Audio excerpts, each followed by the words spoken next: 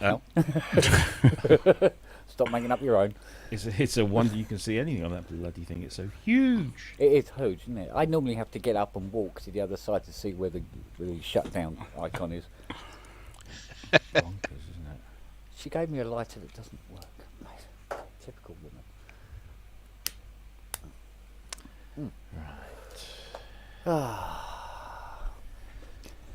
Yeah, on second thoughts, I'm kind of glad I didn't actually give you a slice of that cake. I got halfway home and I thought, damn, I didn't get a slice of cake. No, honestly, it would put you in the ground. It probably would with my diabetes. Yeah.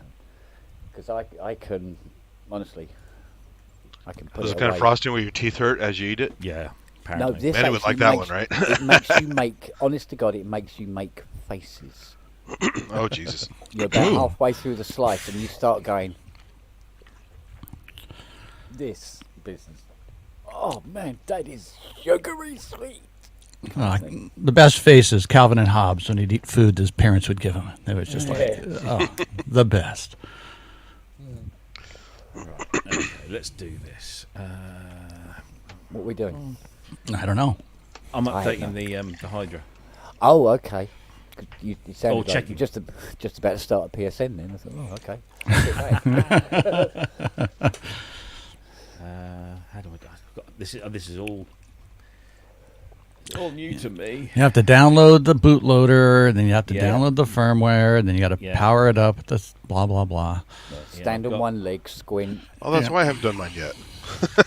It's actually I'm just pretty straightforward. So I've got a HydroSynth manager, a HydroSynth firmware pack, and a HydroSynth updater. Right. So HydroSynth managers for the patches. That's the patch memory manager. Okay, let me just install that one first then. But make sure you download your proper version because there's different versions for the deluxe, the 49, and the desktop. Yeah, got Yeah. that, yeah. Would it give you an indication of what version you possess at the moment when you fire up the Dubry? It doesn't. I It checked. it does Right. in the menu. I don't have one in front of me. System settings. It's like the first button next to the display that has like the master tuning where you set the aftertouch curves, all that stuff. I can't remember what button that is. It's up near the top.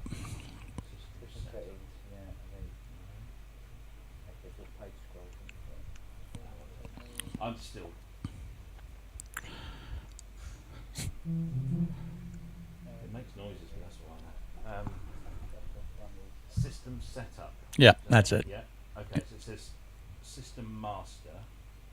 Yeah, hit page down many times. Yeah. Page Until you dash get near the many end. times. Yeah. And you'll see Ah, the once- good old Manny button. And then you'll see OS version one side of the screen and its serial number the other. 152, so it does Yeah. need updating. Yeah. 2.0 is great. All the stuff they added with the step advance of the LFOs and all the individual voice detunes and the individual voice modulations. It's pretty deep. I've just looked at my deluxe and it says 1.1. Come on, it shipped to 1.4. I see.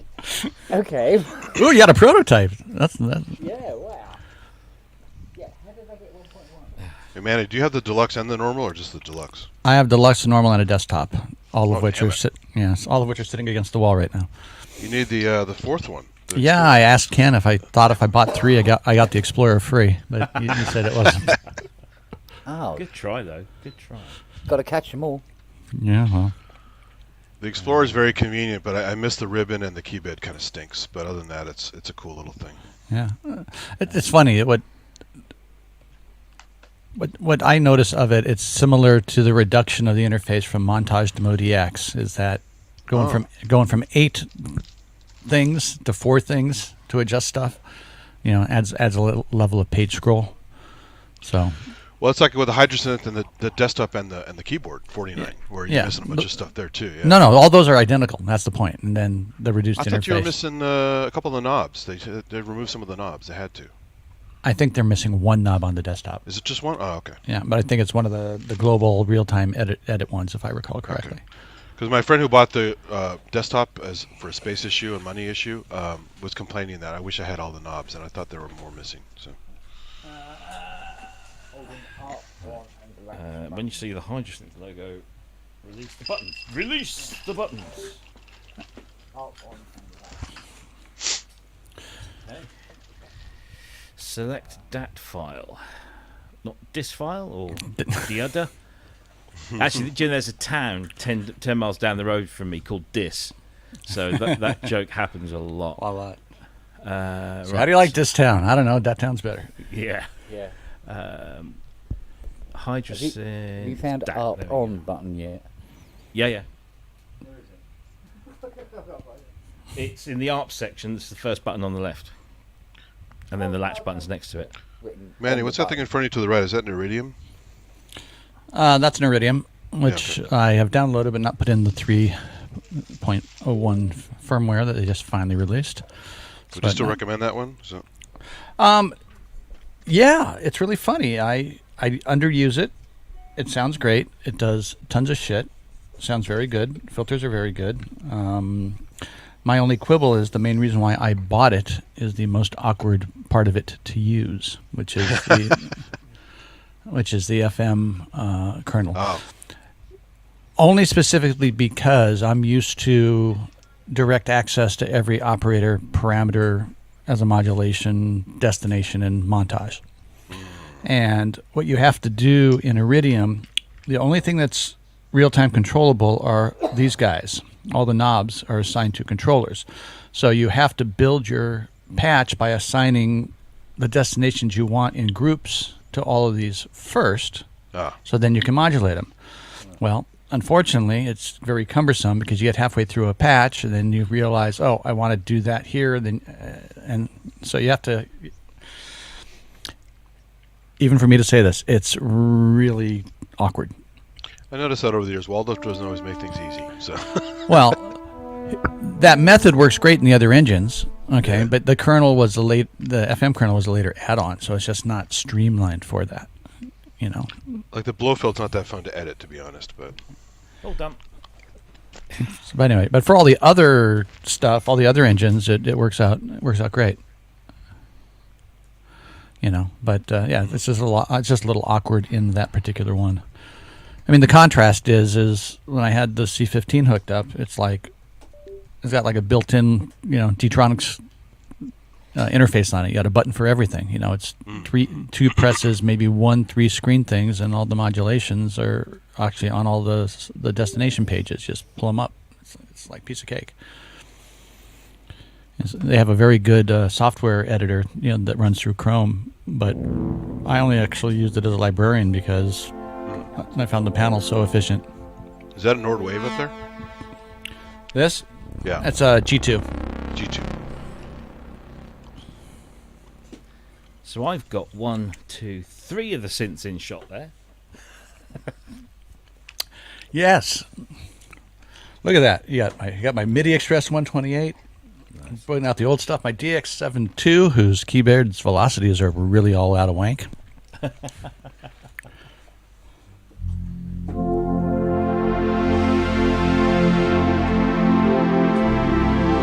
I just love how FM's thin, Yeah, weedy, isn't it? Nasally.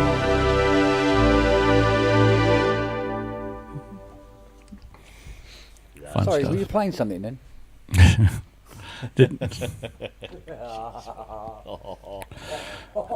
Oh, I've got to share these, haven't I? So I was at Kent's earlier today. I've got to share these. Yeah, you got to show these behind the scenes. Yeah, behind the. By the way, I did try and super glue your camera so it stayed in one place. Ran out of duct tape? Yeah. Here we go. Select Bosch, send. iMac. Here we go. And now. Put that. Oh no, that is up to date. Okay, right, it's up to date. Okay, so. And overlay. Yes, at some point. Documents. No, downloads. Downloads. There we go. One of them I didn't flip, but you'll get the idea.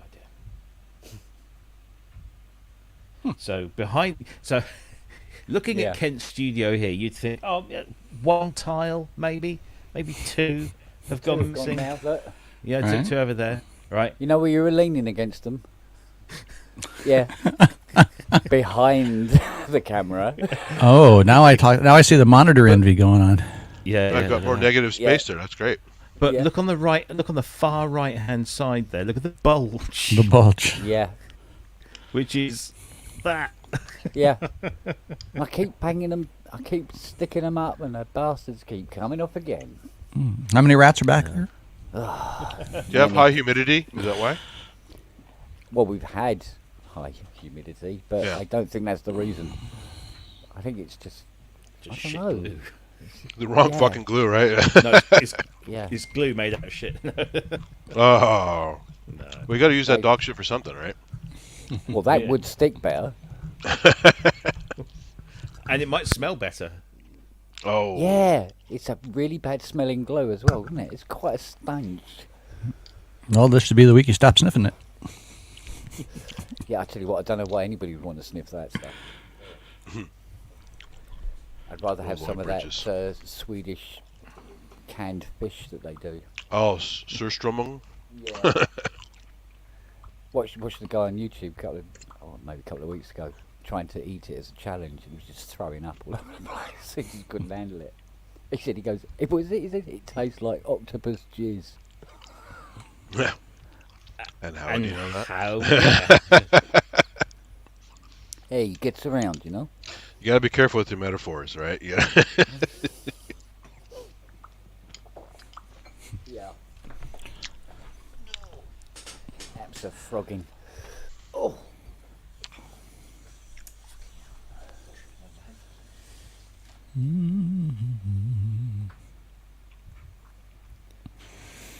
So, as I was mentioning to Robbie before the show, I've only got 2 empty slots now in the voice bank for this. I was supposed to only do like a couple demo things, and of course, I went crazy, and now I've got 30 or 32 of them done. And I have no idea what we're going to do with them when we get there, but at least Robbie will get a new bank of TX816 sounds. Nice. Do you have time for the reverb challenge, Manny, or are you too busy prepping? No time for the reverb challenge, I'm afraid. I don't Yeah. think I'm going to catch any hardware jams till I'm back. Yeah, take a break. You're Reverb challenge. What is the actual challenge then? Soak everything in reverb. Is everything, whatever reverb shit you want to do. That's not Go a for it. challenge. Exactly. So do your thing with the 80. Yeah, all right. Put it up there. Mate, I can throw up something. No problem. Hey, Ian. In Hey. that department. Hi guys. Bonjour. You found a have house yet? No. Well, Have you? yes, but no. Have you Yeah, considered but buying yeah, a but, Monopoly set? We've put an offer in Yeah. a What did you second put in? house, and it's in probate. It's his house, and they want to leave it on the market. We want to take it off the market. Except, it's all that crap, really. Oh God. Kent, I have a solution to your sticky problem. Ew. Okay, go for it. What is that? Artboard. All right. So what I do is up here you can see probably. I've got some behind the fair. yeah. They're stuck on artboard. So 406. I think I've got 2 panels there of 4. Stick Yeah. into artboard and then just pin the artboard to the wall. Ah, okay. Also means that when I move, I don't have to redecorate because I've literally got just 4 little nail holes. Okay, that's yeah. But okay. they've been up there for how long? Oh, I don't know. 3 years, 4 years, something like that. Because the other solution was, I believe what the problem is these are stuck to vinyl wallpaper, I'm going to say, is it the paint or the wallpaper that's causing Yeah. the problem? and the solution would be to peel the vinyl off because it'll leave the paper backing, Yeah. and the glue will stick to that. And then I'm just thinking about removing 200 foam tiles. and then peeling all the vinyl off and then gluing them all back up. It was like, oh. Well, their glues that stick to vinyl. Just how about the 3M spray glue? Well, I yeah, think I used use it. 3M spray glue on these. Yeah, Yeah. I've used Yeah. 3M on this, and they come away. Yeah. Wow. They still come away. It's Is there a Gorilla Glue equivalent over there? Gorilla Glue stuff? No, we have Gorilla Glue. Yeah. yeah, we've got We've Gorilla got Gorilla Glue. Glue, Yeah, I think that will probably, bizarrely, produce the same effect. I think the only thing that would actually put this up is super glue, and the trouble with that is that that's it then. Yeah. We'd have our fourth ice age by then. But, you know, by the time they come up again. Yeah. Well, not if you do dots. Don't coat it. Just a couple tack points. Yeah. Well, you'd have to. The price of bloody super. Yeah, exactly. Plus, the tube will dry before you're done with it. Yeah, What's that yeah. stuff they used to advertise by pasting the guide to a board and then flying them across Crazy. London? Yeah. Under very- a- No, it's like a wallpaper paste. wasn't it? Yeah, what Yeah, was it yeah, called? it was. They pasted this guide to a board. I don't know if you gathered this in And the then They Stuck made, you they on a made plane. polyfiller as well. Yeah, they hung him on this Polypaste. board. Polypaste. Was Yeah. it polypaste? Polypaste. Yeah, that was because it. they did polypaste. They did polyfiller, which was Yeah. the wall repair stuff. I haven't seen that. And you just flick it gently, and it fell out of the wall again. Yeah. Yeah, it was brittle. It was, I think it was chalk. Was it chalk polypaste? based or something. Polypaste doesn't ring a bell. Well, polycell.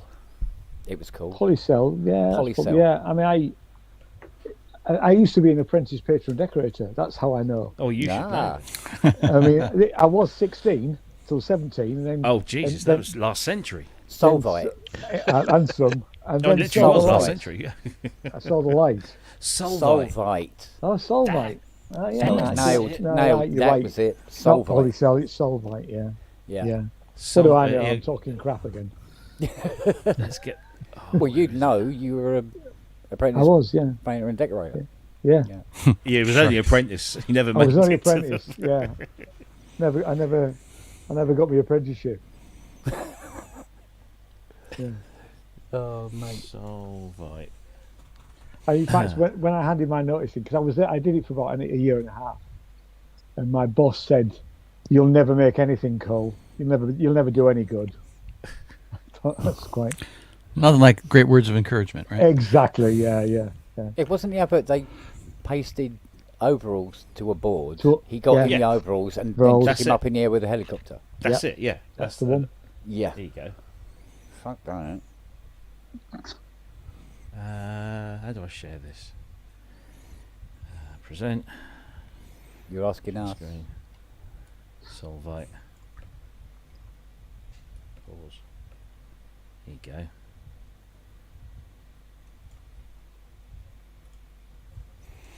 Here we go. That was it. We pasted a pair of overalls to this panel using Solvite all-purpose wallpaper adhesive. Today, a 12-stone man is wearing them. And when we consider that the only thing keeping him in the air is the sticking power of Solvite, you can be sure that it will hang all wallpapers, washables, and vinyls. No trouble at all. Solvite all-purpose wallpaper adhesive. It's the only one you need. There you go. What's with the American narrator? It's As I was just talking saying the about same 12 thing. stone and all this stuff. But it was an American advert because they were Right. flying over America. But I'm sure there was one where they did it over London. Sure there was. I'm sure there was one, and it was done a little bit more tongue in cheek than Us that. British wouldn't have gone for that. Wagyu mentioned something about somebody getting dangled over sharks. Probably that as well.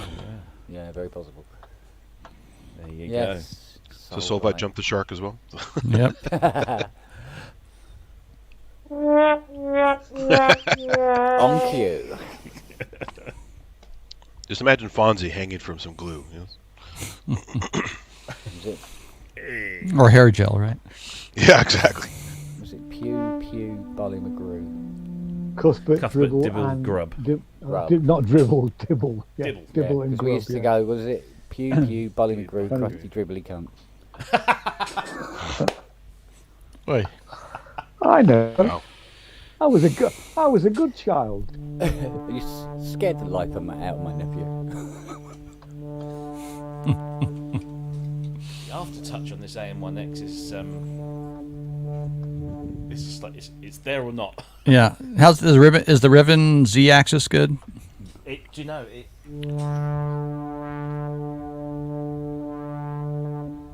This thing is so minty.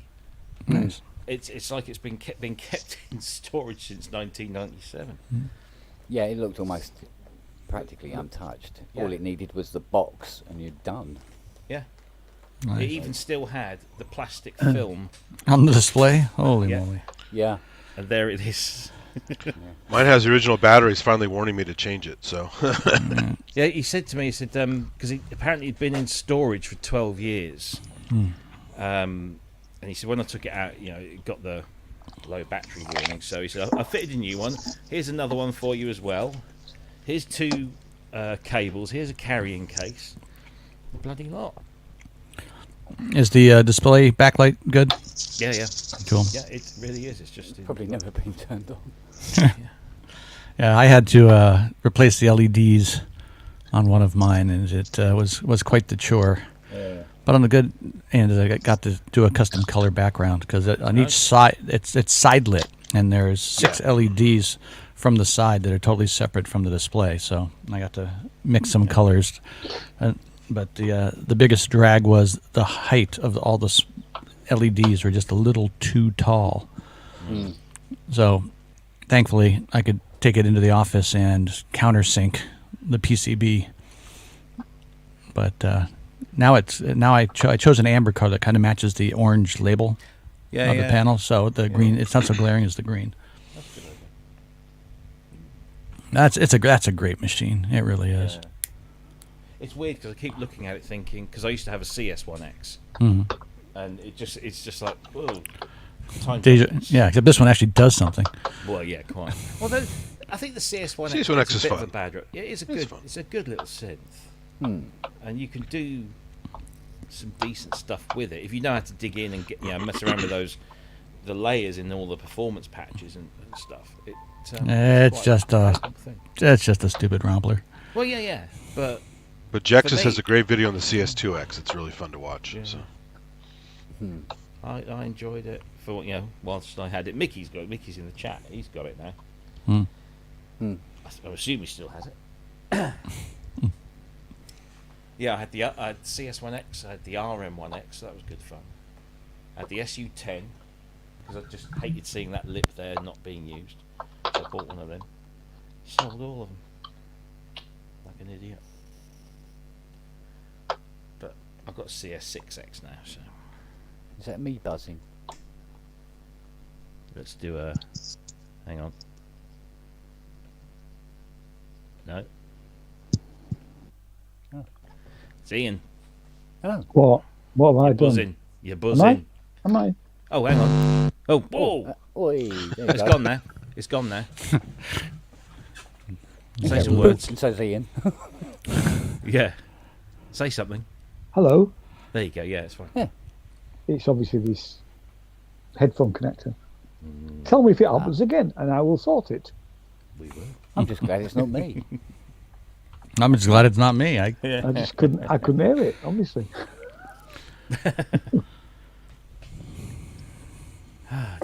Yeah, that's the next thing you need, Rob. You need an EX5.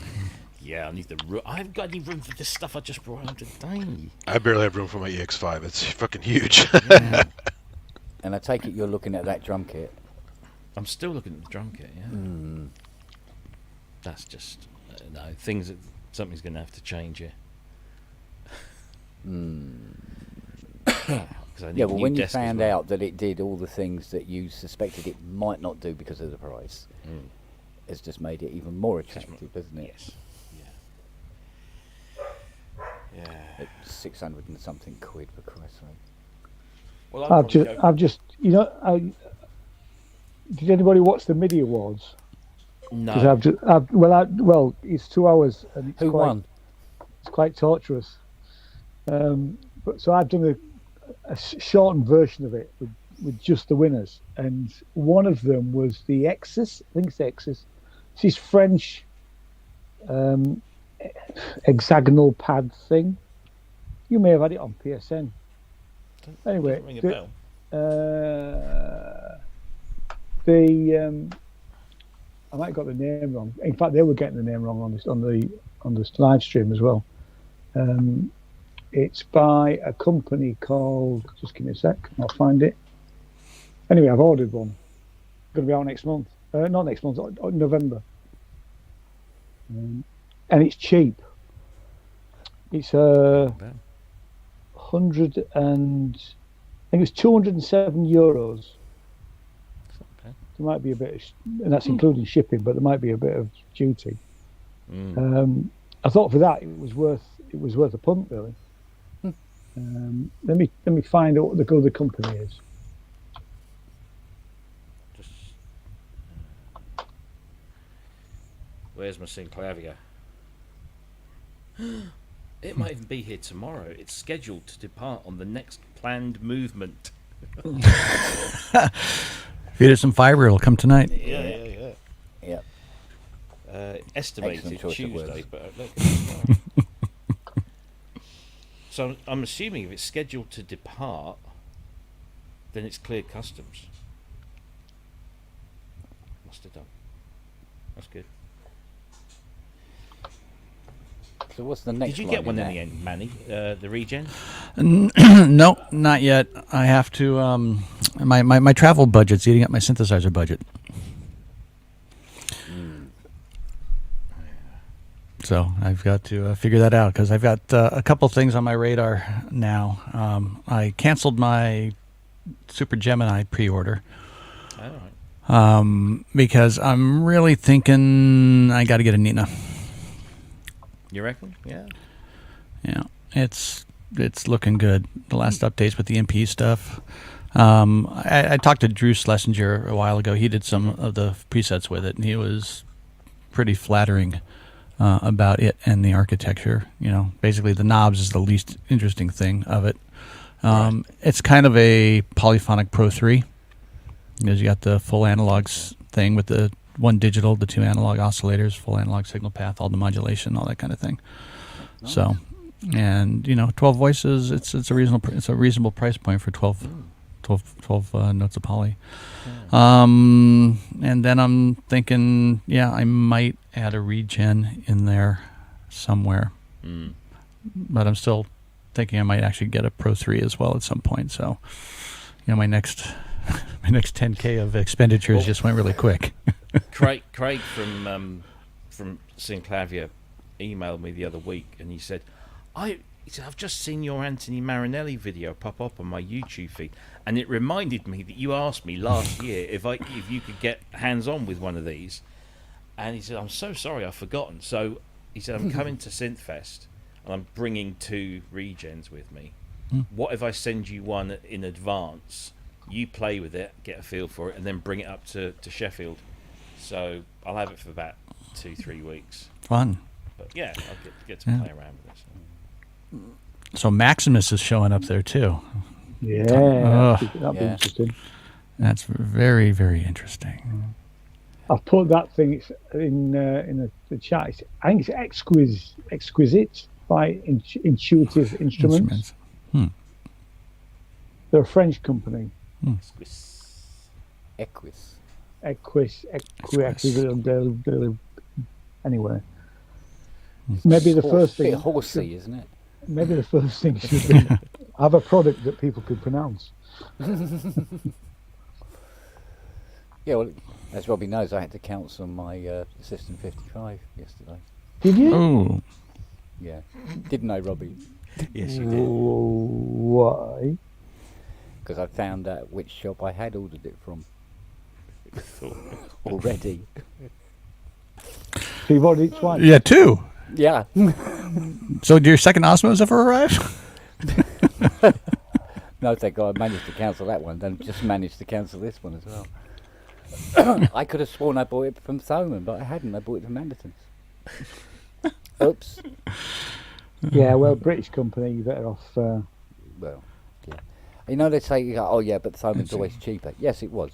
£5 cheaper. Yeah, that's sort of normal. Yeah. Yeah, it looks interesting. Huh. It does look interesting. I mean, obviously, it'll do some of the things that an instrument will do, but it's obviously different configuration. Oh, I remember And I- seeing that thing. Yeah, I think did we talk about it on Ramsey's show? Probably, yeah. Yeah. It seems familiar, yeah. How much was it? Yeah. 229. Well, actually, when I came to buy it, it was €207. Okay. Don't ask me why. It just was. The deluxe thing is just a different bit of wood, or a bit of wood, because it's all made of plastic. Yeah. A bit of wood on the sides, and I thought for €40 you can keep that. So I just bought the they call it the pure one. Yeah, it's like a tiny version of the that hex key control that I have. The company went out of business.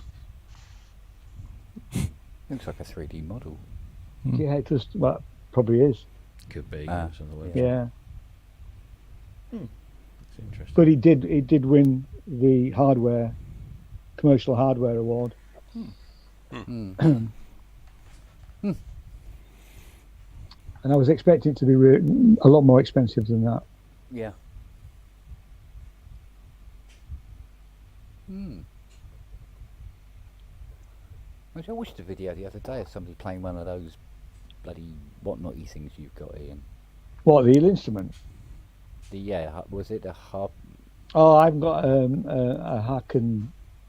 Haken Matrix? Oh, Harpage. Oh, harp. All right. Yeah. Yeah. I'm The going thing them. that Stevie Wonder plays. Yeah. Yeah. Like, you're a better man than I am if you can play that thing, mate. Wait, Stevie fucking Well, I wonder. can't. But, Well, I was watching this guy play this thing and I'm going, that's really cool. It's sort of like a vertical rolling, but I go, how does he know where the notes are? Just seeing black and white squares everywhere. But it's just, what the fuck? I don't get it. Well, at least with an instrument, you know where C is, because you can work it out from there. Oh, okay. Because that's the one that's lit up.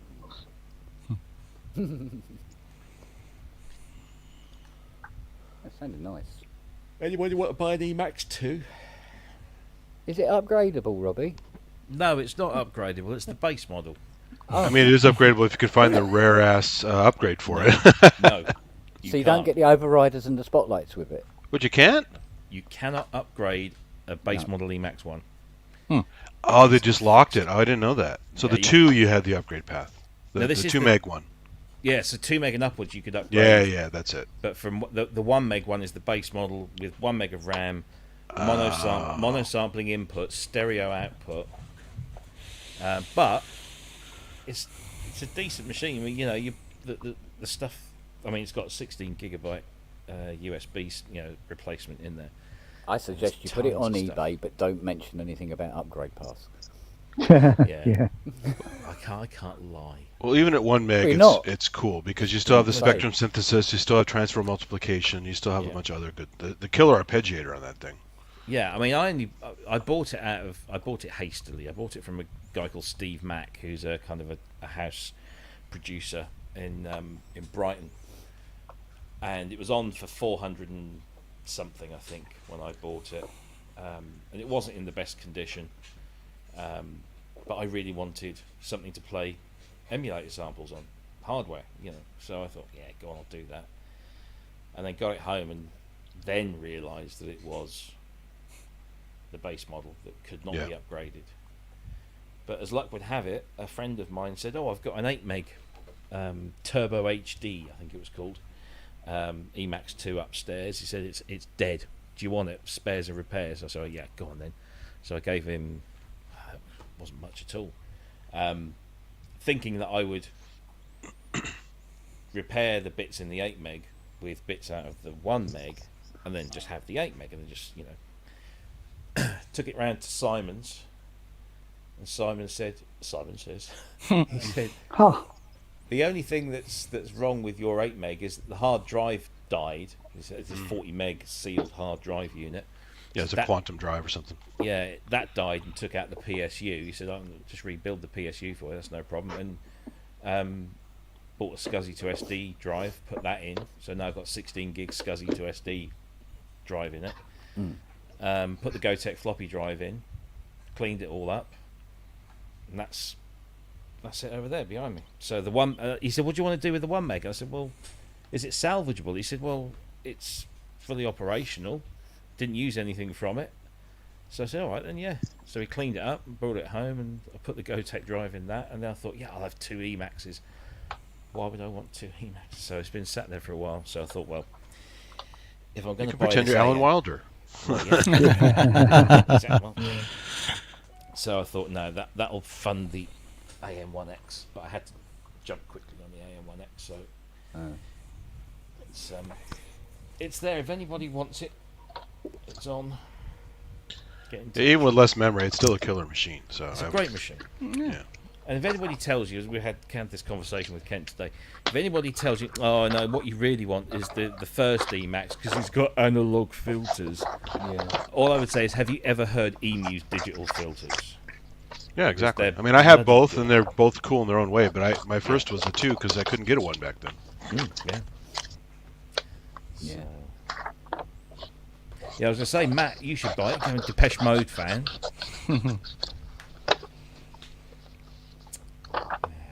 And my Emax 1 rack was only 150, so Whoa. that stupid store doesn't know what they have half the time. Well, good for you. Yeah. No, I know. Well, that's yeah. how I got the Waldorf XT, Microwave XT for like $800 there. When it should have been like $2,000. Wow. Which reminds me, while Matt's in the chat, we've managed to Matt's in the chat. find a box for your fader port. Fader port. Yeah. That's what's been holding up shipping it. We've had nothing to put the bastard in. Apart from an old bread bin, it's about all we got knocking about at the moment. And it doesn't fit anyway. So we've managed to get a box for it. We had to get a box. You have to get a Ridiculous. box. Had to get a box to You put to this buy a thing in. box. You buy it all. Yeah.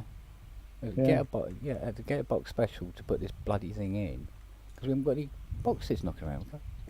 I said, Fiona, where's all the boxes? She goes, oh, you remember that trip with the Chrysler last week? Oh, yeah. The one No, for the no. cardboard, yeah. There he is. The man himself. Looking very purple there, Mr. Matthew. Yeah. Look like a penis from here. I've always been a dick. Don't worry about that. That's alright. No, it's alright. There's something on my glasses. It's alright.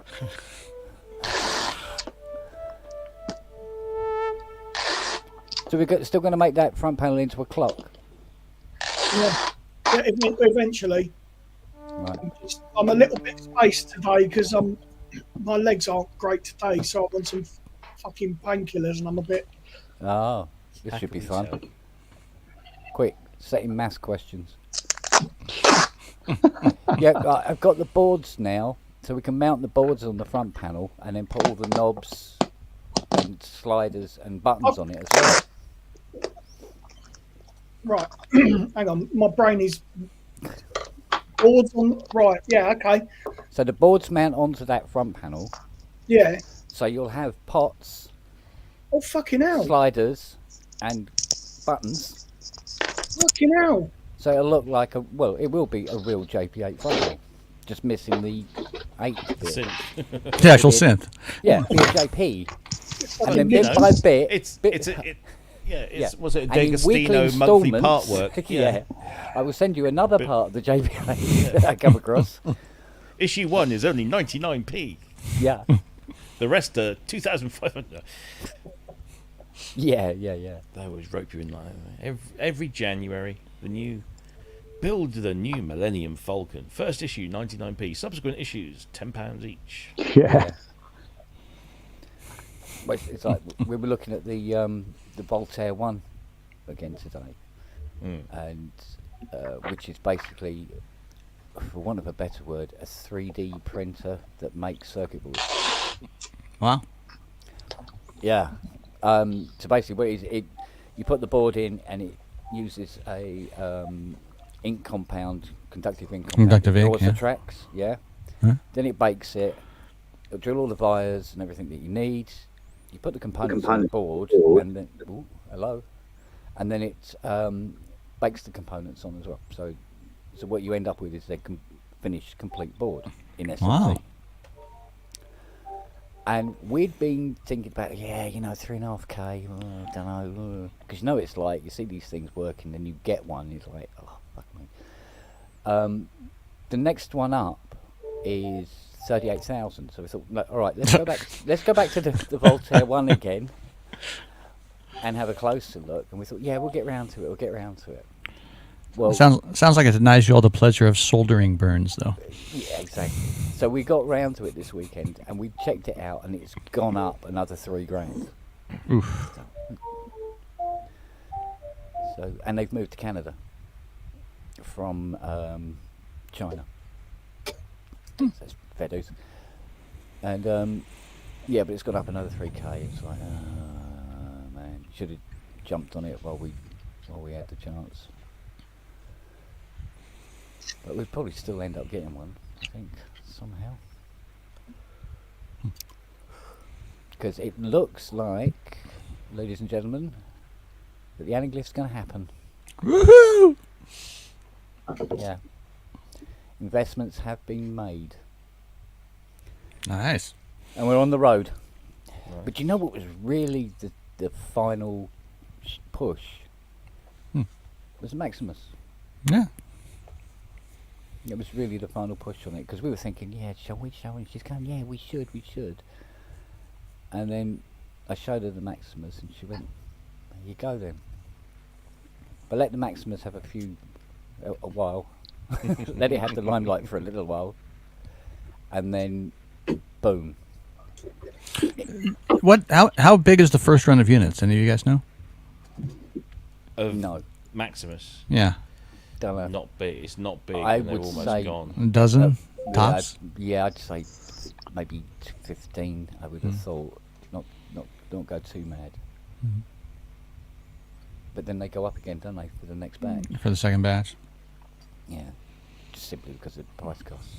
Yeah. If only there were public transportation in LA.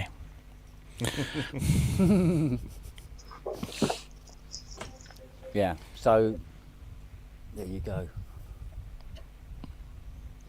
I was having this conversation with the missus last night because we've decided that the next holiday we're going to have is going to be just me and her. Okay, so kids Oh, can fuck off. And do Because their Noah own wanted thing. to know if he could come. Oh, okay. Sorry, no. So I said, look, come on. I've always wanted to do New York. So we Go. said, all right, we'll do New York. Yeah. And then we were a bit bored last night because it was getting late and there wasn't much, and I wanted to get to bed sort of reasonably early for today's trip. And I said, well, there's enough time just to watch a quick film. So I put Netflix on, and the first thing it recommended to me was Beverly Hills Cop. So I said, yeah, okay, let's watch this because that's good. It's funny and it's classic, and so I put that on, and it's going past all these and I do this. We play this game, which I always win. I go, been there. Oh, Been not there. you and all. Bloody Oh, I'm hell. terrible. And because as it Fiona. goes around LA, I'm going like, yeah, been there, yeah, hung Yeah. out there, yeah, went there, yeah. And then I'm sat there thinking, God, I really fucking love LA. I love California. Should we Go to New York. Go to New York. New York's a I great don't know, I city. just love New LA. York. And we've Seriously. got friends in LA. Yeah, yeah. So. There's so much more to do. I mean, Yeah, seriously. there is. It's a long way to go to get shot, isn't it? Isn't there somewhere closer? It's pretty safe. There's a lot to do in LA, but it's all spread out. New York's more congested, so No, really. What is there to do in LA? I mean, I often live here. What are you going to do?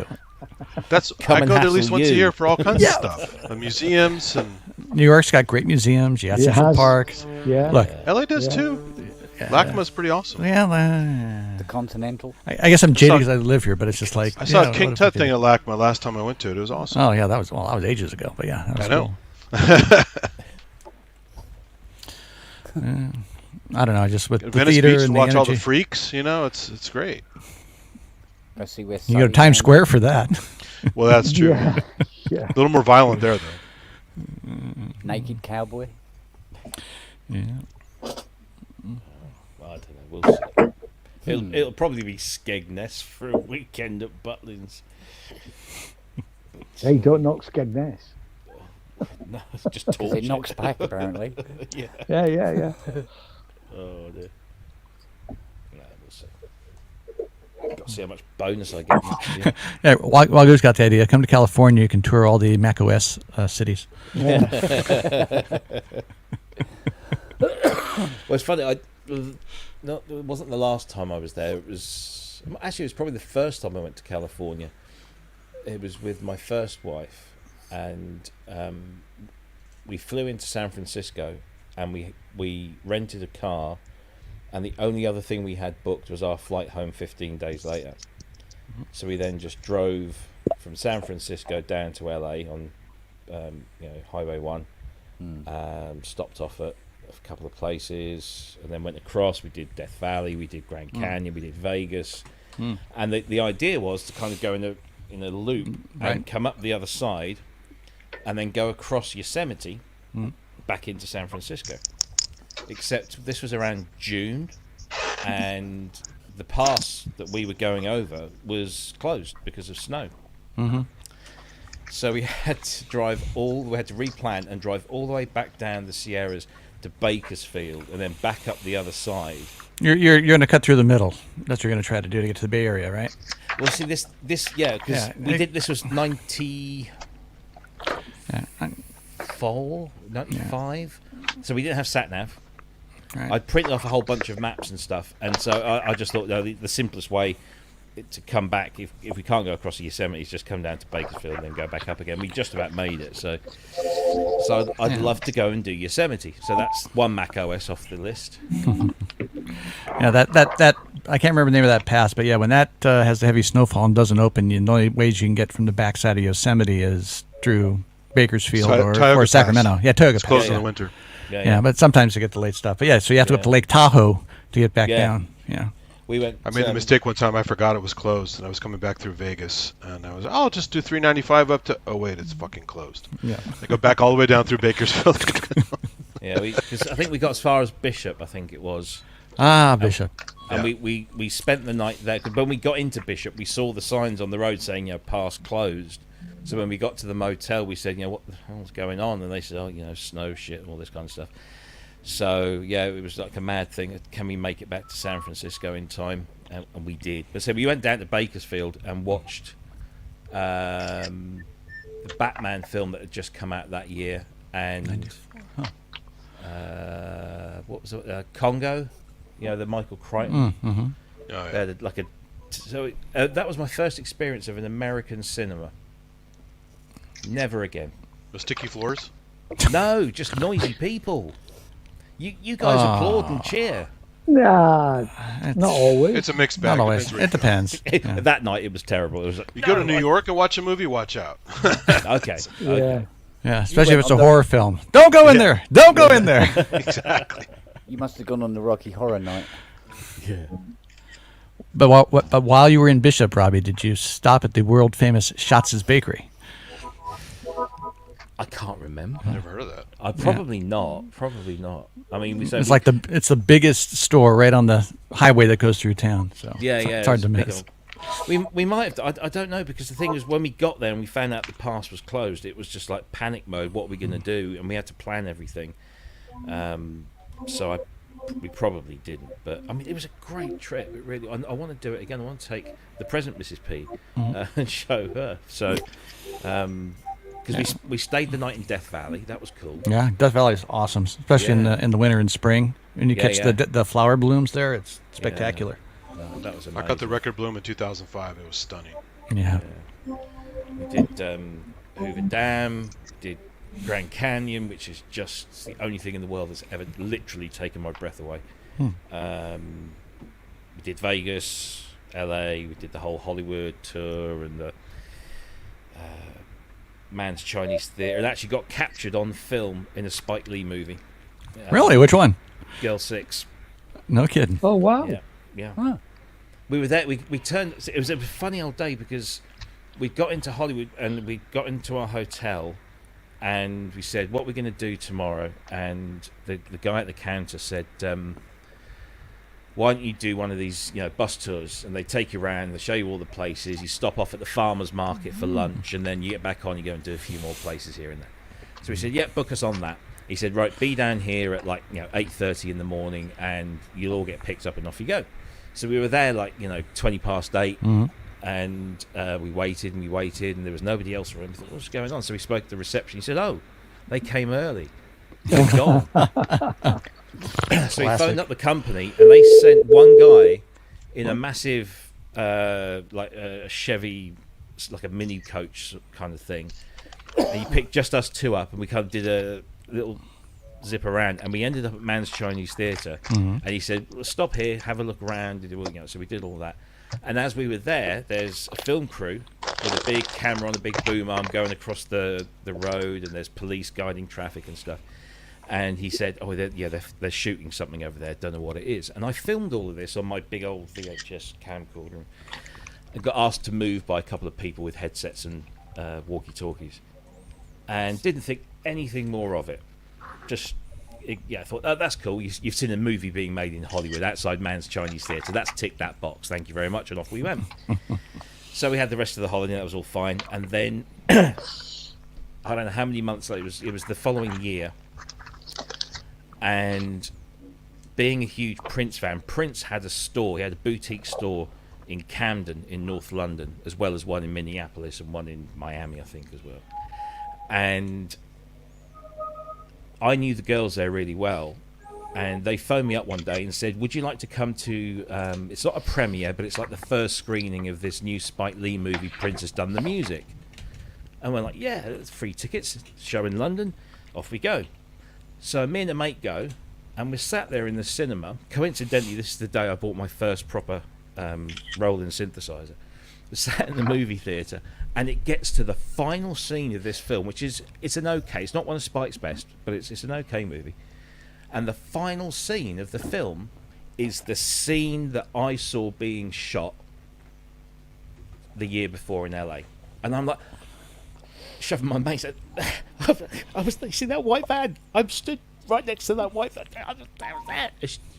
Don't believe it. Don't believe it at all." I said, "No, I'll prove it. I'll prove it." Wait until the end and look at the credits.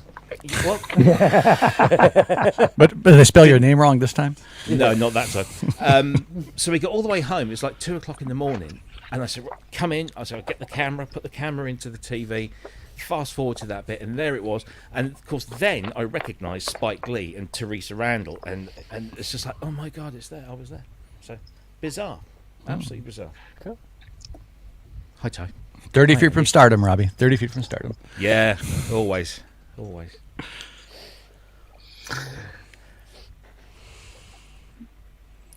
Go on then, you were going to say something. I was only going to say, Hi, Andy.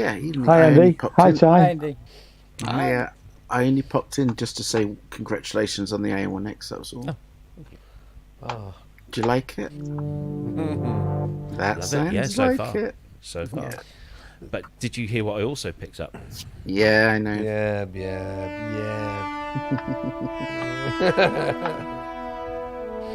Sticky fingers, that bastard. Yeah. I did offer Robbie. I don't know if you saw it. I only posted it a minute or so ago, but I have offered to give you lessons in what oscillators, filters, amplifiers, LFOs, envelope generators, and things are. Just in case you get stuck, I can also tell you how oscillator sync works and which one you need to sync to which to make it go. Just in case you need, just in If case. I could slap you through the screen, I would. Yeah, cheeky. Hey, Brooksy, don't diss it. Yeah. No, yeah, exactly. non-stop. Yeah, exactly. Sorry. Oh, you've got one of one of Lady Aptitude's lovely T-shirts. Oh, yeah. I have one in grey and one in blue. I did think about buying one for Synthfest. Maybe are you going to be bringing that? This? I planned on it, yeah. Okay. Maybe I think I'll, they're lovely. I'd just be a hypocrite if I bought. It was, no, it was a choice I will between get that one. or suck on these notes. Oh. You mean you're not going to wear Pro Synth Networks? Oh God, yeah. Oh. Now, I'm expecting at least one of those T-shirts as an honorarium, right? You will have to get one, mate. Andrew might actually have some. He does have some, yeah. I shall ask him. Ty, did I Can you tell ask you him about if he's the stickers? The stickers. Oh, DOM stickers that Yeah. you've got them. Yeah. Oh, I did. Yeah, yeah. Okay, cool. Yeah. Because Fiona was poking me in the ribs earlier about it, saying You did tell Ty, didn't you? Well, actually, you Yeah, didn't. Sure, he did. But no, you didn't. But Steve did. Oh, So- okay. So it's all good. Yeah, Jim Sorry. picked me one up in Bath, so I'm looking forward to getting it so I can slap it on my case. I think these are different. These ones. They're different, aren't they? Have you got? Yeah. Oh, you got some more? Oh, right. Well, These Kent, these are the. my address is. That's not a bass drum. Yeah, I This got is a that bass one. drum. I think. You got that one. Oh, then that's the. I think the ones that they were giving out at the Bath Emon were. That's not a bass drum, yeah. or was it? Or whether that's a bass drum? I can't remember. Anyway, Jim picked one up for me. I sent him a text and said, "Get me one of those Isn't stickers." it that's now." not a kick drum? I can't remember, Andy. Sorry. Yeah, I think it is. Well, these are I'll pretty find much out on Thursday when I go over to Derby. Well, that was the line anyway. That's what he said. Well, these are So- technically Yeah, it pretty was- much that's not a kick drum. exclusive to go on the That's a any- kick drum. any of Dom's equipment that's sold. Yeah, I think some got made that were slightly off center. I think, and so Yeah. that a new batch was done that Yeah, you got a aren't new off batch. center. Yeah. I'm imagining the ones that were just given away were just the ones that were slightly off- faulty. I have some. I have Centre them. ones are worth more. You've got them, Matt, have you? I've got them. Yeah. Is that like What? the penny blue back to front? The Yeah, faulty yeah. ones. Yeah, the faulty Yeah. one. It's like the Beatles hang album on. with the baby heads. Yeah. I do believe there's one there. Ah. Oh, there you go. We'll take your word for it. Not quite like having a T-shirt from the losing Super Bowl team, but kind of. Oh. Oh, dear me. How's work going, Ty? All right, you don't want to talk about it. Move on. It needs How more are- how are you? TX816, right? Yeah. How are you? How's the Fucking kitten? nothing needs more TX. Here we go. Gloves off, people. Shots fired. Now, Hence, Robbie, why you're getting a whole bank of 32 new sounds when I go. There you go. Wash your mouth out with carbolic soap. Oh, nah. No. no. I don't mind FM at all. It has its place, but 8 fucking racks of it, fuck off. Well. You know. A little menage never hurt anybody. Oh, that's one to the gut. There you go. But I mean, I love the way I say all this, and I've got. I then look around, going, I still have loads of fucking FM in here, but it's just, You've got it's a not. lovely DX7 as well. Yeah. There's an 802 somewhere. I don't even know where it is. I think it's in that room You're a somewhere. self-hating FM fan. That's There's what an it is, 802. so. There's a montage. There's an FS1R. There's, so it's just never a go-to. That's the thing. Well, it's funny. I was having a conversation with Scott Kinsey the other day just about this, and the biggest impediment of keeping that alive in FM is that in a studio environment or deadline environment that you're working with, and how so many people took over the 80s, your speed of having to execute your work and get out only allowed you to layer and do minor tweaks of what you had. Yeah. And that's what trapped the sound, bottom line. And, only an idiot like me who has no life and spent 30 years finding every nook and cranny knows it's completely different, but it's a whole different environment. So that's that I think demarcation. I think that's a perfectly fair description of where FM not went wrong, but why it became. Yeah. Why it stagnated. It became. Yep. Yeah, exactly. I think that's totally fair. Exactly. So I take no offense. Oh, the thing, do you know, honestly, the amount of times though I've used, not so much recently, is that I've used it when everyone was layering everything, but the amount of times that I'd layer just FM and it'd be nothing other than just the attack portion, it would literally just be the transients underneath other stuff, because nothing gets the transients quite like FM. It just doesn't. So, so yeah. But you've got a C15, haven't you? I have a C15. Actually, Are you- in are about you 20. Go Are ahead. you- I love it. Are you loving it? I love it. Yeah. Hey, they love my work so much. They are going to build me a custom purple one. Wow. Well, So I- can you send me the one that you've got? Because I can't. Scott Kinsey's coming to pick it up in about 10 minutes. So yeah, it's going bye bye. But no, it's cool. It's great, really cool. isn't it? It's great, isn't it? It's phenomenal. Yeah. And I was initially unimpressed with it the first couple of attempts I had at it. And that's the way it should be. Can I point Like out you Kate should Bush have had albums. you should have had the so when I bought one earlier on when the preset banks, you know, when you're just going through getting a feel for it. Wow. I mean, those preset banks were, I don't want to say appalling, but yeah, they were appalling. They were absolutely dreadful. Luckily, mine went back after a period, and then when it came back, they'd completely filled it full of all the patches that we'd all written, and you know, and then you suddenly find all these amazing things. But honestly, when it very first arrived, yeah, it was an interesting machine, especially the first bank where they were trying to do it. They were trying to put in banks of instruments like a GM mod or something. So the first bank it was all pianos. yeah, And the first lot of, I'm going to say pianos in inverted commas, were just basically like 24 patches of disappointment. It was, it was. And you then had to go further on into, because it does the most amazing, beautiful, epic, soundscapey kind of things. Yeah. It's beautiful. But, All that expression, like the Osmos doesn't have all the great presets either, but all that expression immediately hits you in the face. You're like, holy shit. yeah. But the completely. difference is the engine is more eminently handleable compared to the Egan. yeah. You know, because Yeah, it literally is a hybrid of a DX and a VL/VP. So it's Yeah. like I had it To be for fair, yeah. So after about a weekend, I'm going, okay, I got what this is doing now. So yeah, so I did like 120 things for it, and they're gonna put them up on the website, and then it's gonna be part of the presets. They're just Lovely. doing the final QC. But yeah, it's cool.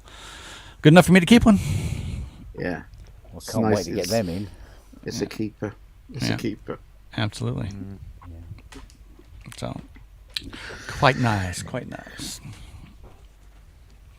Oh, anyway, I literally am dipping my toe in because I just wanted to say well done to Robbie Into Hamilton. what? Marmalade? Raspberry jam? Hey. Treacle? Treacle. So, Do you know, sorry, Tom. I'm too tired to even have any kind of comeback tonight. Do you ever have it when you're just so knackered, you're just thinking genuinely oh God, I'm too tired to actually think. I'm kind of at that stage. I'm generally at that stage where it's just. Ty, be nice to Andy. He's got to go to bed in a minute.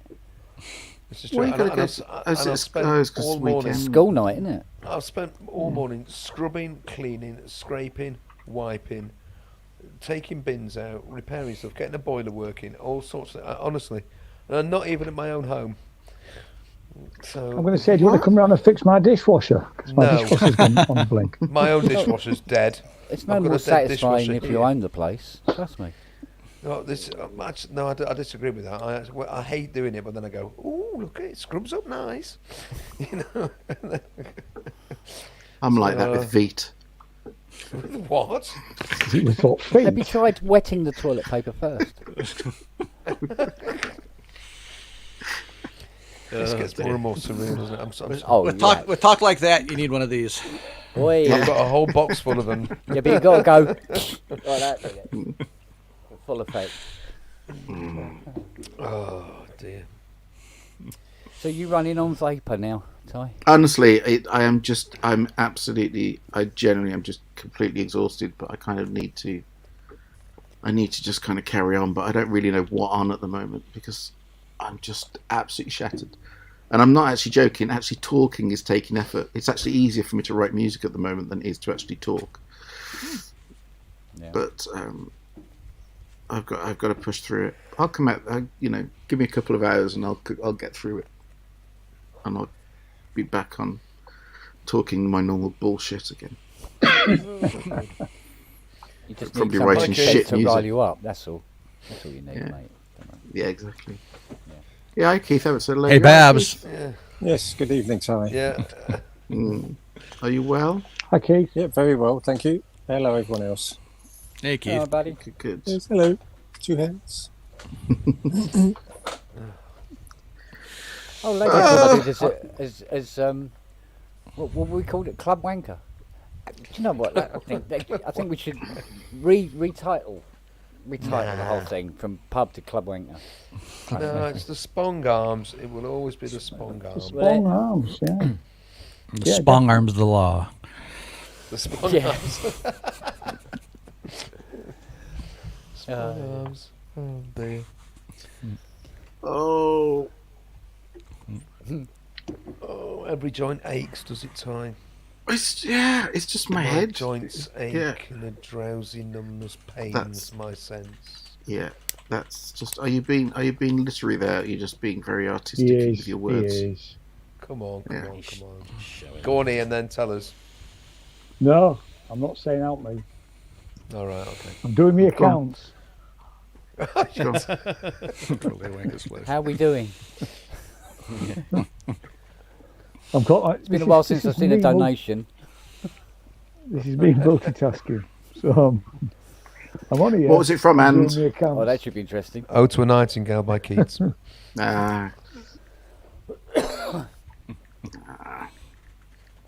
Yeah, twat. Was that aimed at me or Keats? Yeah. No, me. Oh, okay. It's oh god, it's just university challenge questions, isn't it? You know, it's just crap. My head's full of it. Until they do maths and science, and then it's empty. Well, yeah. Well, the maths questions are either -1, 0, or 1. So just take your pick. You've got a 3 to 1 chance of being right. Is that just in maths in general in life? Because I When they say, I fucked up they at go- school if all I'd yeah, stuck to is. So they go through all this great big spiel, like, what is the subderivative of the square root of the thing, and they go through all this stuff, and the answer is nearly always 1, 0, or -1. Yeah, you know, yeah, exactly. Yeah. So, Can I just point out that I think you may in some way be slightly generalising there? But you try it on the Possibly. university challenge and see what happens. Especially 3 times 2, for instance. don't tell Ian that he's doing his accounts. I'm doing the accounts. Yeah. Me It's and 0, James Ian. do- You lucky bastard. It's Yeah, 0. Yeah, Yeah. yeah. Expenditure The this bills are month 7. 0. It's, Yeah, the yeah. bill, it's the bill for 780 quid for accommodation that I'm worried about. So, why have you got a bill for accommodation? Everything Edinburgh. goes on the business. Have you spelt it correctly? Right, I see. Yeah, put Not a H on the everything. end. Not everything, Rob. Mr. Taxman, not everything goes. Just in case he's watching. Yeah. It always Yeah. used to be my old man's thing. I could hear my mum say, "How are we going to afford it?" Oh, I'll put it on the business. Put it on the business, yeah. Yeah. Yeah. Oh, we've all been there. I've not. Ah, I can't very gain fortunate. fuck all in my job. I'm very fortunate to have a very You long-standing get dear educational friend as my discounts, don't you, Andy? Don't you get educational discounts? Didn't you get? Some should have been able to occasionally. get I got me Ableton on an Ableton. educational discount. Whippy. Yeah. It's taken me 30 fucking years to get an educational I know, discount but- on something. and it's not a big discount, is it? Because actually, Oh I no, really it like was. it. No, it was 50% off. 20. Yeah, it was. It was 50, wasn't it? That last Yeah. one. Yeah, it was. It Was was it? a good. A good The chunk. last Yeah, time I I looked, it was got a. 10%. Oh, and I've been having fun. Oh, it's a whole new world that's opening up for me every time I switch on. Just. Do you know there's these things called plugins, right? And you Oh, for plug fuck's sake. yeah. Yeah, they smell nice, don't they? You can even get your computer keyboard to play. Go ding ding ding. And go. Ooh, that sounds nice. Ooh, it's a whole new world. I can't believe that. Oh, don't start. It's at a me. whole And- new world. I would say he's writing Disney songs now, for Christ's sake. Yeah. Yeah. yeah. Well, I've got a challenge to fulfil. We've all got to do a piece of classical music featuring the Dom piano riff, haven't we? So. Oh, I've got- Eddie hassled me about this. Hassled you, about- did he? he wa- Go on. Talking How many about hassle questions did we over Facebook. I'm saying, well, all I'm prepared to do is just put it out. I mean, and we'll do it for charity. We'll do it for Thomas charity. But you can write what you like, but it's got to be classical. Oh, I got bombarded with questions based around that. based around that melody. Yeah, this has got to be a thing, Ian. We've got to do this. It's such a good You idea, have. Matt. It was yours idea, but Matt, you come up with that little twerk. Yeah, Twerk. that's- Were you twerking, Matt? Sorry. Not with those legs. Not today. No, You know what I meant. It just came out wrong. Plug-in acquisition syndrome. A little bit, yeah. Wouldn't it? God, I'm over that. The free ones. Gaelic voices from labs. Ooh. Oh, sorry. Anyway, sorry. Yeah. Yeah, you just put the what's emphasis that? in the wrong places. You saw gay lick voices. Yeah. Do you know what, Ty? You're dead right, and I was fucking disappointed. I thought, what's she wailing on about? Exactly. Get out of my That's life. not how it is. Yeah, I don't know any of that kind of stuff. You went Where's the straight- grunting? Well done, Ty. I'll take that one on the chin just for you. Wow. You went I couldn't straight say there. that. I couldn't say that to anyone other than you, and I Yeah. promise you. Yeah, but you went straight well, there. You and didn't I'm ask for delighted you did. directions. Didn't ask No. for a map. Nothing. Just went boom, straight there, foot down. Yeah. Wow.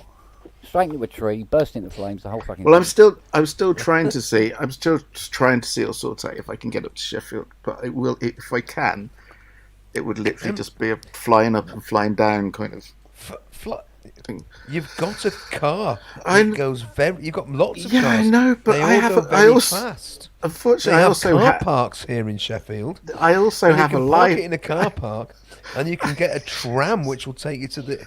Fuck Right. off! I'm not doing public transport. Oh, you've got to. It's an event. I don't do public transport. Right. Well, park your car outside my flat, and I'll drive you there in a Kia Picanto. There's real No, you can't, driving. because I'm parking outside your flat. You know, Oh, all God, of a yeah, sudden, sorry, Ian, so I've got You'll, all of a you'll have to corner him. all of a sudden, Parking public in a bloody transport car park, you sound, can afford it. public, sounds like an attractive. sounds like an attractive idea, fucking rather than the Kia Picanto. To be fair, My Kia Picanto is absolutely delightful. It's brilliant. I love it. I absolutely adore my little car. Anyway, enough about I know that. you do. No, Let's change no. the subject to fucking robot. cat. Where's that photo, Robbie? Oh yeah, can I just point out? Did you see that about Matt's? I'm so sorry. I mean, it's not my fault for fuck's sake. But Fucking funny. Yeah. did you see that? What have I missed? Oh, go on, Matt. All I've had since Pip's birthday pub is adverts on Facebook for fucking robot cat litter boxes.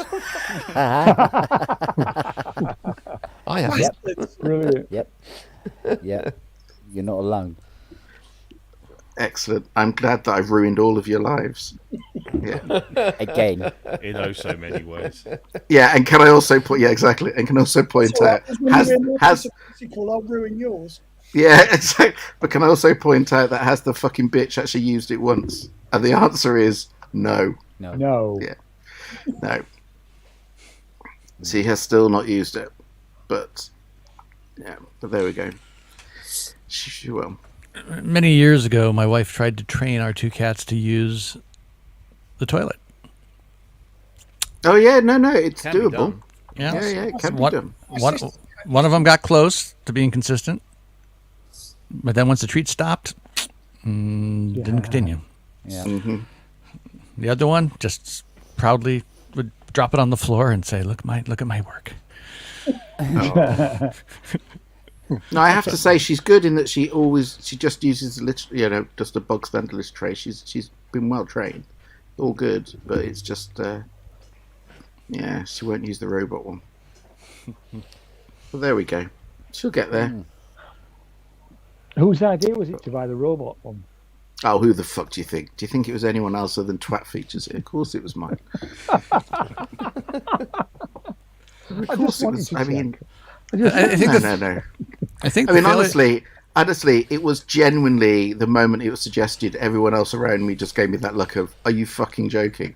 And it was only me that pushed ahead with it. So when I was telling Jane about it, because Jane was driving that night, and when I told her about it, I know exactly what look everybody else was giving you because she gave. Yeah, exactly. Look.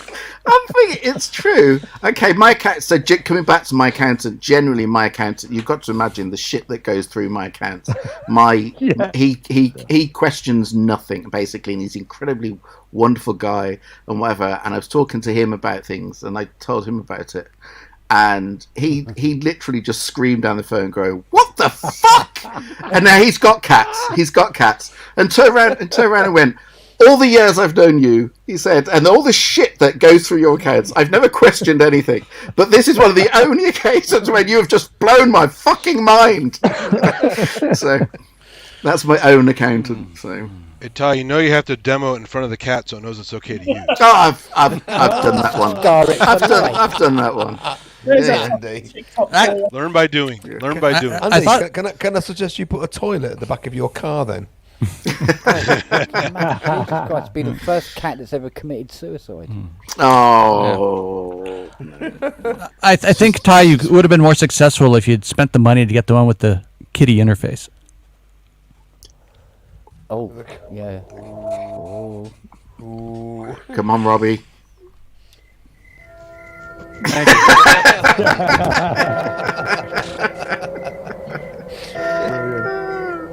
Azzy O'Head, she is good. Don't worry, she's not an indoor cat. It's just that she's so young that she can't go out yet until she gets the operation, which will be in about a month's time. So all of this shit is literally just for the next month, basically. And then she's very much an outdoor cat because we live in the middle of the countryside. So there's going to be, she's very much an outdoor cat. This is so keep an eye out on eBay. This is just until she can go outside. But she's already sat at the back, looking through the glass, just looking at the birds and the squirrels and planning exactly what she's going to do. Who's she going to kill first? Exactly, I swear to you, she's actually looking, going, "Yeah, you're gonna." I'll give you a month. List. Did you start looking at birds yet? Going that little noise. Oh yeah, we've done all that. We've done all that. That's happened. Yeah. So, but anyway, she's gorgeous. So. She's very pretty. Very pretty. She's a beautiful little thing. She's beautiful. Yeah, so I have to. Yeah, So she's. cat. Yeah.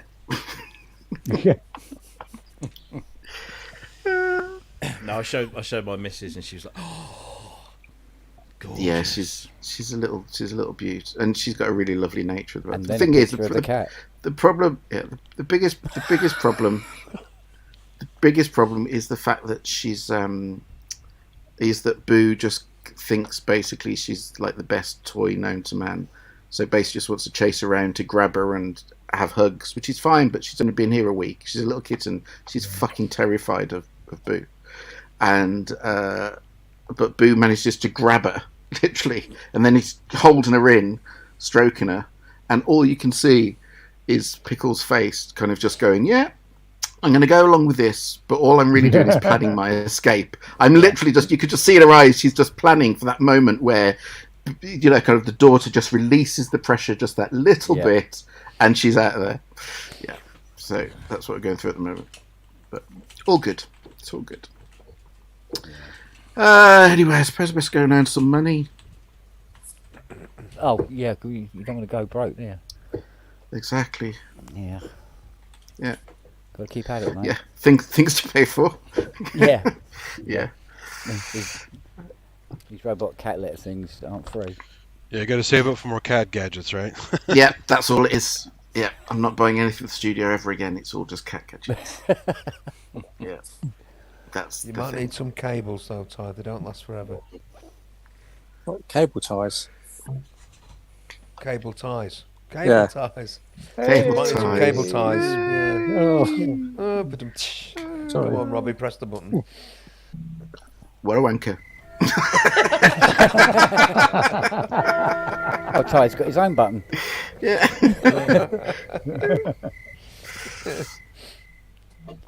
Okay.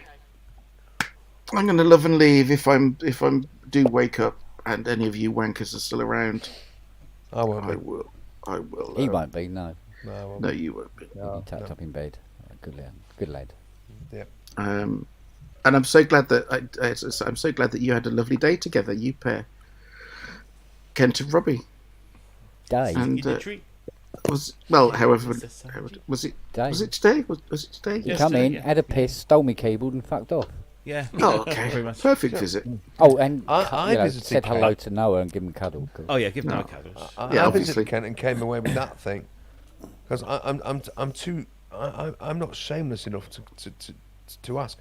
But Robbie's gone in. He's come away with an AN1X and a Hydrocinth. No, the M1X he I bought. He bought bought the that. M1X. No, Oh, He bought that. And the Hydrocinth is only on the loan, so Curb mount, just, yeah, like the DX one. Yeah, it's, Mm. you know, it would take a fucking JCB to prize that out of your hands, wouldn't it? what, the Hydra? No, the DX1. Oh, the DX1. DX1. Yeah, no fuckers getting that. Yeah, they'll fucking bury you with it. Yeah, yeah. It's big Very, enough. very minute. Yeah, exactly. Okay, my lovies. Be good. Good to see you, Bye, Ty. darling. Good Bye, Look after bye. yourselves. Have a great one. See you later. Take care, See John. you later, babe. See you in Sheffield. Yeah. Okay. Yeah. Right, time for a drink. Glug, glug, glug, glug, glug, I glug. was say time You to play don't have FM to wait sounds. for Ty to go before you have a drink, Robbie. You're an adult. You can have a drink whenever you like. Doesn't No, just he makes me Hey. thirsty and hot and Do you sweaty, know, so- honestly. Robert. Just Hey, Robert. hi, Robert. I was Where's the waiting a long PC time gone? for him to leave. He'll come back now. He'll come back. Yeah, I will. No, he can't. There's no seats left. No, there is. Oh, There's Ken, one. There's one. There's one more. just so you know, Ken, I've bought a 150 width Jaspers to accommodate the big keyboard, and I can redo a whole. I'm going to be doing a whole rearranging here of where because the Ooh. Jaspers will go here because Mm. it won't How fit many nowhere tiers? else, so it'll have to go there. 3. Yeah. Is that new or second hand? No, it's new. How much was it new? 209 pounds, I think. Say that It's a was lot, cheap. yeah, no, it's not a lot. It's a lot of money, but I mean, This is a lot of quality. I've sold Make one or sure two little bits and bobs, so That's cheap for a sturdy Yeah. stand. they're Did you good, get aren't the they? I It mean, is. They are good. no idea. I got them whatever they sell.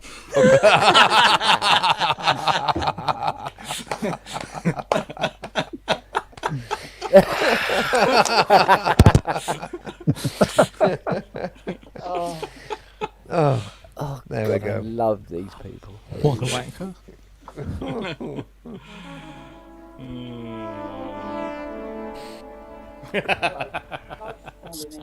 I think it's broken. It's a CS80. Of course it's fucking broken. Yeah. I think I know somebody who might be able to fix it. You do? You got their Yeah. number? Yeah, Rob Rosen. Yeah, Rob Yeah. Rosen in California, He he'll knows. do it. Yeah. He was taught by Shipping will be somebody. expensive.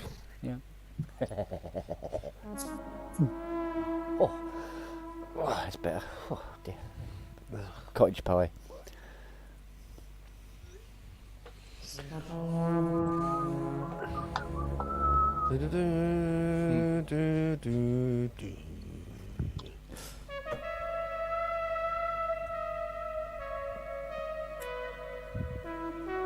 Is it down there? You had it for a second there. Dun, dun, dun. Down the fifth.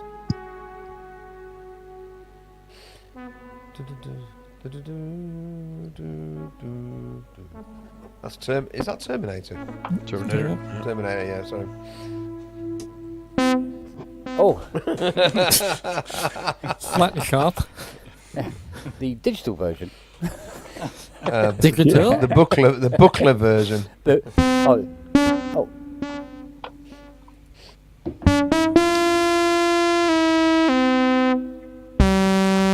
Hey, Rob, Oh. that sounds just like an SH-101. You spent Now all we that know money. exactly what it sounded like if it had been done on a stylophone. That's a very fancy stylophone. Oh yeah.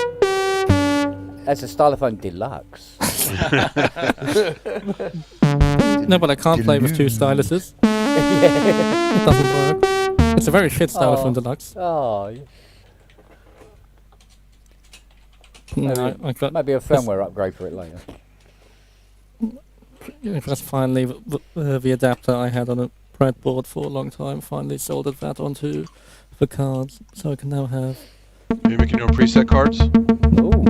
Now I just have an adapter that takes a normal gate signal and Yeah. converts it to the custom pulse. So I can now. Have you considered making the preset cards for it? I mean, this preset The card. Pico System 3 does that. It's pretty fun, actually.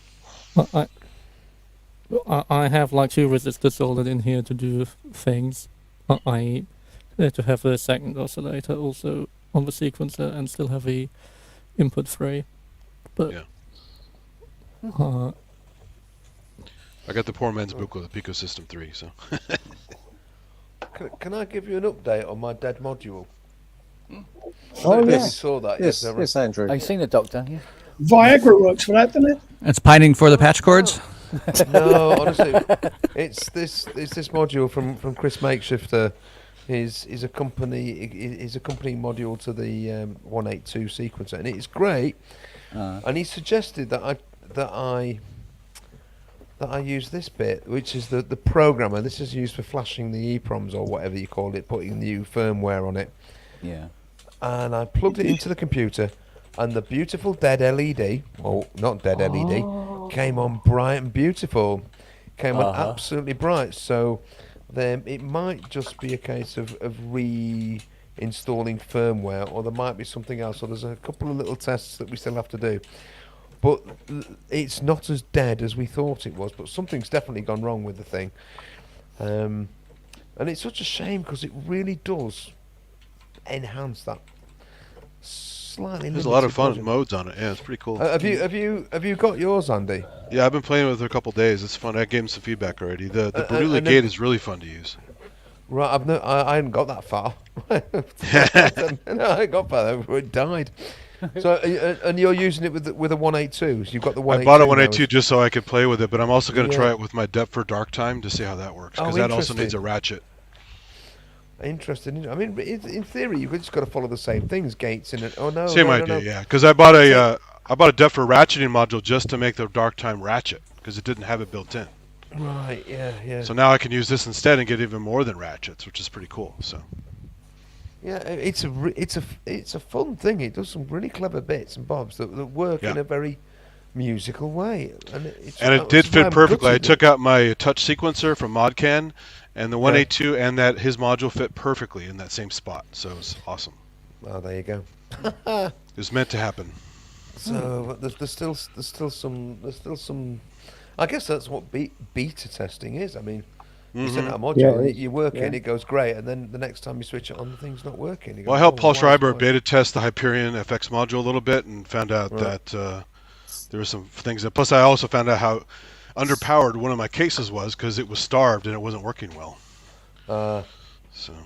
Well, that's why I tried it in other cases, because I was wondering whether the whole thing in here was drawing too much power from the tip-top power supply, even though it's got a beefy 3 amp wall wart.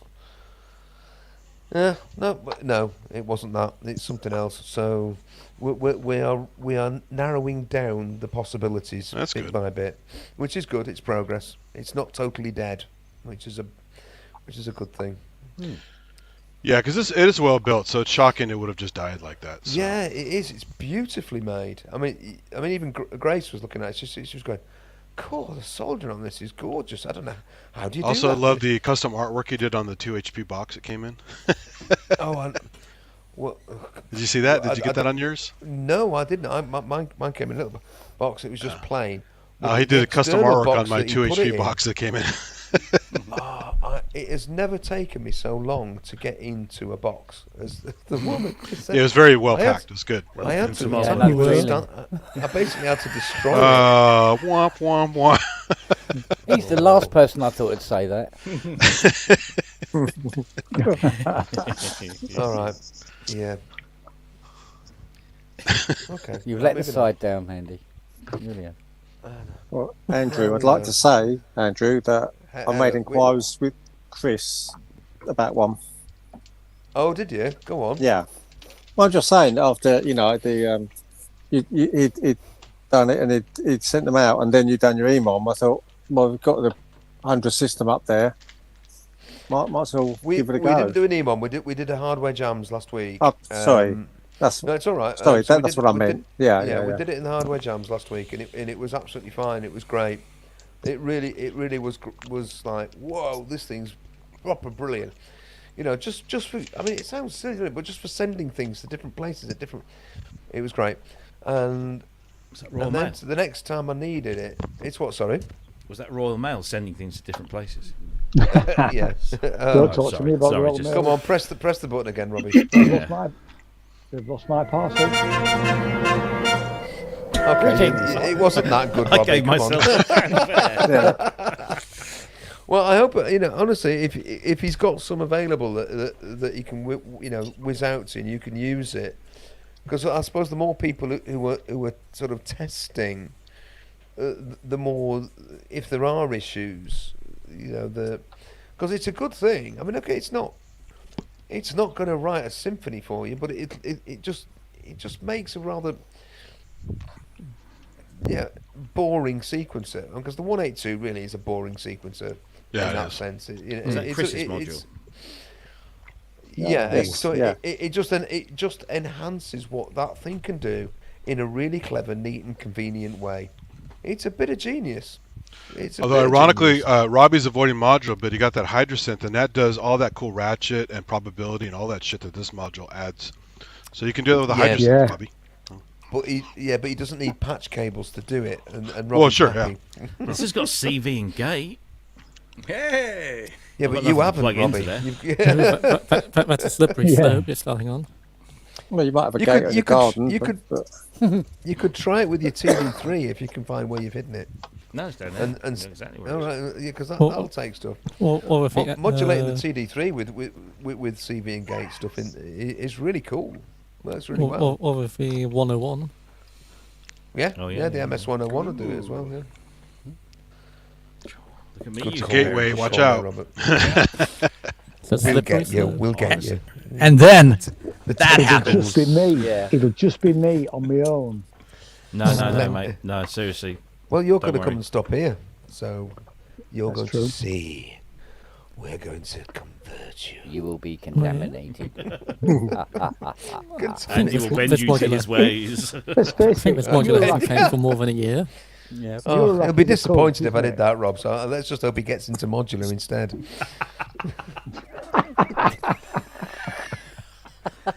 Oh, plug my patch cable in here and plug it in. Well, I was going to say that before you did. I was going to. Just Look be at Very it honest. here. astute. Very astute.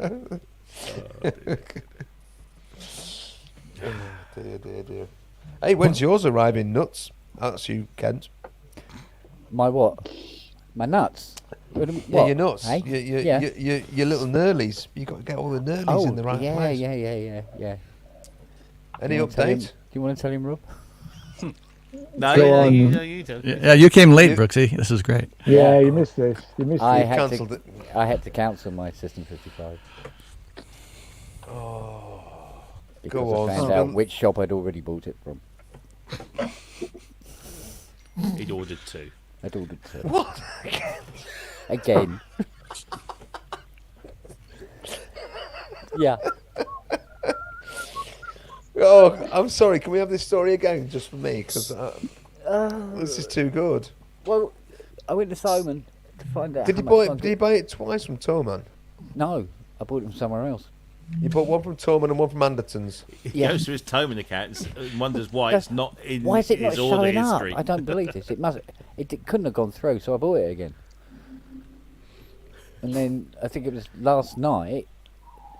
I went to Anderton's to check and see how the finger drum was coming along. I go, yeah. Do you know what? I'm gonna have one. Definitely gonna have one of them. I click buy, and I go, why is there two items in the basket? What the fuck's going on there? So I go to the basket and goes, oh, there's the 55 I've already started paying for. Oh, fuck. Okay, and I had to go back to Thoman and go, no, I didn't mean it. Go away. Yeah. Right. Toman would have been quicker than Anderton's, I think. No, it's still not. Depends. No, if not if necessarily. neither of them has stock, then neither of them has stock. Yeah. Well, that's true. If they haven't got it, they can't send it. You can they? So, have they said when it might arrive? Either I've lost track of who's selling you what. Well, it was going to be mid-September. So actually, funny enough, round about now, and it was suddenly updated to 7 to 9 weeks. It's hopeless, that, isn't it? Really. Hey. I think the demand is out there, Andy. I think they dropped the price on all the systems, didn't they? They dropped the prices on all the 35 and the 55 and the 15, was it? Mm-hmm. They made them become very affordable, and then people have gone, whoa, I've got Now's that money. time. Yeah, now's the time, and there was only so many out there on the market, and they've gone. Well, when I was originally buying the finger drum, it was a week waiting. Now it's 4 to 5. 45? No, 4 to 5. Oh, 425. 425, yes. 425. Any advances on that bid? 8 fucking years. Yeah. 9 fucking. I'll be almost old by then. So it's like I said to Robbie today, wasn't it? It's companies now announce stuff long before they're ready to ship stuff. Well, let's be honest. To drum up the interest masters early. of that art. Well, yeah, I mean, but we're they still do it by waiting for years, don't they? DS80. They do it by No, years. Behringer announced the stuff before they develop it. Yeah. Because shortly after somebody photoshopped it together. Yeah, exactly. Somebody cobbles together an image. Look what we're making. Yeah, I mean, next week they could put up one of their little. Oh, look what it got leaked accidentally. Kind of little pictures up of their new quantum CPU-based synthesizer that should be available in 3028. So, it's all leaked. How did that happen? I wonder. Oh. Yeah, but they don't leak it to the mainstream music technology media. Because they don't like. We're all crooks. They don't like the media. Well, you guys have an agenda against Behringer. Yeah, absolutely. Yeah. Well, Kent, now that you made your announcement, Behringer's going to work on the hippogriff. So. Hey, Yeah. Hippogriff. they can knock Banner themselves out. Seriously, get a hammer and knock them fucking selves out. They're welcome. Brilliant. They're welcome. Yeah, the new hippogriff. £4 fits in your pocket. Yeah. Has a serious question? The JT4000, which was launched, actually properly launched about a month ago. The little pocket-size JP8000 one voice or four voice thing. Has anybody actually seen any of those? Because they said they were in stock and shipping. Yeah, Sweetwater has them. I'm tempted to get one because I'm stupid, but I haven't gotten it yet. Do they actually have one? I mean, have you seen anybody with one? I haven't, Keith, but didn't they're in you- stock. So yeah. Keith, didn't you buy one? No, I bought the Pro VS thingy. Have you got that? Is that No, but I did check the other day, and they said more stock was arriving into September. So, Right. Yeah, I'm which year? Yeah, which? well, they didn't So say. March then. They didn't say, did they? I mean, come on. Anyway, Yeah, the subtext is March, isn't it? Yeah, Really. September on Jupiter. yeah, probably first. Yeah, probably first delivery. Oh dear. God. But yeah, I mean, Takes you know, 25 years for it to rotate. I thought it was 12 hours. No idea. I just I thought Jupiter was only about 12 hours. So sure, Andy. No, really all right, fast. September on wherever it is on Interstellar, where 1 hour is 7 years back on Earth. Yeah. No, Wags. I don't think people really think it's a JP8000. I really don't. I think people think it's an interesting little There'll be synth some. for no trust money. me, there'll be someone. no, Andrew, you need two There will of them be. for that. You need more than that because it's paraphonic, not polyphonic. Well, Yeah. well, just two 4,000s make 8,000, surely. It's my maths that bad Yeah. now. Yeah. Yeah, because it should You either can be go on 1, University 0 or Challenge. minus 1. Yeah, Yeah, You've got pi in there somewhere. yeah. Exactly. that's all digital to me. I mean, come on. Yeah. Well, I minus agree. 1 is not allowed in digital. It's verboten. Is it not? No, minus 1 is a very naughty number. Does it cause computers to crash? I am, but -1 can be interpreted as all sorts of things. Oh dear, oh dear. It's a very unfortunate amount of sugars to have in your tea. Speaking of sorry, go on, Robbie. I was just going to say, because I sing in the chat has just said, is that a TX816 in Manny shot? In this screen right now, there are 3 TX816s. Yeah. Manny's got one. Keith's got one. I've got one. Look at that. Call it unpopular. Call it unpopular. One third of the on screen have got a That's TX. the myth of them being red, isn't it? God, Jim, can you imagine we hook them all up and play them at once? I think mine's 24 No. 20. It would sound like when we sang Happy Birthday. That's what it would sound like. I'm still 1 card down, I think. Of course, yeah, I remember you saying. I think I tried it again tonight, and I've got the same Behringer mix as you've got, so I've got one on every channel. Well, and as soon as I just leave channel 2 on, whatever you want to call it, voice 2, nothing. But it lights up. Oh no, it's come up. There, the bells. Yeah, it's out. Cool. So you've only got 96 voice polyphony. Oh, what a shame. I've only got that many bells in my belfry, yeah. Spot the monophonic guy in the room. Polyphony, who needs that anyway? Yeah, ask an oboist. I mean, you can overblow and you get multiphonics. You can on the pink oboe, so I've heard. Oh, behave, Keith. Sorry. We're going for the brown notes now. Oh dear. On a totally different note, I know we. There you go. Well, we mentioned University Challenge earlier, so We Scumbag did. College. Yes. I don't know if I've got a anybody Porsche. heard.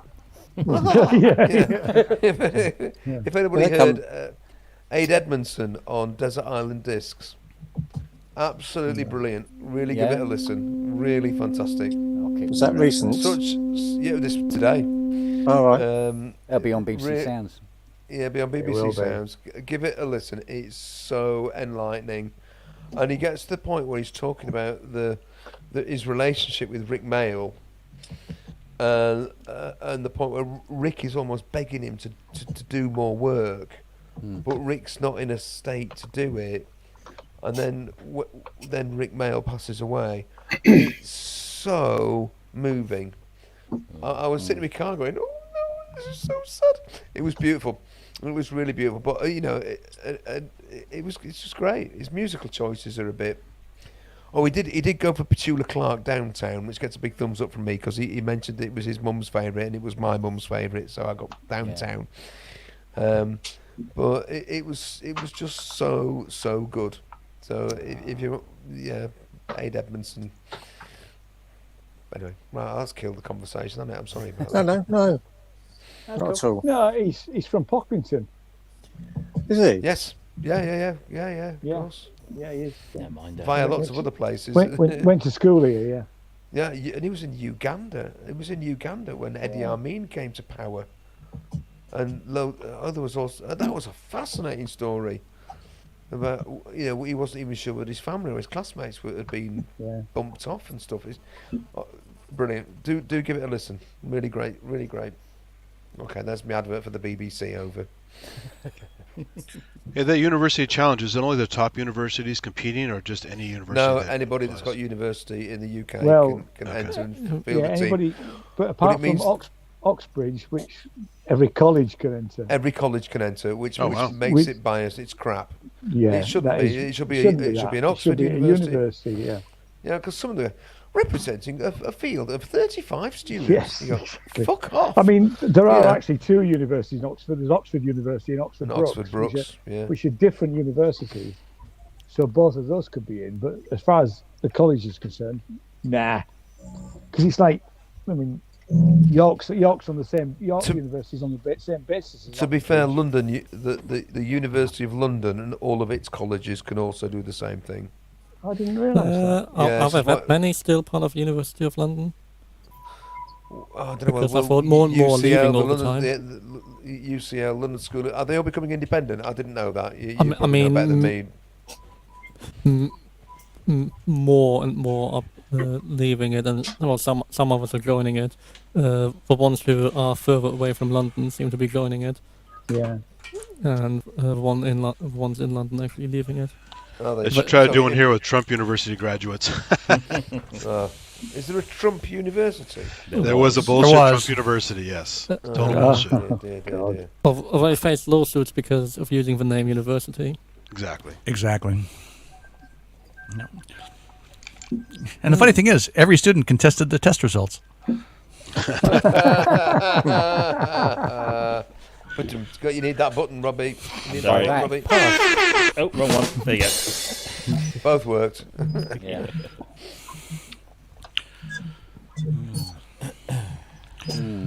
Yes, that was. Sorry, that was very sad. I just had to give my C-15 to Scott, so I am C-15-less until my own one arrives. I've got room in here. Oh, trust me, he'll make it. He'll make it sound much better than I do. I'd love to hear him play that. Free probably will. Yeah. So yes, I sing the Body Electric. That is a TX-816. I am putting together my Synthfest patch bank. I mean, so as Robbie pointed out, three in one screen is pretty amazing. Although mine's behind me, but well, it's there, Robbie, in spirit. Can't see it. It's behind you. No, it isn't. Oh, yes, it is. Every year I avoid Panto. It's a good year. Yeah. Excellent.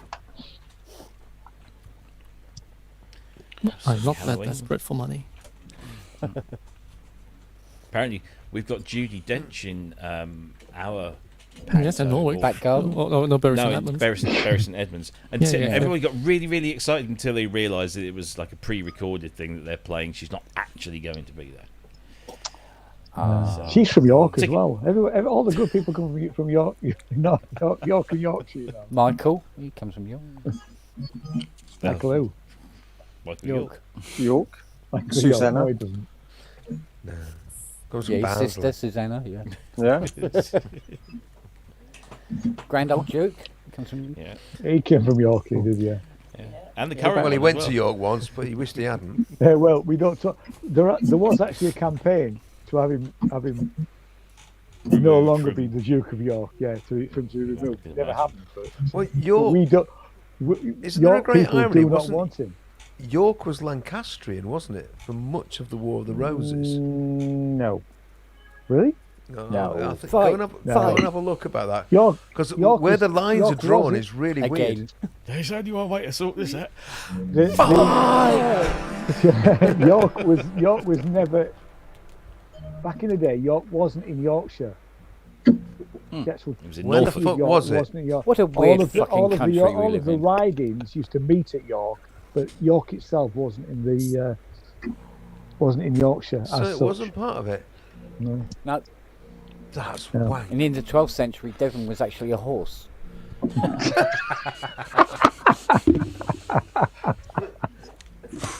Just with delusions of grandeur. Yeah, yeah.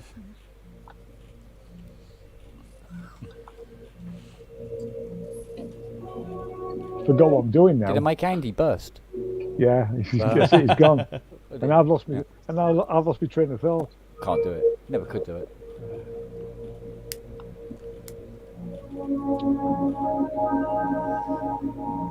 How's the meds doing, Matt? Dude, Buzzing his little tiddies off. I'm just fucking around with Largo, actually. who? Oh, Waldorf. He's from First York. Eh?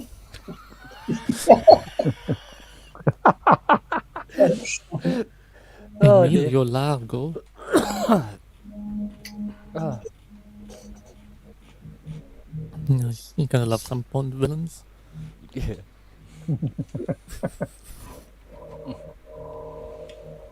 Yeah, it's getting really bad. I can't spell yodel anymore.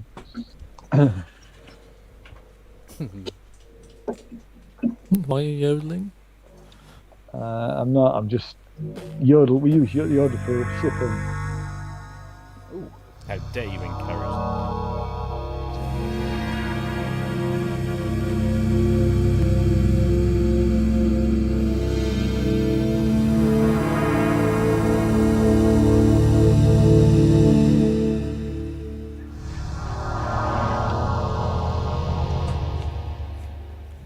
Fun stuff. And Ty's not here, so there you go. He'll be back. Nah, he won't be. Oh. Anyway, I think I'm going to bugger off and have some dinner. And then maybe even do some washing up. Steady. Hey, careful, careful, Robert. Well, we all do stupid choices in life. Yeah. Anyway, lovely as always. Machine. I've got a machine for that. Well, I used to have a machine for that, but Andy's going to come round and fix me washing machine, the dishwasher. No, it's not. Hi, Andy. No. I thought Andy was just going to stand there. I mean, Why isn't it working? The fact that our dishwasher doesn't work, do you think that'll screw up the house sale? Just don't tell him. Yeah. Fuck's sake. I can't do that.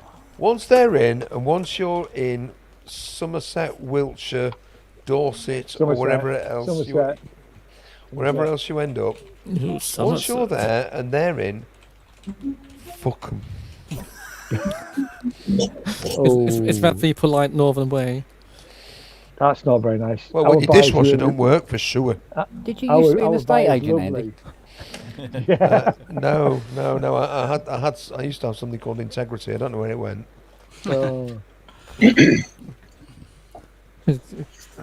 Don't want that anyway. It's dangerous. Yeah. You can move in, but the dishwasher don't work. No, sale falls through. Can I just suggest you eat out? Yeah, exactly. Au revoir. Go to Wetherspoons. See you later. Microwaved. See you, Rob. Babe. Bye, Rob. See you in Sheffield in a Robert. fortnight. Yep, see you in Sheffield. Is it a fortnight? Hey, Manny, that demo you did, how many patches was that at once? That was 3. Oh, nice. That is a adaptation of a sound source sound that was Unison Poly, and it's going to be an undertone over a big, massive chord that we're going to be playing live at Synthfest. Speaking of sound source, is it possible to ever re-release those, or is that all locked up in some legal stuff? It is possible to do it once I have the wherewithal and energy to do so. There was nothing preventing it happening except I had no desire to do it. But they already exist, or you have to convert them. For this? Yeah. Or just in general? No. In general, well, because I have one of your cassettes for the TX-81Z. Uh-huh. Well, that's different 'cause that's a 4-op. But yeah, no. All my stuff for Sound Source runs on the original DX and the DX2 platform. The data is totally compatible. You just have to reprogram certain things. Like in that example, I had to use 3 layers to do the detuning and the LFO offsets that are normal with the Unison Poly mode. But all the data is compatible. But I've just been lazy. Well, you know. And I don't want to kill the value of Rob's retirement. But you own it. You don't have to pay. I own it. No. I own it outright. Yeah. The only relative to some of my other libraries, there was a thing I had to wait for something to expire, which was about a year and a half ago on things that I had given Yamaha some exclusive rights to, but that is now all back under my control as well. Yeah, cool. But look, and I don't say this to be flippant. It's like It's old stuff. Do new stuff. Yeah, but if your stuff is that good, just we want your stuff. Oh, Yeah. trust me. What's his name? I forget his name now. 12 Op. Jay Lifton. Jay, that's it. Yeah, Jay and I have been bugging Manny for forever to get this, because there are some SSU stuff that's available out there. I think Great Sound sells the stuff that isn't yours. Correct. But I've managed to over the years, I think mostly through the Vemia auctions, managed to pick up a whole bunch of original SSU floppies. Yeah, I think I've got most of them. Yeah, Dext actually has most of the Yamaha support discs in it, which has some similarities, and there actually is 2 of my libraries in the Dext thing, but which is fine. But yeah, but I've actually done about a good 16 brand new from scratch things.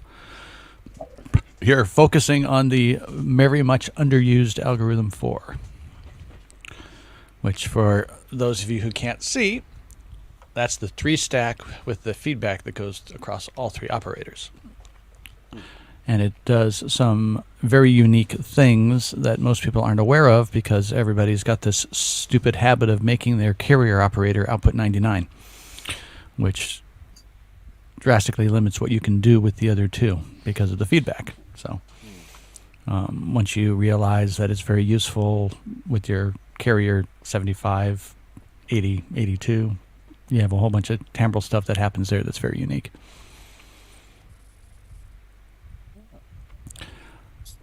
And the room goes quiet. Don't give all the good stuff away though before Synthfest. Yeah, that's right. True. I'm just glad to know that you own that stuff, so at some point it could come out again. So.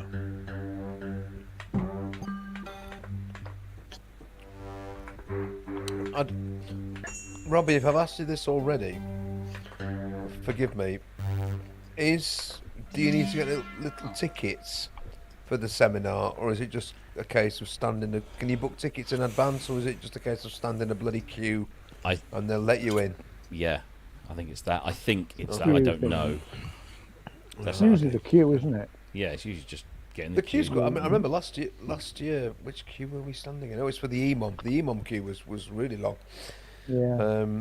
That was actually quite good fun. Just chatting to folks in the queue. Yeah. There's only like 3 seminars this year, so they're quite spaced out. There's a fairly big gap. So I mean, that'll give people plenty of time to get out, and then you don't have to cram it all. You meet the nicest people in queues. Yeah. Actually, you were in the queue with us last year, weren't you, Ian? I was. You were. I was stood with Robert. Yeah, that's right. Yeah. And Scary Dave. Scary Dave was with us. Scary Dave. Love that. Last one. Avon calling. Very good. Sorry. Pipe down. Oh, okay. Oh, that guy in the audience, isn't it? There's always one. That guy in the audience. I promise I will stuff a sock in my gob before I get through the door. Don't worry, I've already alerted security. I've sent them your picture. That's right. They have your face. Don't let him in. I can't wait. I'm really looking forward to it, gentlemen. I really am. You know, flippancy aside, I think it'll be a really, really, really good seminar. Well, the rate that Manny's producing patches, I'm going to have to whittle my bit down to about 5 minutes. It's good. You shut up, Rob. Let Manny get on with it. It's just there for Q&A. Because I realized when I sent you the original bank that was just 4 things, the rest of the stuff was just random data, and I'm thinking if anybody comes up and hits a button, it's just like, oh, that's not going to go over well. So I started filling stuff up, and then I started getting ideas, and next thing you know, it's 3 a.m, and what can you do? Will it be available to excuse me for saying this, fiddle about with, or will you, as in like... So... what normally happens is Paul from Sound on Sound allocates each seminar a desk in the main hall. So when we're finished, we can pull our stuff out and just put it on there. The thing is, we're finishing at 3:30, so we've got to get all that stuff out of there and then across from the seminar hall to the main hall. Yeah, it'll be almost done by then, won't it? We'll see. I mean, I'm going to be bringing 2 TX816s, can't say it, one of which will be loaded with Manny's stuff, and one will be loaded with the YCAM's demo stuff. So we'll see how we can. Yeah, I'll try and do something. Yeah, and then we're going to drive it from the Modi X8, right? Yeah, 7. 7. And I'm bringing my Tech Talk stuff and my NAMM stuff for that as well. So we'll have a lot of options available. Manny, have you sorted out your transportation from Sheffield to Manchester? At the moment, I've got a couple of things. I have a rental car on reservation that I might take from Liverpool to Sheffield and then drive myself up. I've thought about taking a hire because an Uber is not that much. I don't want to put you out. I really appreciate the offer, and I have no problem to me. I have no idea how much luggage we're going to have. Yeah, that's the other issue, and I do only have. And I hate putting the wife on the roof. That's just a pain. We can send her on the train. It's fine. And then of course also looking into the train because I also have train tickets from Liverpool to Sheffield booked in case I don't rent the car. Blah blah blah blah blah. So all up in the air. What with a load of well, again, shout if you need. It's fine. I definitely will. So Ian, I might have to kick you out at 7:30 when I go and pick Manny up. So. I don't do early mornings. Well, you'll have to get used to it. I do. It'll be fine, honest. Too funny. Here's another reason why. Sorry, just want to.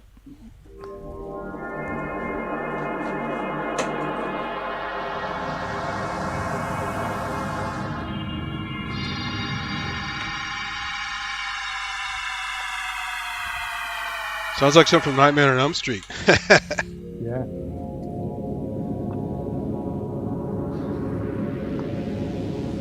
Who did the Nightmare on Elm Street movies? Was it Danny Elfman? I don't think so. Nightmare on Elm Street. Google it. Yeah. Yeah. Google it. Google it. Well, that sort of this is some of the Charles sounds Bernstein. Some of the sounds you come up with, man, it reminds me of the C-15. Funny how that works. Yeah. Just Manny, Grace has just said that her car is a lot bigger but a lot shabbier.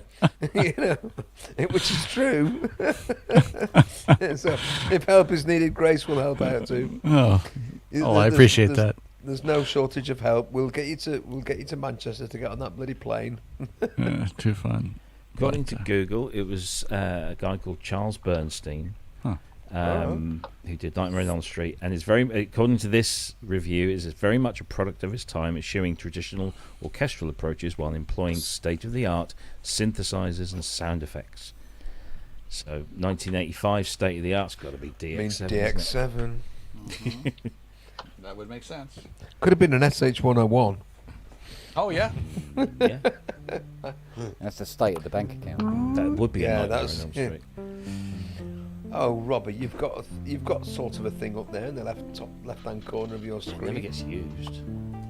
Yeah, Nightmare on Elm Street's full of weird samples and digital synths and stuff. You need to use it, Robbie. It's a phenomenal. I used it when I got it and was doing stuff with it, and then it just got shoved in the corner. It is basic, but really good though. It's good. It's It's really good good for what synth. it does. Yeah. I mean, I sold my SH-101 because I bought the Novation Supernova, and I thought, I just don't need this thing anymore. I've got this massive, virtual analog thing, and could I get an SH-101 type sound out of it? Yes, with a lot of difficulty.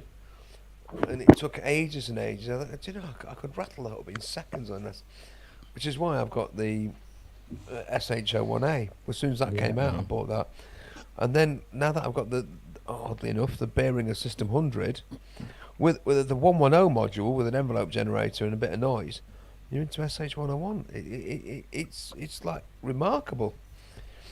Yeah, and the sounds work because they're dead simple. Mm-hmm. You know, they're just simple. Okay, so it's bleeps and bloops and you know. Here you go. I've got a gear list that Charles used on the score. Right. Oh yes, that is exciting. Go on. Ready? I'll start simple. ARP 2600. It has to be cool. Yeah. Juno 106. Still cool. OBSX. Okay. Nice. That's a preset machine, isn't it? Yeah.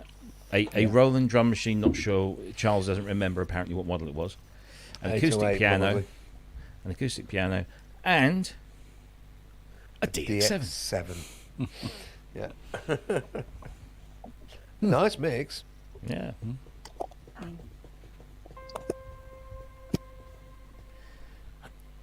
That was apparently that was Charles himself who gave out that information. So, yeah.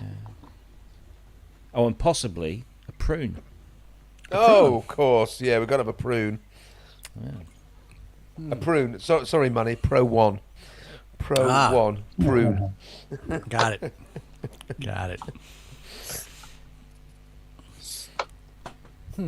But I would say I watched Beverly Hills Cop last night again, and I mean I know that Faltermeyer had there was a lot of analog stuff on there, but all the DX7 stuff that's through that, and all the other tracks that are on there. Or Fletch too. A lot of DX7 on that one. yeah. But yeah, that's a great soundtrack though, isn't it? Yeah. Beverly Hills Cop. Yeah, it is. It's a really good film as well. But it sounds so much of its time. Yeah, and that's why it's good. Good. Maybe.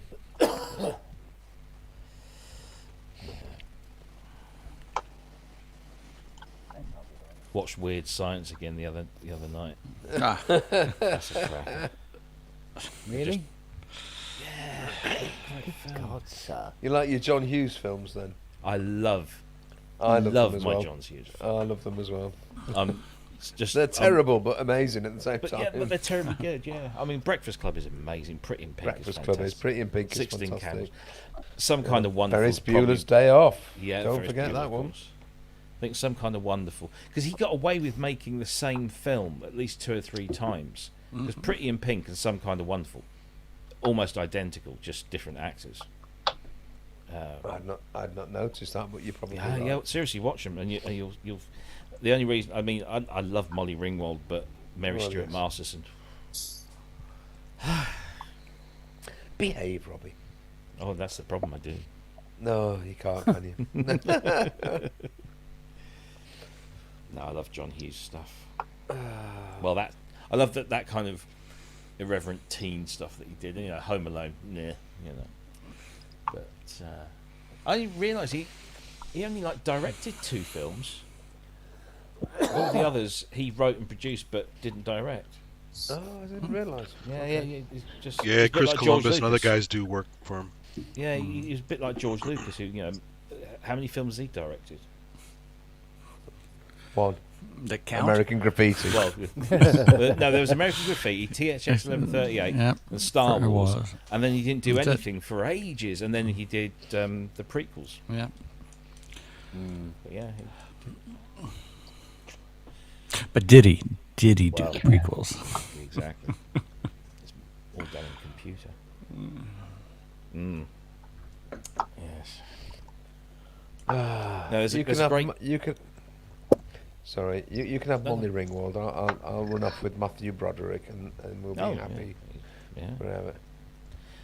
No, I was just say there's a company. Ferrari. Yeah. There's a film company called Arrow Video, and they release. They kind of bill themselves as like a cult movie. They release stuff on Blu-ray, and it's mostly cult stuff, and they're just doing some Asian stuff at the moment, but they just put out 4K, proper 4K remasters of some really like Tremors. I got Tremors in 4K, which is brilliant. It's a dreadful film. No, it's No, I see. Tremors is all is right. superb. It's a fun movie for sure. It's a It proper B movie that does not try to be anything else Okay, but a B. Yeah, I'm I with you agree. on that. I'll go. The sequels, yes, they suck big time. But that first one is just a classic. Now that I've mentioned Matthew Broderick, can I also mention? Mention No, you can't apparently. Torch Song Trilogy. The what? Sorry. Has anybody else here seen Torch Song Trilogy? Harvey Firestein? Exactly, Andy. Thank you.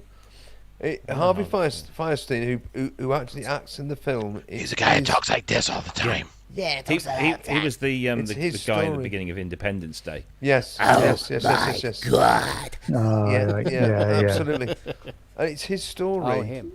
Yeah. And it's so beautiful and so sad. Because Matthew Broderick plays his sort of like second or third partner, and who gets murdered on the street in San Francisco, I think. Is that right, Andy? Correct me if I'm wrong, but I saw it a long time ago. I'm more of a fan of Priscilla, Queen of the Desert. So. Well, of course, that's just so glam, isn't it? Terence That was Stamp on in the telly, dress. wasn't What it? could go wrong? And Fiona was watching that last night. Yeah, it was on the telly the other night. Yeah. what was Priscilla. Or Hedwig and the Angry Inch. Yeah. Priscilla's a Mr. great film. Anderson. Mr. Anderson. That's right. Yeah. Welcome back. Yeah, Milk, as in Harvey Milk. Oh, that's a great film. It is, isn't it? That's He's Sean Bean, superb. isn't it? Is Yeah. that Sean Bean? Yeah, Sean Sean Penn. Bean. That was Sean Penn, again. yeah. Sean Penn. Yeah. Wasn't Sean Sean Penn. Bean or Sean Sean Bond. Bean. Sean, Sean yeah, Bean from one Sheffield. of them two. Or Sean Bean's the only Penn. movies he dies in. So. Yeah. Or Sean Penn, as he's known in New Zealand. Sean Bean. Yeah. But again, that's an amazing film too. Cool.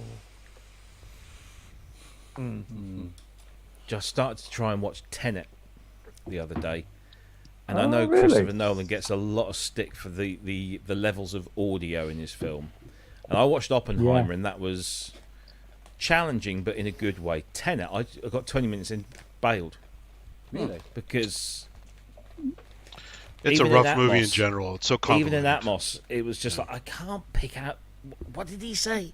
And I had to turn it up really loud. And the other thing was that my daughter was asleep because she's on an early the next day, so I couldn't really like whack it all up. But the problem was you whacked it up so you could hear the speech, and then all of a sudden the music or a sound effect would come in, and it would just like, and the sub would be going all over the place. I just gave up after 20. I was really disappointed. But And subs that's were something, on to be fair, that is something they should sort out, in it. You know, Well, that he is gets- something that shouldn't. It shouldn't happen. It's deliberate. It shouldn't happen. It's, I know it's he deliberate. does but it it's- deliberately, It's wrong. and it's wrong. he stands by it. But if you listen to Yeah, it in well, stereo, it's fine. Anything that takes you out of anything that takes you out of the story Yeah, is a fail, really. Yeah, yeah. Yeah, You know, if absolutely. you're also having to Yeah. think about the music, or you're thinking about the audio, or something else that's going on, then the filmmakers failed. Yeah. Stanley Kubrick said that, by the way. It didn't come from me. You let us down, Ian. What's his Sorry. comment? Is that he doesn't re-record the audio because he wants he the deliberately mixes the audio Badly. in such a way as that the speech is quite quiet. It's a thing apparently. Yeah, it's like you can't hear what Matthew McConaughey is saying when he's trying to lock onto the ship in Interstellar. Where the organ's just getting louder and louder and louder, and then you just vaguely hear something in the background, like, well, And there was right. there was Bane in Batman, wasn't there? That was the problem. Yes. And now maybe it's a sneaky way to make you watch the movies 4 or 5 times. Yeah. That's probably it. Yeah. But there's good talk point, now Manny. that apparently before the SAG-AFTRA strikes, they were talking to Nolan about directing the next 2 James Bonds. I'm thinking, oh, for fuck's sake, no. I love Nolan, but don't fuck around with Bond, please. Not a Bond fan. Oh. He's dead anyway. He's dead. Ah, yeah. He's dead, Jim. He's dead, Jim. He's His dead. missus ain't. He's dead. The daughter, yeah, Jeanette. I didn't go a bundle on that. The last film's What? title song. Is that what's happened? Oh, the Is that song.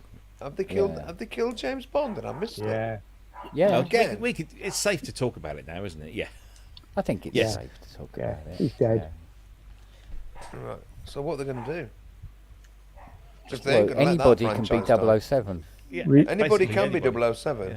but they Well, won't be just- James Bond. No. Yeah. Well, Susan now there's Bond, a rumor. Melissa There is a Bond. rumor that the name James Bond is a name that MI5 Yeah, give. code name. It's a Yeah. code name. Yeah. That's the Oh, rumor. for Apparently that. fuck's sake. So anybody. A little can be- retconning there, huh? To make Yeah, it all yeah, contiguous. quite, Jesus. Quite. I think James That- Bond that is- should, That James is, Bond however, should be just a a fan woman. theory. So. Should be a woman. A woman. Well, then they bring in the gal for the last film for that. Yeah, she was They great. should give actually. the- yeah, that was she the was best bit of the brilliant. film. She was She was absolutely brilliant. superb. Lashana yeah. Lynch was brilliant, but they should give Yeah. her own film, Yeah, definitely. but not James Bond. Can James Bond be a woman? Yes. If Doctor Who can be, yeah. No, I mean, see, no, Doctor There's Who a has got, model got named the James ability King. to be She's Who's anything. named James. non-gendered. So Yeah, but Doctor Who can be anything. under the right James Bond is- circumstances, right? This is my beef. I know that some people might not agree with this, but my beef is don't use an actor because they are female or they are black. Use somebody who's good at it. Yeah. That is either female or But black. Idris Elba not would be just great. because. Sweet, would You be know? a No, I great don't think James so. I Bond. love Idris Elba, but I don't think Idris he's a Elba's too James old Bond. now. You No, I don't don't think think so? he's a James Oh, okay. We'll have to disagree on that one, Rob, because I think he would. Oh, he's a brilliant actor, and I love him Margot in Robbie. lots of things. That if you haven't seen No, I reckon it, she I could don't do it. know. I reckon she could pull Yeah. it off. She could. Right. I reckon she could Great pull it off. Harvey. Yeah. Idris Elba just did a TV series on Apple TV called Hijack. Yeah. And he's bloody brilliant in that. It's a really good series. Worth Really, really watching good. then. Yeah. he's great in Luther. Yeah, and He is exactly. brilliant in He's Luther, yeah. absolutely fantastic in Luther.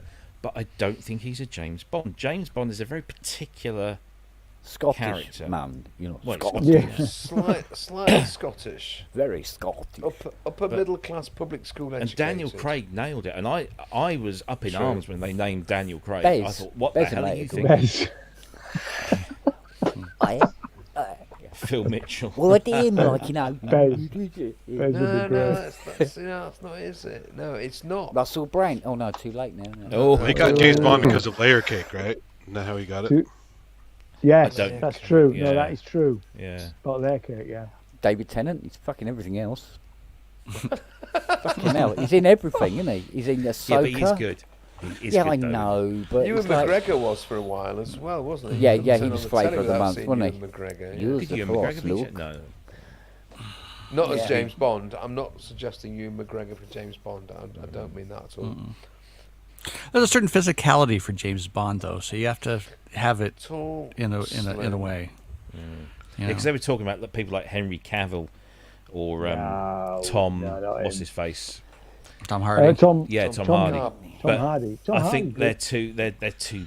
Well, the only reason you'd have Sure. them is because they added parkour to James Bond's skills. So Yeah. I think if they've got any sense, they'll give it to somebody completely left field again. Like, you know, because when Daniel Craig was given it, me and the rest of the world were like, "What the fuck? Hey, no, he's What going to about be that rubbish." And he was Aikens absolutely guy? the best. The who? Aiken. Yeah, what's his name? Scott Aiken. Don't know. Waterman. Who is that? I don't know who that is. Oh, I must know Scott. What was he in? What's he been in?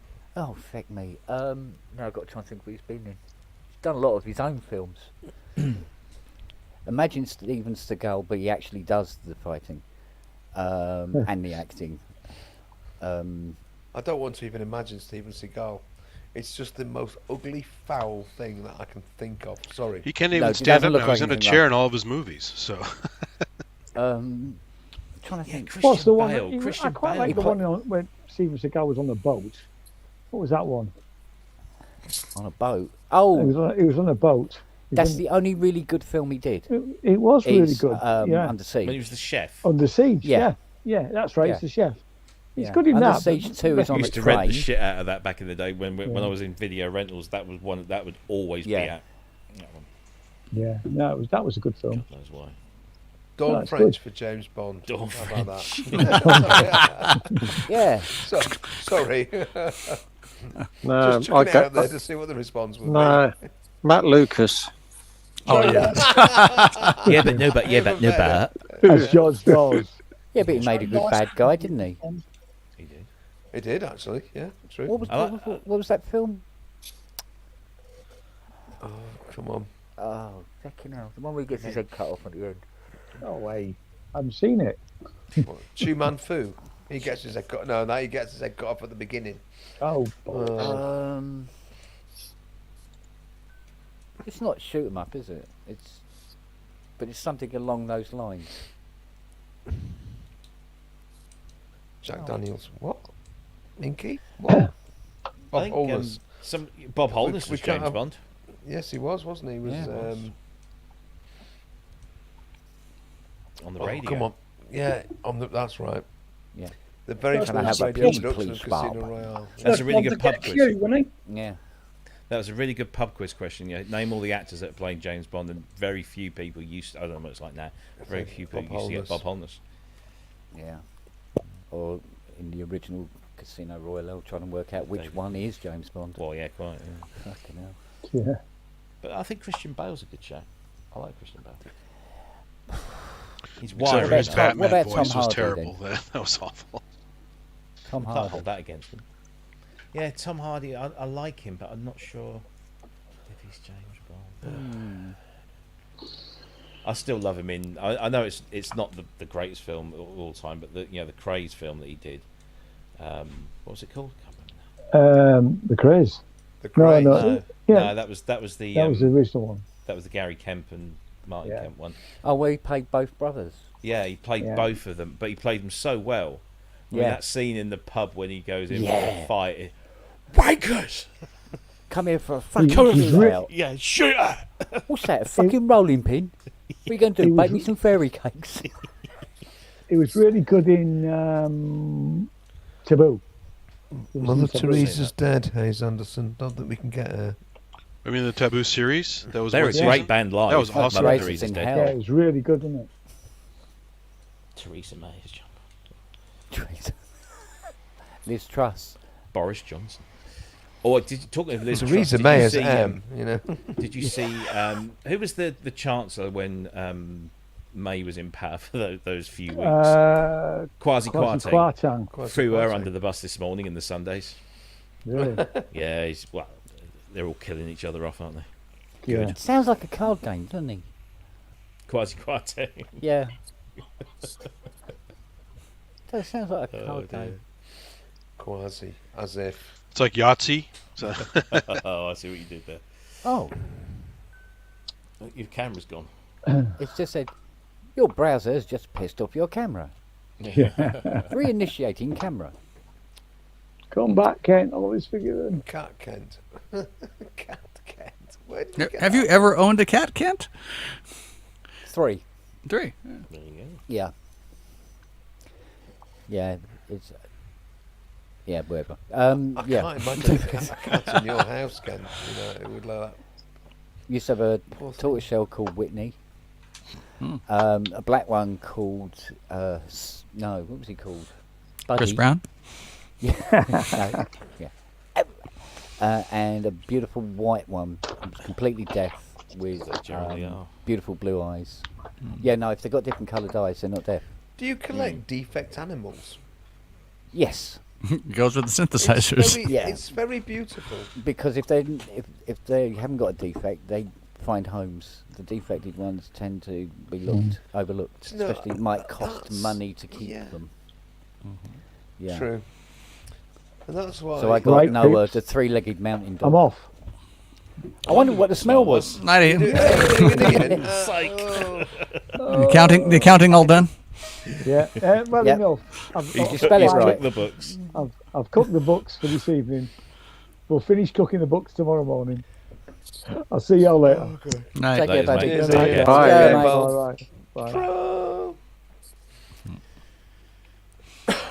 Oh dear me. There'll be a big hole in the economy tomorrow. Yeah. That reminds me, I've got to call an accountant tomorrow. Yeah, did you hear about the figures that were released about 22 billion pounds worth of government fraud? Oh, you were saying this morning. Yeah, and they released it on the day that old Andrew went into court to cover it up. Mm-hmm. Oh yeah. Well-known tactic. It worked because I only found out about it today. Yeah. Bury the news under something more scandalous. This is why you should always be careful when. I mean, I'm not saying that the Russell Brand thing is something like this, but when something big like that breaks, just have a look and read a few pages into the newspaper or the website, and you'll probably find some pretty shocking stuff that's just been buried. Well, but you do have to question things like, what is a 16-year-old schoolgirl doing in his apartment in the first fucking place? Really? But as I said, even if she was, he still has a responsibility. Oh, I totally get that. But what does the law say? Where's the line drawn? Well, exactly. In this country, 16 years old is the age of consent. Yes. Therefore. But it wasn't in this country. No. Which country was it? Was it America? Was it in Los America? Angeles. And is it 18 in the United States? I don't know. It's different per state. That's the problem. There you go. Some are like 15. Some states you can marry some a are fucking like your horse. parents can consent to younger, which is really sick. You know. Yeah. You want to shag? You got to go for the drive. Right. I mean, Utah. that makes it more complicated. No. What was I going to say? Oh yeah, because I have friends in LA who apparently it's a bit like Jimmy Savile. Everybody knew, nobody said anything. Yeah, well. And there are injunctions and all sorts of things that are floating around that nobody knew about because obviously there was an injunction. Yes. But what happens about it, that remains to be seen. 32 in Maryland.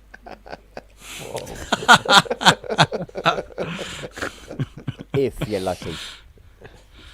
Man stopped working when I was 28. What was its job? Don't know. I never figured it out. Oh, okay. So it just retired for you get a pension. I don't want to go there, Kent. Oh, all right,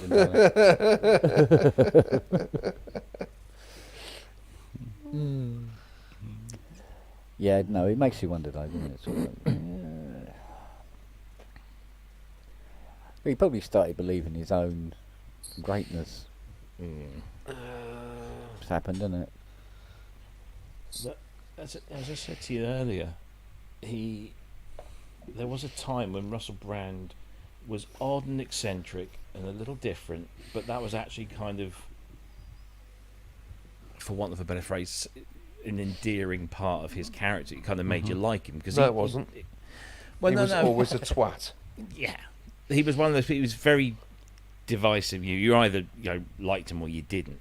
And I could never make my mind up about him because one minute he would be. Well, make your mind up. You quite either liked him or you didn't. So make your mind up, Robbie. No, I won't. Sorry. I don't make my mind up about a lot of things. You sit on the fence. No. I like to listen to both sides of the story, and only once I've got both sides of the story, then I'll make my decision. But I could never make my mind up about him. And my missus bought his book, but she got about 30 pages into it and binned it off because it was just a load of self-indulgent wankery. Watch his recent podcast, and you'll go, "Holy shit, this guy's a nut." Yeah, no, I've seen people who've shared some stuff with me. I think he's a big fan of the right wing. Oh yeah, but he started off as a big fan of the left wing. So he's one of these people who'll go where the fucking audience is, where they'll give him the attention. Yeah, exactly. That's what he is. He's a narcissist. Yep. But there you go. Well, that didn't end well, did it? What was that? Well, we shall see. We shall see. But there was a rumour going around on Friday that the Sunday Times had something on someone, and everybody had leave cancelled. At the Times, and it was all going to kick off, and everybody thought it was going to be a politician, and it turns out it was Russell fucking Brand.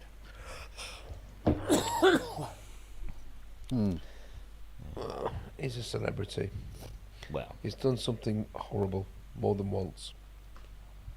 I'm sure he has, yeah. And he's been caught. And they don't like it. And he doesn't like the fact that he's been caught. Oh, God. Damn. God. Oh, Breathe it, don't drink it, Ken. Yeah, it happens, I'm afraid. I've been doing for the last, I don't know how many weeks. I suffer from post-nasal drip, which is not a very pleasant thing. Well, take the post out of your nose. Yeah. That's why I have that, because it's forever dribbling. Yeah, but it. What, the your last nose? few weeks, it's Sorry, been my it's been nose, on the that up. is. Yeah. Stop it, Ken. Got to establish these things. And I've been coughing like a bastard. Yeah. But it's getting better. A little bit of saline irrigation. Oh God, I'm Upping sorry. the temperature of my CPAP. I'm going to say good night, everybody, because it's past the. Have I put you on In the the script. post-nasal drip? A little bit, but tis time, and I've got to get up at 5 o'clock, so I will bid you all a good fun farewell. School starts early round your way. No, I start early because it takes me ages. Excuse me, ages to get going. So I've heard that too. Oh. Yeah, it's like an old car with the crank. Crank.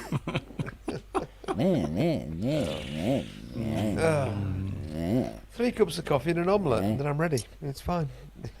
Again, I've heard that also. You set them up, I'll knock them down. Yeah, well, I would expect nothing less. At the park. Right, everyone, take care. We'll Sleep see you tight. all soon. Night, Brooksy. Cheers, Later. everyone. Yeah, Bye, night, darling. Danny. Night, Keith. Night. Yeah, good night. Night, Robbie. Bye. Yeah. And night, Kent. I've missed one out. Yeah, Kent. Bye. See you Good all. night, darling. Mwah. Yeah, well, I'm out as well You because can turn. Press the button Right, there, Robbie, while I'm still here. Then I can hear it. All right, ready? 3, 2, 1. What a wanker. That's it. Good. I can go to bed. Bye. hi Andrew. I'm out as well because I was in the Andy's bar till 3 a.m. this morning even. So Yeah, you sound. not had a lot of sleep today. So work tomorrow. So catch you all another day. Latest Keith. All right, mate. Bye. Take care, bud.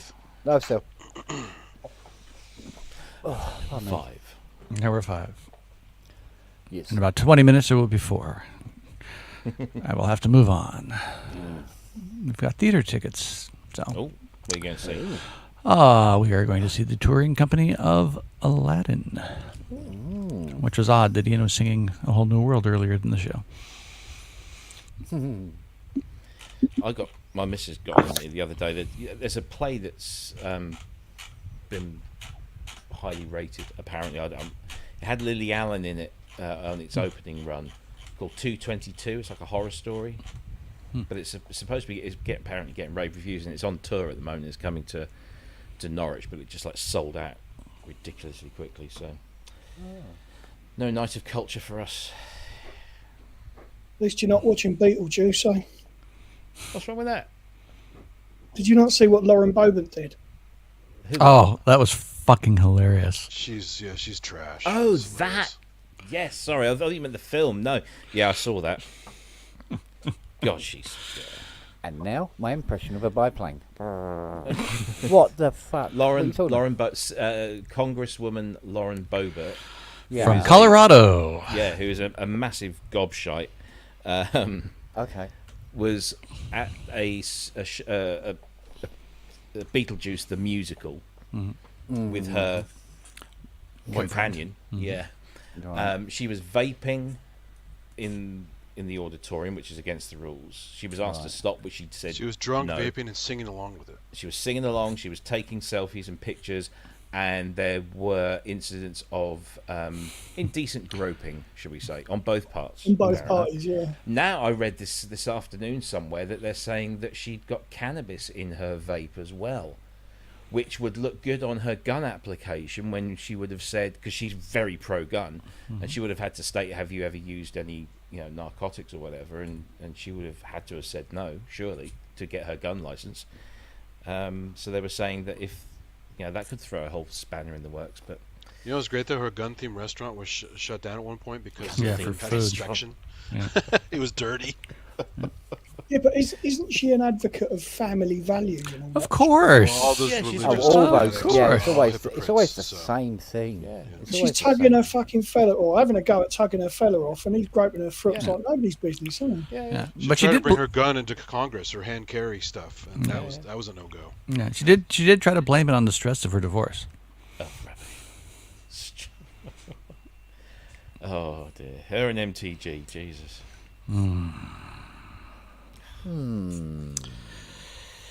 This is what always leads me to say you should not elect your government officials. You should get a thing in the mail like jury duty. Fuck! I got Congress for six years. That's exactly what the Billy Greeks. Connolly That's said it exactly in- what the Greeks did.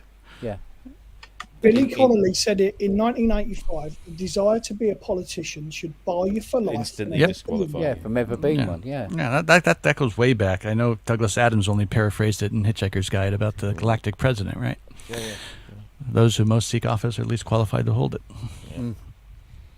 But no, in ancient Greece, you had to do 6 months of There you go. a particular role. Yep. That was proper democracy. Everybody had to do it. Yeah. Yep, because we got fun electoral times coming up in the next year, don't you think, Andy?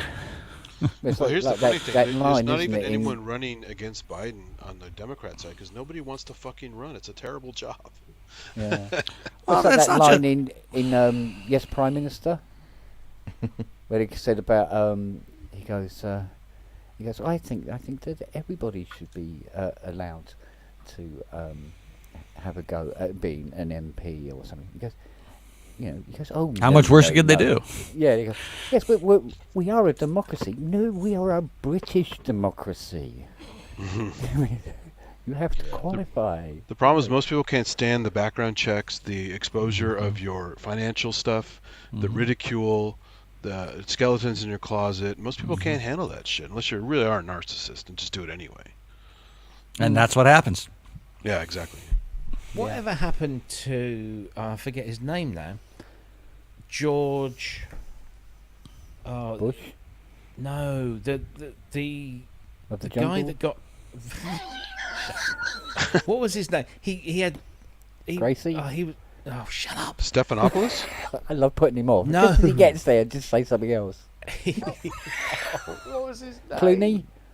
Of the Was jungle. it? I don't know. It was George. He got voted into Congress. He was a Republican. Oh, the liar guy, the guy The who's liar, all shit. yeah. Yeah, Oh, that guy. Santos, He's- George Santos. Santos. is George great. Santos. That's it, yeah. Yeah. Whatever happened to him? Because we never hear anything about him. He went back to Mexico. He's still there. Oh, gee. He's still He there. fits right in. He's still there. Yeah. And yeah, that's kind of George of the jungle.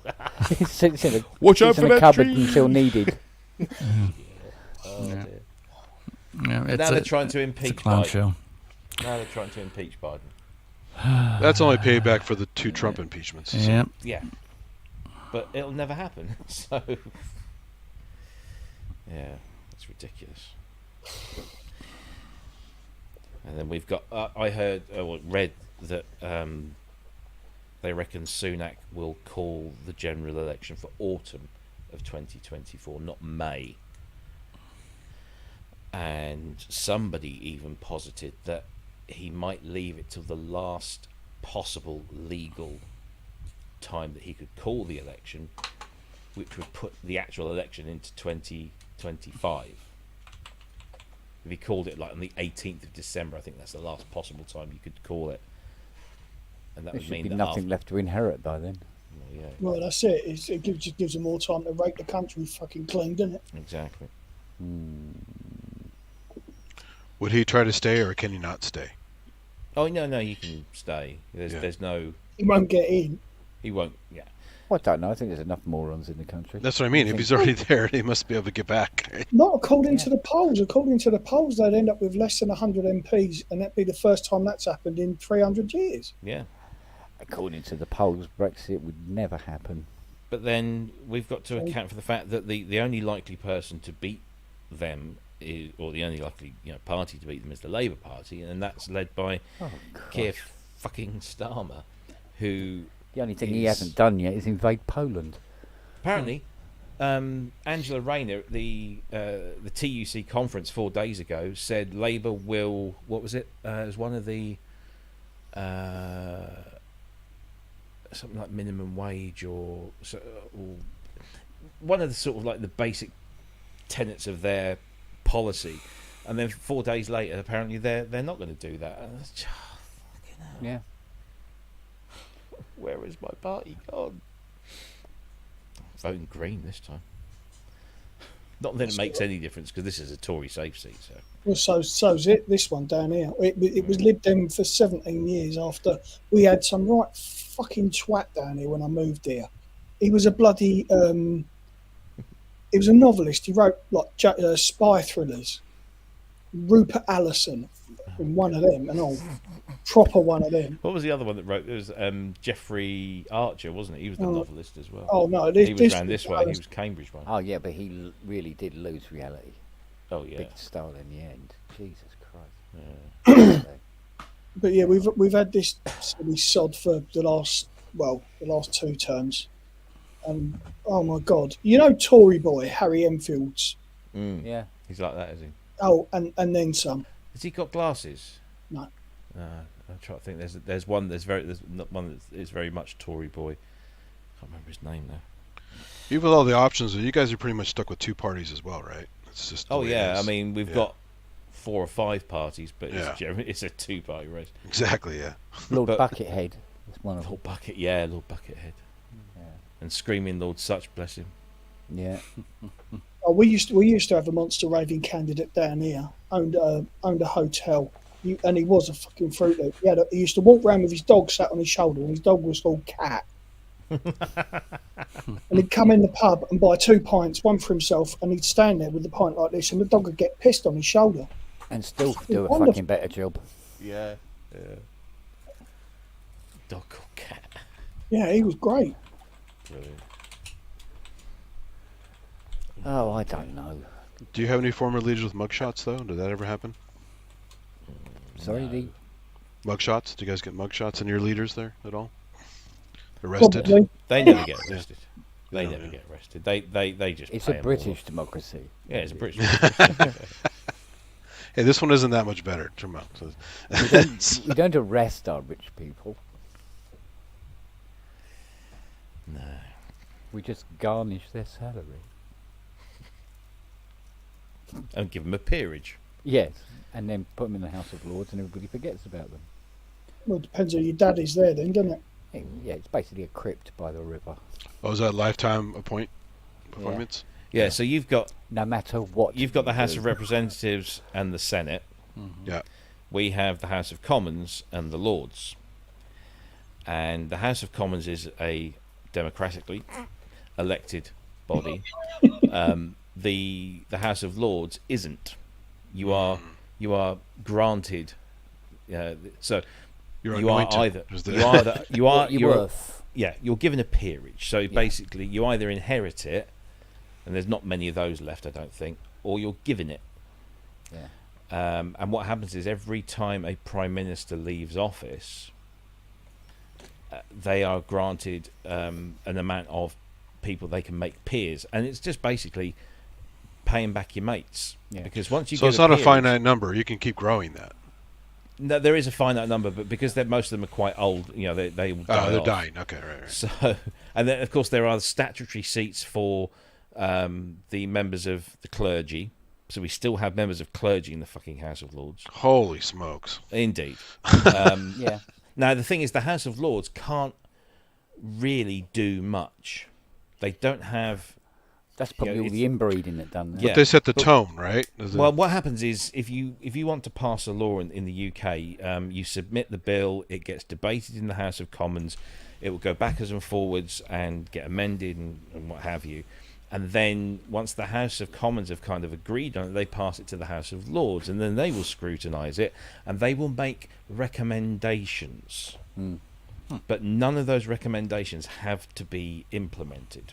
So basically, they could say this entire law is bollocks and you should get rid of this, that, and the other. And that's what we're saying. Here you go, House of Commons. And the House of Commons say, whatever, through it goes, unchanged. And it's purely symbolic. Yeah. Wow. They hand them a bill on national security, don't they? I mean, you take, like here's the bill, our new bill on national security for the country. Please read it and give us your recommendations. And they go, I want a pony. I want a pony. And that's about all they fucking do. That's it. Yeah. Well, it's like that young one that's just been put in there, isn't it? I mean, there's so much fucking blackout over what and who she is. Yeah, she was an advisor to Boris Johnson whilst he was in power. 27 years old? Yeah, she's not even 30. And he leaves office and makes her a member of the House of Lords. But I mean, the funny thing is that when he left one of his wives, she was pregnant and, had a daughter, and nobody knows what this girl's name is. And all of a sudden, this 27-year-old girl is appointed to the Lords, and her birthday falls right around the time his ex-wife would have given birth. Funny that. Do women make it to the House of Lords? Yeah, she did. Oh, she did. Yeah, just if you're put rich enough. in. If you're rich enough. And know the right people. Yeah, because the big scandal over here at the moment, or was a big scandal. Thank you, darling. Was Well, I had to make way for the next one. A lady called Michelle Mone, who was a very successful businesswoman, whose business was undergarments for ladies, particularly ladies of a certain stature that needed more support than maybe others. That was her business. Okay, but she was very successful, and she got a peerage. She was a Tory peer. When the pandemic happened, we had this thing called the VIP lane for people to provide PPE, and all of these companies would spring up and say, yeah, we can provide PPE for the UK government, and we'll do it for 25 million or 50 million or whatever. And then the stuff would turn out to be subpar, substandard, or it would get lost, or whatever. Things would happen. And she raked in tens of millions of pounds by promising that she would. And she ran a bra company. This had lace PPE. Yeah. Hasn't Sunak just said he's writing off the 14 billion? Yeah. Fucking waste of money that all that money that got spent on PPE that either never got used or never turned up. And she's nowhere to be found. Yeah, well, they're writing off that 10 million on that new radar system for a plane that was scrapped 3 years ago. But they still had to develop the radar system for it. Well, they had to finish it, right? Yeah, it had to be finished, even though it only works in that particular aircraft. Yeah.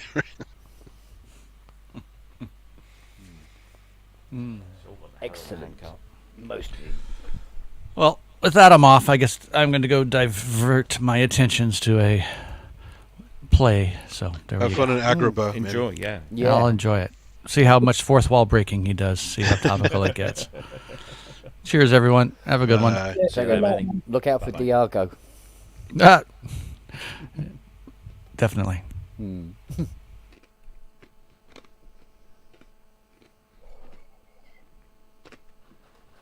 What?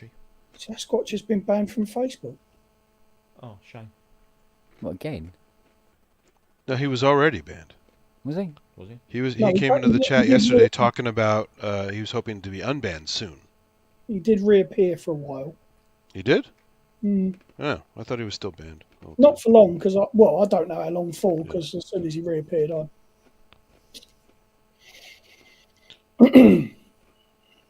I mean, he can't stop himself. He's going to want to post some more stuff that's going to get him banned. So. Yeah, well. Don't be a cunt.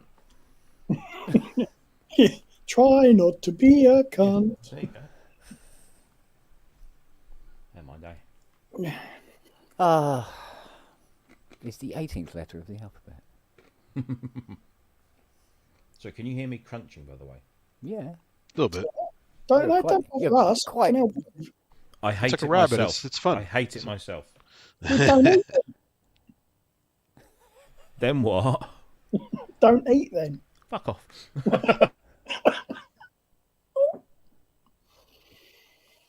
Fucking hell. I don't know. Mind you, I mean, we've heard old synthetic eating, haven't we? Before now. Yeah, it don't matter, does it? No, not as an issue. No, I've never found it an issue, I must admit. Anyway, how are you, mate? Quite good, according to others. Once I've paid them. That is. Yeah, all right, buds. How did you visit on Thursday go? You had some big wigs, I think you said. Yeah, I think big wigs is probably an exaggeration. Can you tell us who it is yet? No.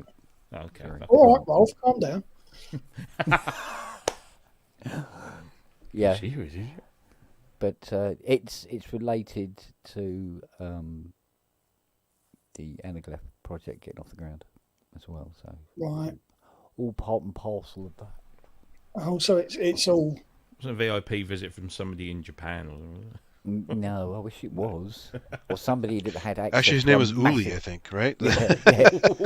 Yeah. He went there. He went there. Oh, good God. Yes. Nelly, you know what to do. Boom. Testicular For you, missile. mate. Yeah. When is someone going to visit with a cup? Yeah. I walked in like that last time. Fucking. Yeah. I had a bunch of bubble wrap in front of mine today. Yeah. Worked though, didn't it? No. No. Titanium bubble wrap is what you fucking need. She was quite quiet today. She was quite. Her greeting one? was Nels. Her greeting was a little less. No, yeah. I think they're used to me. a bit now. Over the top, yeah.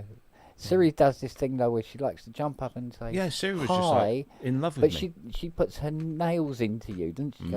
Because I don't want to fall down. Hi. Oh, there you go. Yeah, she was do up there for something. quite a while. Yeah. How's the little fella? Oh, he's lovely. Yeah, not moving around very much. Has he not had his jab yet? No, he can't have it yet. He can't have it until 4th of October. See, I used to have to give my dog something because she had pretty bad arthritis for years, and it was something called Previcox. It was a really, really good fucking tablet. Really good tablet. Bloody expensive, but worth it. Yeah. I'll have to get up and see you at some point. I ain't been up for a while. Well, we've got to renew the tablets. The tablets run out in 9 days. He can't go without the tablets for sure. So, got to get him filled up. Well, at least until the injection's due. So, and then he'll be all over the place again, hopping about all over the place. But we've got, but the thing is, we got to try and keep him quiet because if he can't feel it, he can do more damage to it than. Yeah. You know, he should. It's like those football players getting shot up with Percocet and stuff. Yeah. Because the vet said essentially what's happening is that the knee joint is just rubbing on the bone of his upper thigh when he walks and that. So, and because the muscles that kind of hold them together but also hold them sort of apart from each other aren't. They've snapped both ends, and it's happened so long ago, and he gave no indication there was anything wrong at any point. He said it's too late to do anything now. So it's like, yeah, they have amazing pain threshold. It's crazy. I know how that feels because before they did my hip, if you've seen the photograph of my hip, hang on, I'll show you. I'll show you what it looks like now. With the titanium caps in. Don't take your clothes off, mate. Seriously. No, I know. Twat, I've got a photograph. That's all right, sitting down. Yeah. He's still going to take the shirt off, though. Yeah. No. Got to see the sweaty moobs. Now you look at the difference between those, but you see that titanium cap. Yeah. That was originally bone on bone. Yeah. So it was just chopping away at the inside of my pelvis. Fucking hell. Nasty. And as you can see, the difference in the lengths of the legs. My left leg is I don't know what would they say it was 9 centimeters shorter than this one. Yeah, major difference. So I fully sympathise with little Noah about fucking bone on bone, mate, because that's nasty shit. Do you get the old jokes about is that number 4 in the side pocket? Never mind. Mm-hmm. Where's your trombone? No, you've lost me. Yeah, all right. It just looks like you've got a pool ball in your pocket. Oh, right, gotcha. Yeah. Does that set off security detectors? Haven't ever tried it. It's another form of pocket pool, right? So. yeah, Wagyu. Yeah. I deliberately altered that photo to make sure that wasn't seen. Yeah. Yeah, no, you can't see it in my picture, mate. Don't worry. You don't want to see that bone, do you? Bone, fuck off. Well, a lot of mammals actually have a bone that's called a baculum. You want the equivalent, there you go. No, they actually use the raccoon one as they call it a hillbilly toothpick.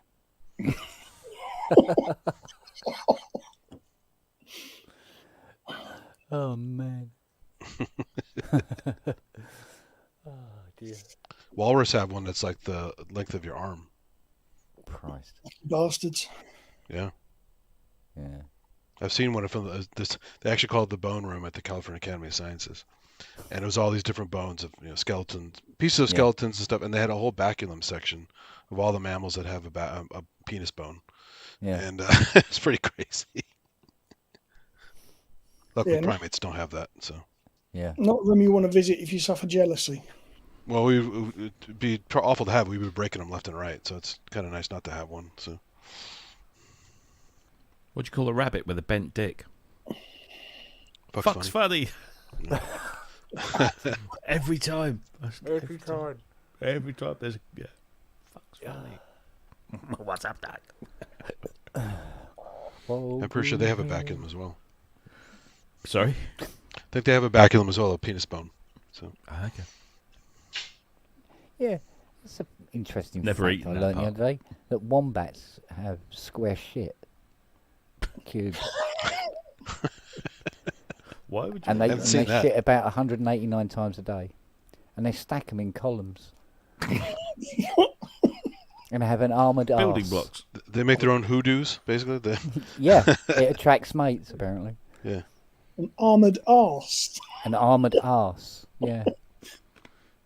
Bulletproof. Bone plates on their arse, so the predator gets them from behind. But they apparently then can push up and crush the predator's head on the on the top of the burrow and stuff like this.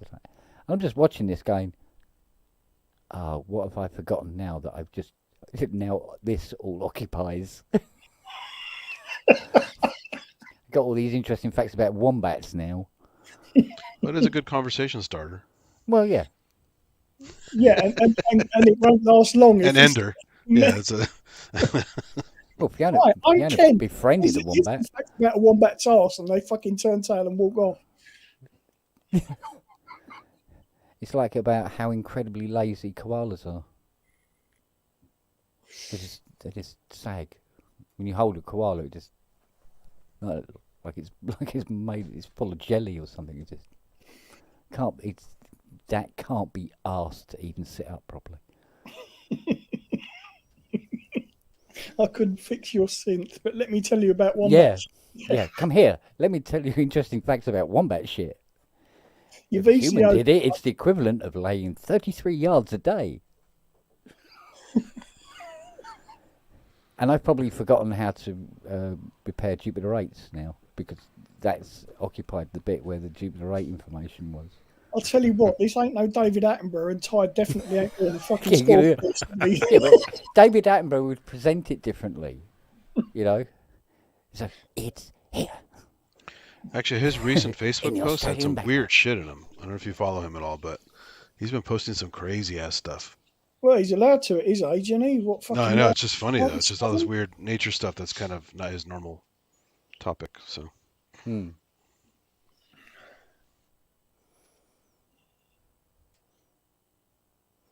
think I probably haven't got any other interesting animal facts.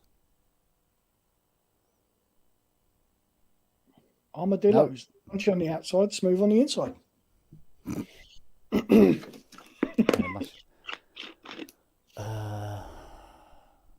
No, I think I'm done. I think animal facts are.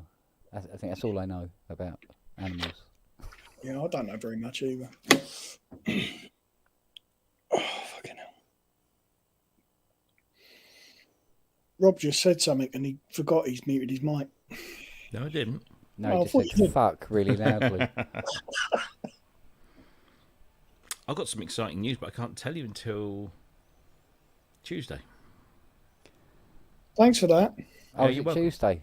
Tuesday now, isn't it? Yeah. No, not yet.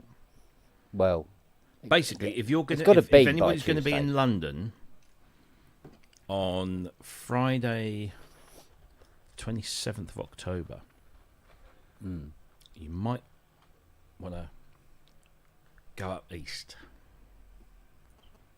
His old stomping ground. Are you East London? No, South London. No, South, aren't you? Yeah. That's where I was today.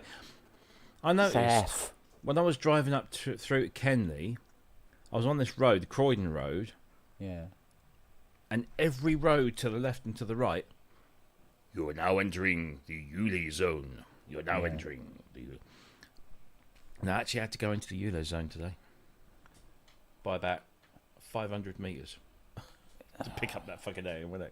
But it's okay because I'm compliant, so doesn't cost me. Otherwise, you could have just popped here first and then gone over in the Mustang. Yeah, right. It drives sweetly, my friend, sweetly. And at ridiculous speeds. The Uli zone. That's right. Yeah, Behringer takeover. Yeah. Yeah, I got a few more videos come through on my thingy on my iPad of people cutting down the cameras. Oh yeah. They're dropping like flies in South London, mate. I mean, literally, they're putting new ones up and then they're just cutting them down again that night. The Blade Runners, attacking the mobile vans as well, aren't they? Yeah, slashing the tyres on the mobile vans. Fucking and then every time one's sighted on the Uli's Facebook page, they're showing where the vans are. So go, right, don't drive up this road, go around this road, and you'll miss the Uli's van. I saw some of those guys even took a hint from one of those crime shows where they're putting a bright light in their faces, so while they're getting to the camera, it can't make out their face. Yeah. They're wearing like this rig under a hood that lights up your face really bright, and it fools the cameras, and then they can stand there and not be caught. Yeah. So. Well, there's this thing they sell at where was it now? I think it's B&Q. It's some sort of wall insulation aerosol thing. And they said they've been selling hundreds and hundreds of cans of it. And that's what's been appearing on all these cameras. So there's all these people coming in. Expanding foam, yeah, just filling up the camera. Yeah, type of thing, yeah. It's really, really, really, really sticky. And very hard to get off, yeah. It's terrible. And he said, can I have 2 cans of that, please? Thank you. Thank you very much. And disappear out the door. I used some. I made the mistake of not wearing the gloves. Yeah. And it was like transfer from hand to hand to hand. I can't get this shit off. I had to use acetone to get it off my fingers. Apparently, if you use WD-40 before it dries, you're all right. Yeah, all I had handy was acetone, so it's just nasty stuff. It reminds me of when they started putting fucking speed cameras up everywhere. That was a bit painful. Yeah. Apparently, sales of cling film went through the roof. Yeah, but you see, Uli's does enter into Surrey. That's the shit. Yeah, but apparently these cameras can't pick up number plates if you've got cling film on your number plates. Well, here they were selling a reflective spray you spray your license plate with, and it made it super reflective. They couldn't pick it up. Well, somebody put across his number plate a piece of cardboard and with Fuck cling you, film Sadiq. was £12.50, and next to it said, "Here's my £12.50 for entering the Yuli zone. If you can fucking catch me, you can have it." Or they got people with an old glove just hanging over part of the number plate and stuff like that, you know. Some guy registered his Ford Focus in Sadiq Khan's name.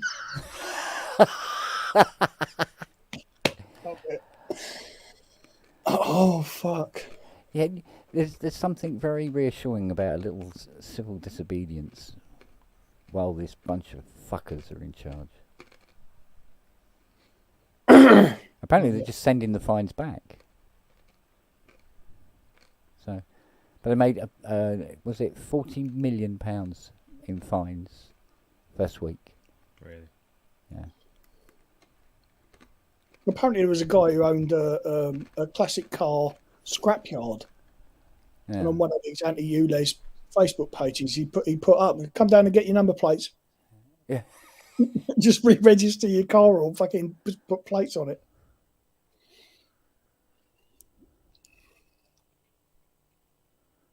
Yeah, the Was it Blade some- Runners are doing a good job, mate, I tell you. Somebody put a meme up the other day, and it was, you know, Saharan sand can travel 3,000 miles in the fucking atmosphere, but pollution stops at the edge of those signs. Yeah.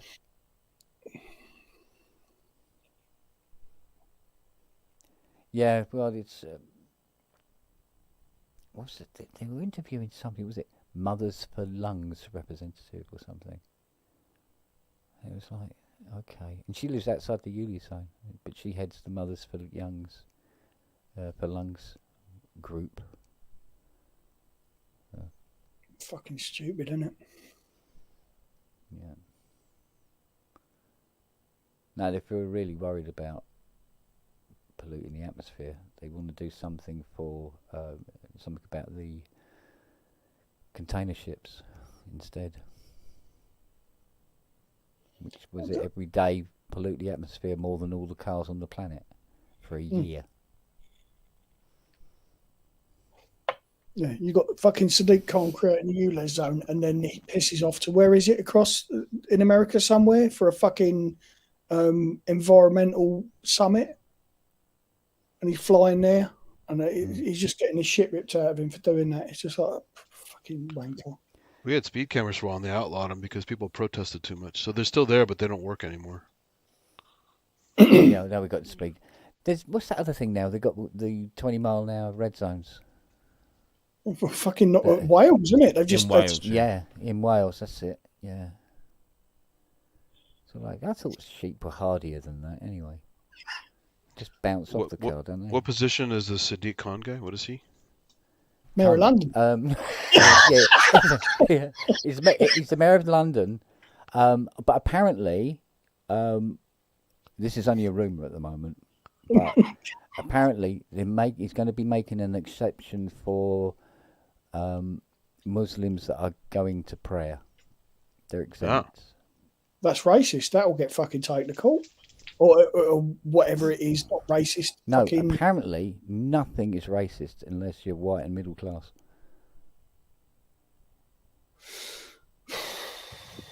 So, there you go. I mean, that is bullshit, obviously, but you have to admit it's been completely on the opposite side for a long time. There is, white people have been getting away with a lot of stuff for decades. Yeah, I must admit, when I read that particular thing, I went, "Yeah, all right, mate, don't worry about it. For fuck's sake, that's sort of like, ooh, give me a spoon." No, he's not going to do that. So, but they are talking about the connection between that and Labour, and about if Labour can get in, that way they will be able to expand the Yuli zone to all of the UK, essentially. It's got nothing to do with Labour. No, but Labour will be the tool necessary to make it nationwide. That's not going to happen. not going to happen. Well, they said that the expansion wasn't going to happen. They said Brexit wasn't going to happen. You can't expand something nationwide across in cities.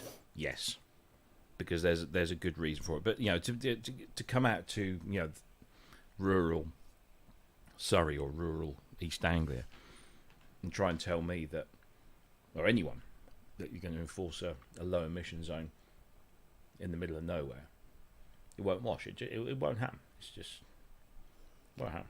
Well, it wouldn't go much further south anyway, because that's where all the MPs live. Yeah. So that's why it stopped at the edge of the M25, not the other side.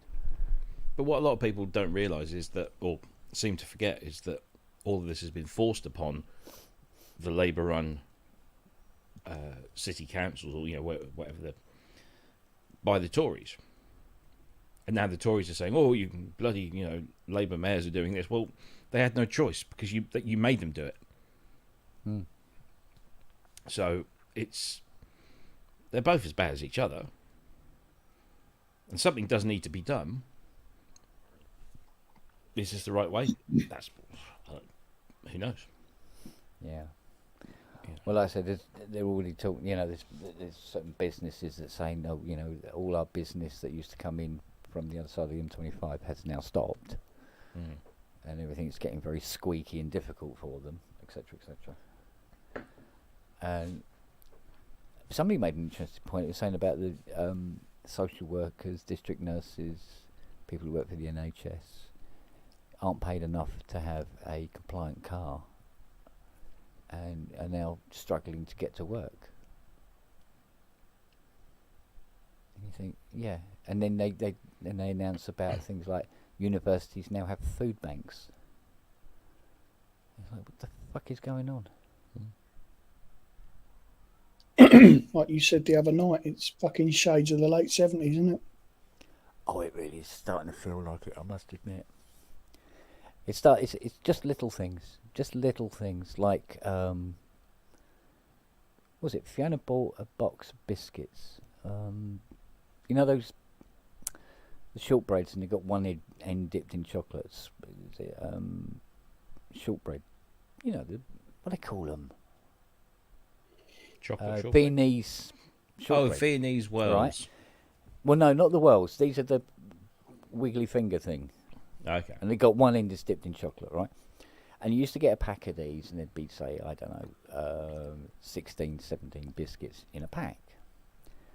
So Fiona she goes, "Oh look, we haven't had these for donkeys." I mean, "Oh, cool." And she pulled it open, and what they've done is put gaps in the tray, so now there's only 8 biscuits, but it's in the box, it's the same size, but it was 25p more. That's sneaky.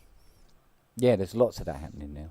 Yeah. Where they package things differently to make it look like you're getting the same thing, but you're actually getting less, but for more money. For years. It's like a water bra with snacks. Yeah, but it was great. 2 biscuits, gap. 2 biscuits, gap. 2 biscuits, gap. It's like, it's not even, not even hiding the fact. Well, they are until you open the fucking box, of course. But and it's these little things, and they all add up, and they all add up, and all add up. It's like petrol going up again, and all this sort of thing. So why? Oh, because nobody seems to have a fucking reasonable reason why petrol's gone up again. I filled up before I went on holiday. Yeah. And it cost me 88 quid, which was the cheapest it's been for a very long time. Filled up today, it was near enough 95 quid. What are you paying up there? Today I paid 156.9 for diesel. Mm. And as I was travelling down to Kent's. Well, it's just at 150.9 for petrol down here. Yeah, 160 odd. I think the most I saw roadside was about 168 or something for diesel.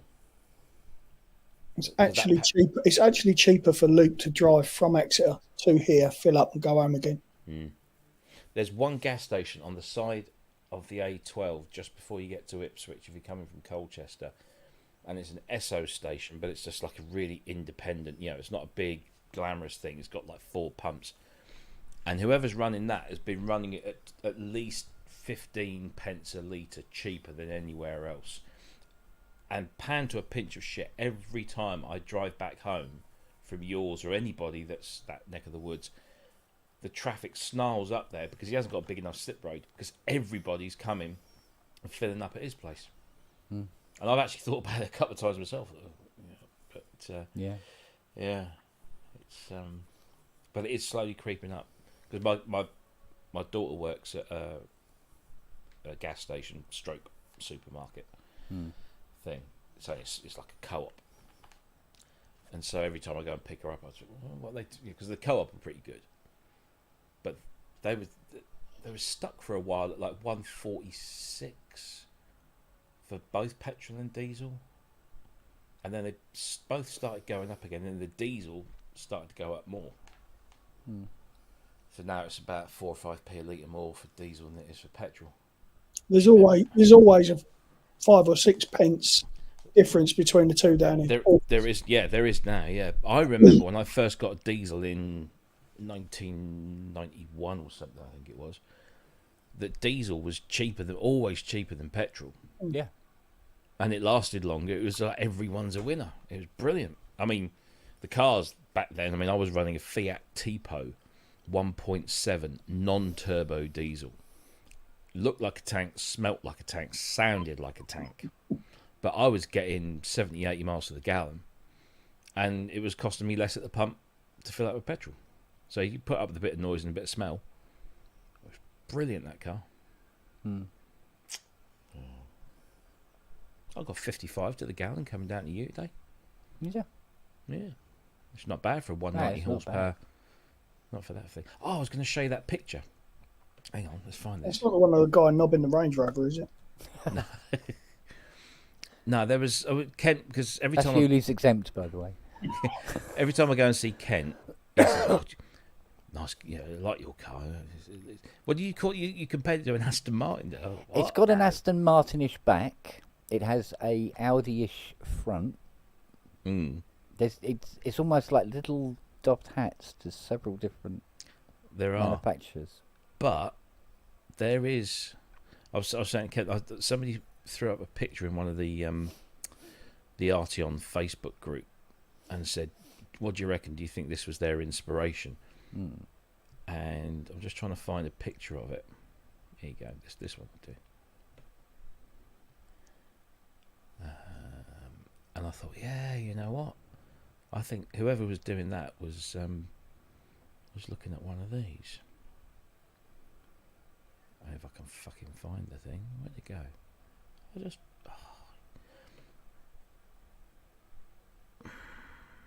Oh, because I'm looking in the wrong place. Right. This is Type 3 VW. What do you reckon? I mean, in little bits, yes. I see little bits of it. It's like a coupe saloon type thing. Yeah. Yeah. But it's that sweeping back end. Yeah. There must have been a. But yours has got that curve like you have on the. Is it the new Bentley GT type thing? But there's also a bit of DB9 there. Really? Yeah, there's a bit of a, and you got that Audi-ish stroke Porsche part to the front. It's just little bits of it almost look like other motors. The Audi thing I get, because obviously they're fair. I think it shares a platform with one of them. Yeah. Just trying to. Yeah. But yeah, it's. I actually saw 2 more of them. I rarely see another one. I saw 2 of them today. Yeah. Yeah. Mine. Yeah. The Arteon's more like an A7 than it is an A5. A lot of people say, "Oh, it's just VW's A5," but it's bigger than an A5. It's closer to an A7. I tell you what, I thought was quite interesting. I parked the Muzzy next to the Chrysler estate, and the Muzzy's longer. Yeah. Like, oh, fucking hell.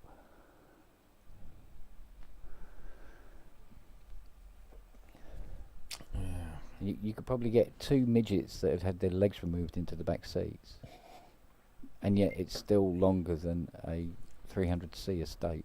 Yeah. I forget what they call them in the States. What, Mustangs? No, the 300C estate. It's got a different right. name. Hearse. Yeah. Because we get the Bentley-like grill. Yes. And they get more like the plastic slatted grill. But I'm trying to remember what they call them. You should see my old 73 Mercury Marquis. It was about as long as those old Cadillacs. Yeah, I mean, oh mate, some of those motors. Me. Boat with wheels. Yeah. What do they call them? Do you know? I can't for the life of me remember what they call them. But they have their own name. Great thing is these cars are big and heavy, but they still ran like a bat out of hell. That's so it. Yeah. Chrysler Magnums, the estates. All right. They're station wagons over there. Yes. Yeah. On top of that. Tickets, please. My next one's going to be a shooting brake, if I can. Yeah. Yeah. They are. I don't think I'm going to have a next one. No. No. Because the one I want will kill me.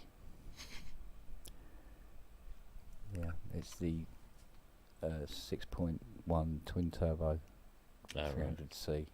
Yeah. Are they still making them? No, it'd have to be a disused one.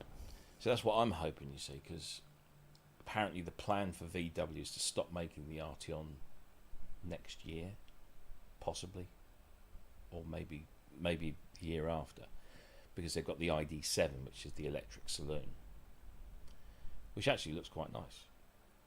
But I think I'm a little bit off on electric at the moment, price-wise. I don't think I can afford it. So I'm hoping that by the time I need to sort this one out, yeah, the ID7 will be out. The Arteons will now be out of favour. I can pick up an Arteon R, which is the is it 280? No, it's more than 280. It might be 300 brake horsepower, but with enough room to fit 2 DX7s in the back and still have 5 people sit comfortably in it. DX1, sorry. The only bloke I know who measures his cars by DX7s, for fuck's sake. Like, Jackie's like, why do you have to have a big car? Because I've got to put fucking synthesizers in the back. I mean, this one, I got the AM1X in and had it vertical, or, straight. It didn't have to put it at a jaunty angle or anything. It just goes straight. And there was room. There was breathing room. The DX1 goes in, no problem. Yeah. No problem. The Chrysler will take the GS1. Yes. Yeah. Actually, I won't mention his name. I think you know him, Ken. There's a guy that's offered me a flight case for the DX1. Not that not that I plan to move it too often. You'd need another house for the flight case, wouldn't you? No, exactly. But he said to me, he pinged me the other day. He said, because we've got an agreement. He said, it's not going anywhere. It's yours if you want it. So I said, well, look, when I can, afford to buy it and sort something. So, are you going to Synthfest? And I said, yes. He said, I can bring it up to Synthfest and you can take it, sort out there. Said, yeah, but I've got a boot full of other things. I've got 2 TX816s, 2 QX1s, a Modi X7 Plus, a couple of RX11s. And then I thought, actually, they could go in the flight case. Yeah, that's exactly what my next thought was. Maybe I could fit them in the flight case. So I've got to have a quick think about that and figure it out. But and then what can't go in can sit on the flight case. Because he only wants 150 for it. My gracious me! Bow. Hello. Hey, homage. Hey, Somebody looks really well. Look at him. Doesn't he look well? He does. Oh. Where's the rest of you gone? Look like they're running you ragged, mate. Hang on. Sorry. Apologies. There we go. Where's the other half of you gone? It's funny. Somebody else asked me that recently in a slightly less polite way. He says, "What the fuck happened to you?" Famous comedian. Kind I'm of not going to name him, but he said, "You look like you shit half a human." Wow. That's what he said.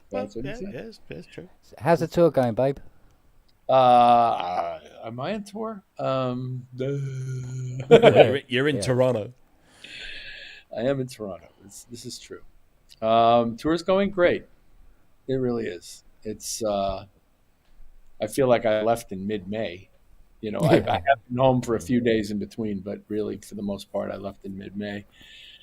And it's now we're winding down this particular leg, which is then followed by a couple of down and backs the subsequent weeks, which precede by a couple of weeks us going to New Zealand, Australia, and Dubai, in that order.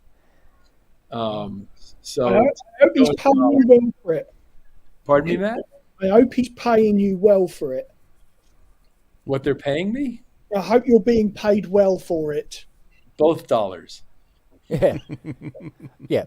After the tour is done. I get paid both dollars. Yeah. No, I'm doing fine. They're paying me well, and I'm quite satisfied with any of that. But that's not really the point. I mean, it is the point. You have to do this. But the fun is in getting to win over audiences that didn't come to see you every night, which is what we're doing now when we open for Duran Duran. Is you show up and you win over an audience every night because they didn't buy that ticket to see you, and we consistently do, and I'm proud of that. Good. Last night, somebody said last night that Detroit was the Scotland of the United States because the crowd reaction was just off the charts, and typically when we play in Scotland, the crowd reaction is off the charts. Wow. But anywhere in the north of the UK, really, or Ireland, or even the south of Ireland, it's just nuts. And most of the south of England too. But the Northerners really seem to get their licks in. Volume level is always is gigantic there in the north. So, how's everybody been? Long time. Good. It is. Yeah, all ticking over. Oh, good, yeah. I hear Robbie's still waxing romantic about Yamaha gear, which of is course to be expected, and automobiles, which caused me to say maybe I'll wait 15 minutes because I have absolutely nothing to say about automobiles except I love mine, and that's it. Well, I was going to say, great Tiny Desk concert, by the way. Well, thank you. I really like that. I really enjoyed that. I love those things. You can't have seen it, have you? Sorry? You can't have seen it. Yeah, I saw either a clip of it or something. I saw. Oh, there may have been. Yeah. Really? I haven't seen it. I've seen pictures, and pictures you can see in abundance, but I don't. There was a clip, I'm sure. I haven't. Maybe seen you saw all the pictures very quickly, in succession. And then just had really the music in looked my head. like a video. Nobody who's there is allowed to shoot any video. It's. I'm sure I saw. Hard law that you can't be shooting that thing with video. Have you imagined it? I'm going to have to look for that now. Everything I saw a froze. clip. Maybe there was like a teaser. Everything froze for a second there. Sorry. Well, you are in Canada. Yeah. Well, it was fun to do. I don't know what it sounds like, which is why I'm really curious to hear a video, because it was an awkward environment to listen in while you were playing, and there were no electronics, there were no in-ears. It's all done acoustically. I mean, all the singing is acoustical. There are microphones up, but only to capture for recording for later purposes, YouTube purposes. Nice. Excuse me 1 second. I'll be right with you. Dinner is served. Here's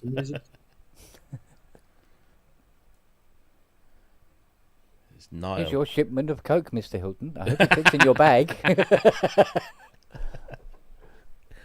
I swear I saw a video of that. Maybe you dreamt it.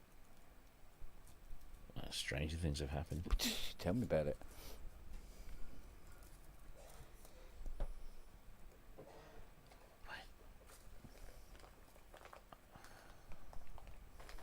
Have you ever seen an NPR Tiny Desk concert? No. No, they're really good things. Just like big artists in a tiny room. Yeah. Playing their stuff. Yeah. Didn't Imogen Heap do one? Sorry? Imogen Heap did one, I think, right? Possibly, yeah. Yeah. Literally a concert in a record shop type thing. Less than that, yeah. It's just like in a room. It's all acoustic. Yeah. Or mostly acoustic, yeah. Why did I see that? Because the photo I saw, it looked like he was in a record store. Yeah. Yeah, there are kind of lots of bookshelves around the edges and...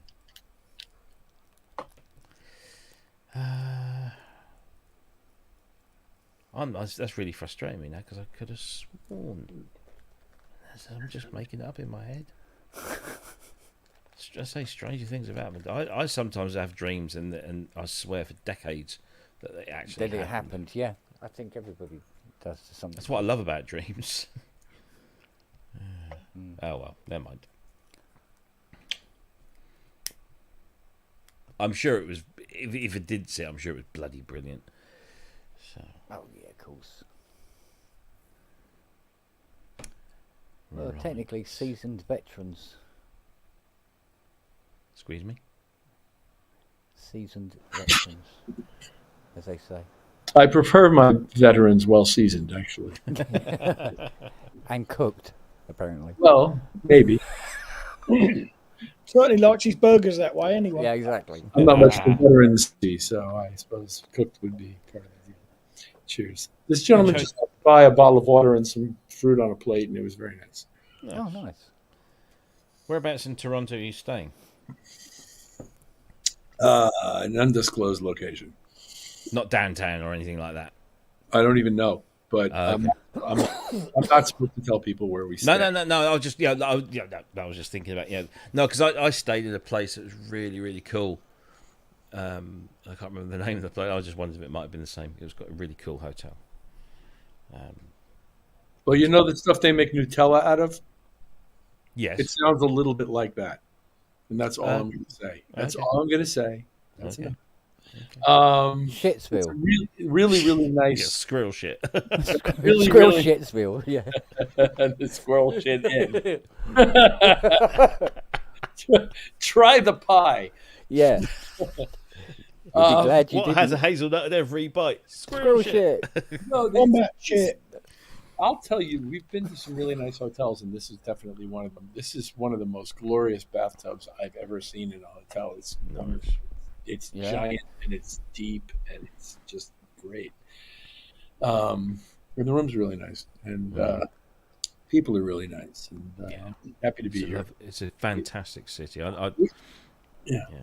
Somebody just said, "Are you in a Hilton hotel?" Absolutely not. Of course. That was Paul Artola, not me. A lifetime of hotel jokes. Yeah. Is in store for you. If you live like I do. Yeah. Best thing about Toronto is the whole underground network that they have there. I think it's called Path or something. Oh, basically, what the transit system? You mean? No. This is it's like a whole Drugs network. cartel? No. It's like a whole network of streets and shops and restaurants and everything, and it's all underground. And you only have to walk down, any street, sort of like, in the main part of Toronto, and you can access it through buildings. So basically, you can come out of the rail station and go into this, and you can literally walk all around the main part of Toronto underground, because obviously when it gets really cold and snowy, it's not very nice. So, and all the main buildings have access levels. And the under, it's just amazing. I spent an afternoon just getting lost, walking around there. It's fantastic. London it's a bit has like, it as well, don't they? Yeah, it's a bit like Canary Suez. Wharf. No, if you go to Canary Wharf, it's very much the same sort of thing. But yeah. So sort of a city beneath the city. Yeah. Yeah, Osaka has that as well. It's amazing. Yeah. I didn't know it existed until I had an afternoon, or like just a bit over half a day left of just I could do anything I wanted, I thought, I'll go up the CN Tower. That's what I'll do. And the weather decided, no, Rob, no. You're going to go up the CN Tower. And when you get to the top, you ain't going to see shit. It just like all the cloud came in. Yeah. So I came down, and by the time I got down, it was raining. So I was following this mass of people, and they were all going into this hotel lobby. And as you pass through the hotel lobby, you carry on into the path system. And then you just wander around, and you can get horribly lost. But thankfully, there's lots of maps and everything. And yeah, I spent the whole afternoon just wandering around shops and shit. It was great. Mm-hmm. I love Toronto. Yeah. Well, I'll be here for a few days, so look for it. Seriously, look for it. Yeah, well, I've been here before, and my best buddy who's living here is unfortunately a bit ill, so I'm not going to stay. But I've got other friends here, and I'm looking forward to just kind of looking around a little bit. And then we'll play the show on Tuesday. Uh-huh. Is it Tuesday or Wednesday? No, I think it's Wednesday. I'm going to have to look. Wouldn't want to miss it, you know. Tonight. Yeah, you should be be there now, Rich. Oh shit! Oh my God! No, it's Tuesday here in Toronto, and it's Wednesday in Montreal, and Thursday we fly to New York. Friday we play in New York, and Saturday we play in Maryland, and Sunday I go home. Yay! For a couple of days. Yeah. So, you know, it's been great. It really has been awesome. That's a great tour to be on. The people are fun. The backstage hang is good. The show is good for the audience. You know, it's Phantoms are living up to expectation. Phantoms are freaking awesome. I'm really, really enjoying playing them. There's always a list I've got of the next series of edits I'm going to do. Just level balancing between songs so that I'm not focused on that, just selecting things and they're playing at the right volume. Yeah. And I've done a few of those updates along the way, and it kind of needs one now, but not that badly that I can't just compensate for things as I'm playing along. And yeah, it's such a satisfying thing to have a workstation style keyboard that does everything like it does, and especially the synthesis aspects. Like, it's a very convincing illusion of operating those synthesizers when you're tweaking filters on a knob on the front panel of the thing. It starts to feel very, and then for anything deeper, you've got a screen that you can go in and get to any of those things and just either draw it or type it in or do whatever you like. And mixed with the ability to import samples, it does a ton of stuff. It really, the synth thing is particularly strong. It's incredible how good it sounds playing those synthesizers from Roland Cloud. Yeah, because that's really the closest you can get to owning a JP8 without owning a JP8. Yeah, these days. Yeah. And hey, if Rich, are you mostly creating stuff with the new technique, new abilities of the board, or are you recreating stuff from your older board in general, just to stay consistent? Well, the tasks involved in executing a Chic show haven't changed. Yeah. But I'm using obviously completely different sources for those sounds. Right. Based on what this instrument has to offer. That do you try to keep them similar to what they were, or do you go like a different direction a little bit? And I don't care if they're similar to what they were, as long as they play responsively and sound believable. Yeah. So I'm not dug in about trying to duplicate what I was doing. And interestingly now, to feed in a little deeper into your question, there are times now where we're playing in some far-flung place on rental gear and they don't have Phantoms, and I'm playing what I was playing before. And it's a completely different playing experience. And the sounds are quite different. Now, they're focused similarly because there are certain styles of sounds I think apply to these particular sets of tasks. And it's me doing the sourcing. So, you get a certain similarity just because of whatever stylistic thing I have. But everything is brand new, and there's things I can do incorporating layers with samples in them. If I like, because Chic is has a lot of string fall sounds. kind of string things, and it's very, very hard to make that. No, I've tried every which way. Believe me, it's just not easy to manufacture that, and now I don't have to, because I can pull the originals and stick them on a layer, and tie them to just one note at one velocity level, and bang out the original. While I'm also playing the string sound that I'm playing, I can bang out the string falls. And as the key zones do tend to have. There was that little bell thing as well, wasn't there? I didn't end up sampling a bell, though. I ended up using something from their vast. I have tons of library access. So I'm trying to remember what it was. Was it a Cyndi It was a Lauper bell. track? It was a bell for the song "Material Girl." Yes, yeah.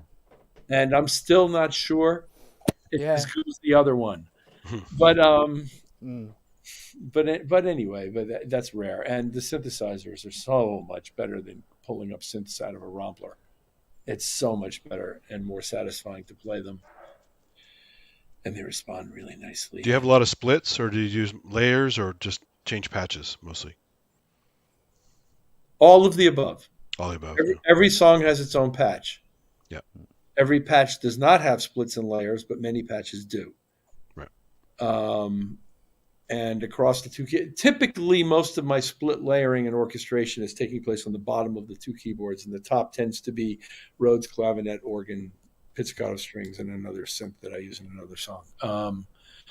So the bottom one is where all the fancy stuff happens, and the top one is typically just sort of a select the sound I need for the song I'm using.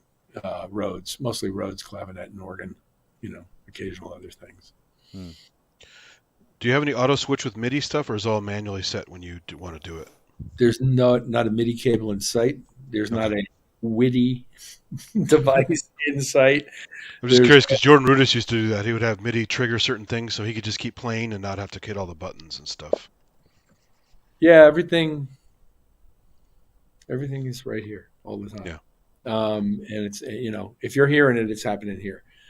If I may be triggering a string fall with the string sound that I'm playing. No, I didn't mean playing it for you. I meant auto switching, like a patch or a section or something like that. So when you keep playing, it keeps going, kind of thing. No, okay.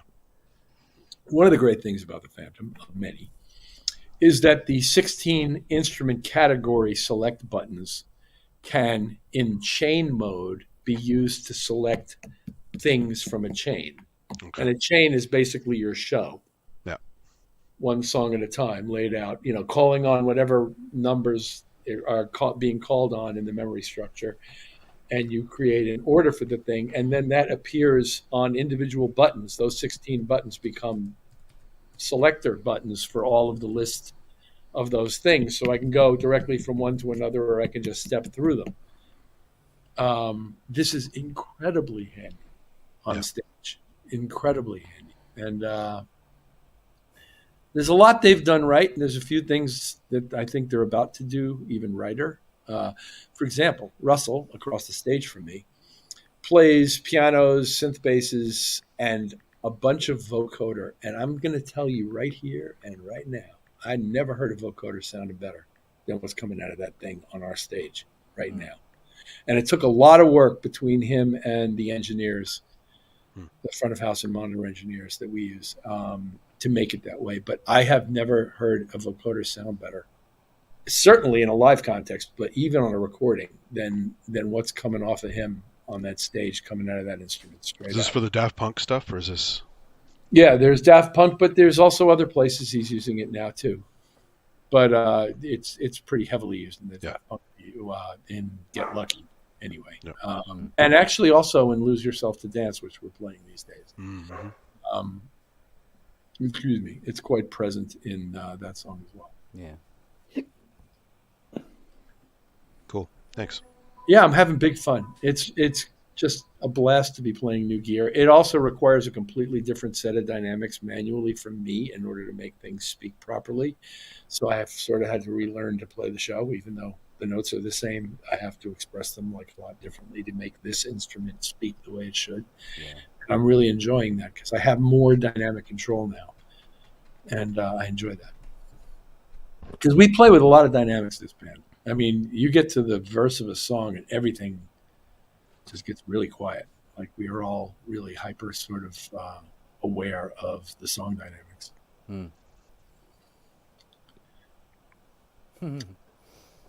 So this additional dynamic facility helps me to achieve that. And I really enjoy it. Jackie's just noticed the Hydrasynth. Oh, okay. She didn't see it under your arm when you came in the house? I didn't hear a door slam. No. No, But- there's bribes going on. Are you sleeping on the sofa tonight, mate? Bloody hope not. Yeah. No, I said I didn't buy this one. This is Kent's lent it to me. Yes, and she looks over here. She says, Kent lent you that one, and that fucking still here. Well, Yeah, that's true. hard to argue with that. Yeah. It's quite funny because I got piano going. Oh, I'm so glad that fucking DX1 here isn't here anymore. Better trip over that thing. I did a Hilton today. Uh-oh. I had to go to the downstairs loo and be careful where I was aiming.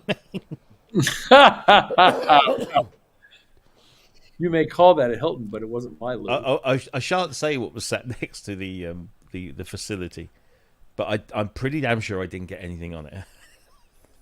Yeah, but it's what you said afterwards. What did I say afterwards? Oh, God's sake, because I told you whose it was. Oh, yes, you did, yes. Yeah. Yeah, and then you said it's probably had loads more certain stuff thing. I said, oh, maybe I should have licked it. And then I thought, no, maybe not. Big Daniel Miller fan, are you? I love Dan. I'm a big Dan fan, me. I tell you what, you'd have to be a big fan to lick an MKS, to be honest. It was a super duper Jupiter by the time I'd finished. Paintwork on an MKS tastes horrible. Oh, dear. I'm told. Yeah. Special lead paint on that one? So... Oh, I don't know. I think it's because it's the powder coating. It's just... It's the urea coating, yeah. Now we know why the Craftwork vocoder keeps going bang, because it's permanently wet.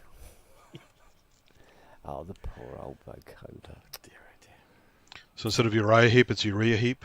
Yeah. Boy, this didn't take long, did it? No. It's always It never devolving. does. Yeah, it it's always, never yeah. does, mate. We're always skating at the edge of this, aren't we? It was, mind you, it was pretty low just before you came on. You sort of raised the tone, and then it just no, do you know what? Down it goes again. Right, and I get to get my name associated with it. Yeah, well, it happens. It does. It does. I'll take it. But only from you guys. Yeah, absolute. I'll take it. It's from you guys. So now we're just left with the GS1, and then Fiona will stop screaming at me. Yeah. So what are people doing these days? Still imams and such? Are we? Yep, an ongoing thing apparently. Has anybody found the B section yet? No. There's no time. No. You need two systems and a switch. I'm kidding. This may be the first one that I enter though this weekend. You should, man. Reverb Central. You got it right there with the Yeah, 80 and more I the watch crazy them, the better reverb. people are getting. Yeah. So I've had a lot of practice. I have to say that unit you've got, the was it all? No, I can't, what was it called? Whom? It's right there on the right hand side. Oh, there. Thingy CMX. Yeah, 1978. Yeah. Yeah, there's a lot. It sounds great, but what a piece of engineering that is. I mean, it's not cheap, but yeah, it sounds great. It's a lovely. It's a lovely thing, you know, things to hold. Yeah. Big chunky faders and like that. I do want to say that the more of it I see, the better people are getting, and I really appreciate that. I really enjoy seeing that develop. I think people are getting better and better at it. Mm. Well, that's the idea. Yeah, right, exactly. Yeah. Yeah. It's developing as a form, and the time constraint makes it always a challenge. So. Yeah. Understood. But well, I must be on spotty Wi-Fi. Because to be honest, there are only a handful of people that do it that are really like pro level. Where like they call them banned because like you shouldn't even. What are you doing, man? You're so good. What are you doing in this fucking thing? But the average levels come up as well, and well, of course, yeah. It's encouraging to see because I know everybody's really invested in this emotionally, and I'm really enjoying in seeing people grow into the medium and do cool things. And so sometimes it's just crazy stuff, right? Just for fun, just outright nuts. That's fine too, and it's nice. It's nice in the context of a larger form, concert where you're having a variety of presentations. But I just want to, I like to kid about it a lot, but I'm not really Debbie Downer about it. I do actually. I'm rooting for everybody in this deal. Well, that's what's fun about it. It is a gamut from like somebody just banging on an acoustic guitar with no frills to full-on production with crazy videos and. I mean, some of these people, they put a lot of time in their videos and stuff as well as the music. And I have a really spotty connection. This thing keeps locking up.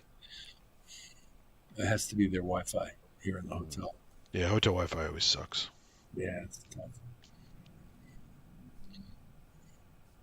Remember one time I joined Ramsey's show before Synthplex, and I'm like, When you were at the zoo, when you were doing that thing at the zoo, that was very much like that.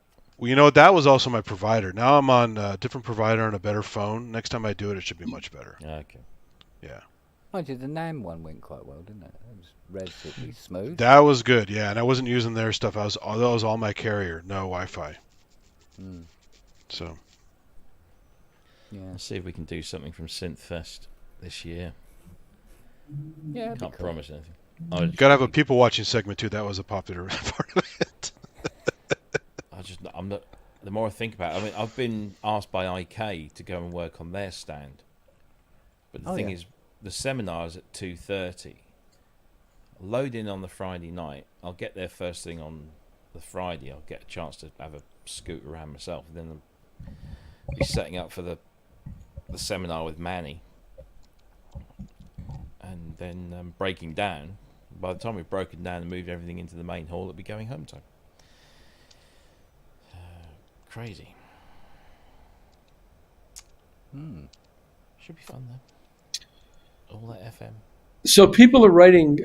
Steve, in particular, wrote that somebody had an Osmos or maybe more than one person had Osmoses that were starting to break down physically in some way.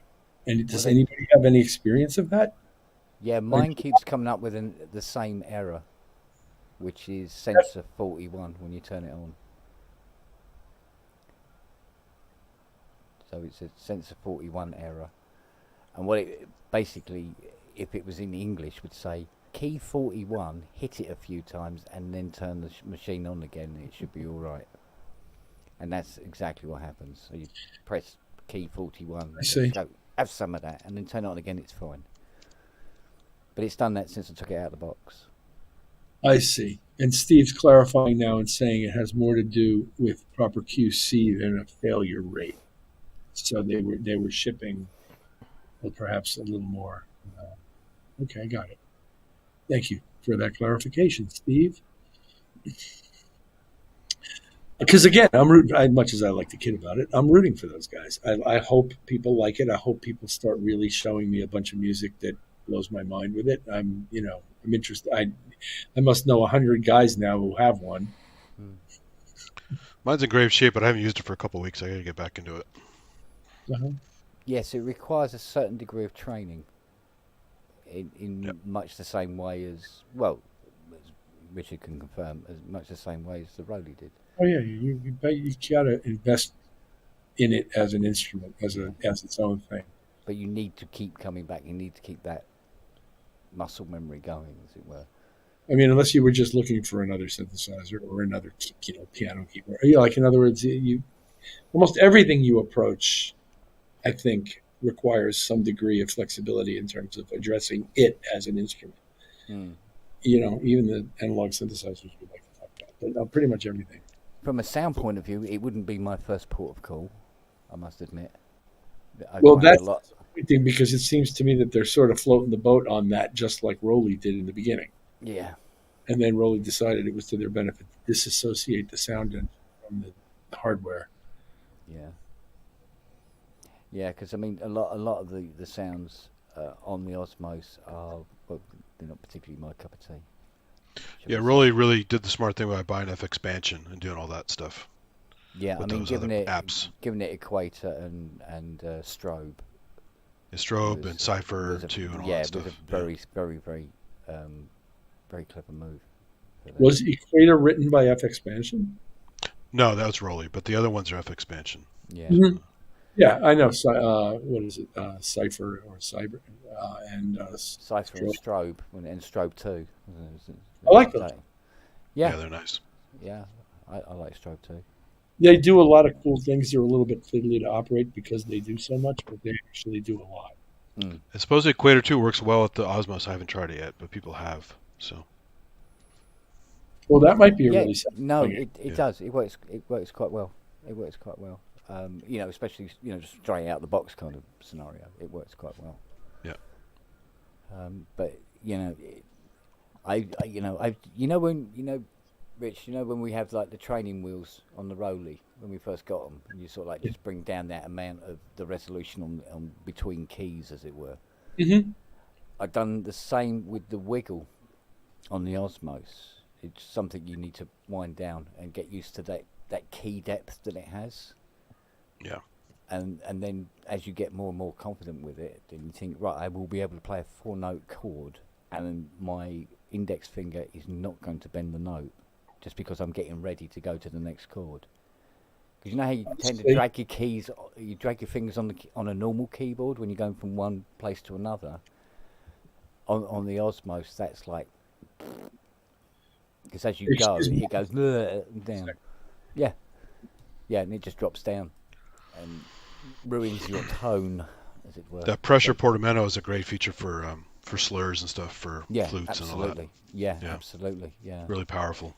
Yeah, but funny because of things like with the VIA harmonic stuff, where it works out that for you and and updates it regardless of whether you're using an Osmos or just a standard note on note off keyboard. Yeah. So the software is meeting the hardware, with the same facilities at the same time. Well, many ways to skin a cat. Mm.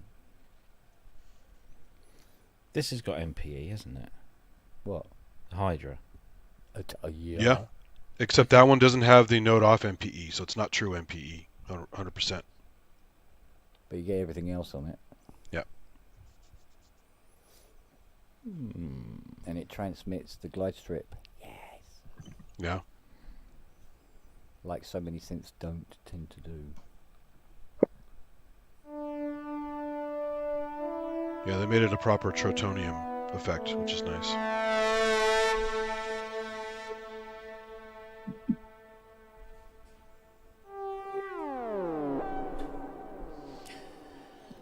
Okay. My turn.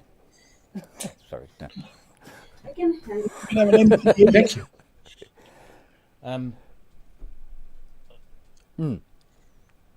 So Argon and Cobalt have got MPE. Yeah. Wow, it's really spotty internet. You can play into it. So if I hook this up to the Carbon, not the Carbon. I haven't got the Carbon. Cobalt. Argon. Sorry. Oh, Cobalt. Cobalt or Argon.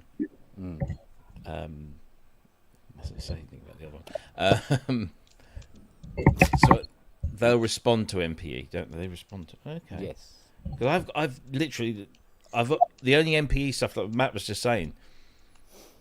I've got nothing with MPE, and I'm thinking, well, he said the only one with. And I'm thinking, no, I've got nothing with MPE, and then just realised what this fucking great thing here is. And so. What about the mask? No, I don't think that's got MPE. No. Oh, okay. No.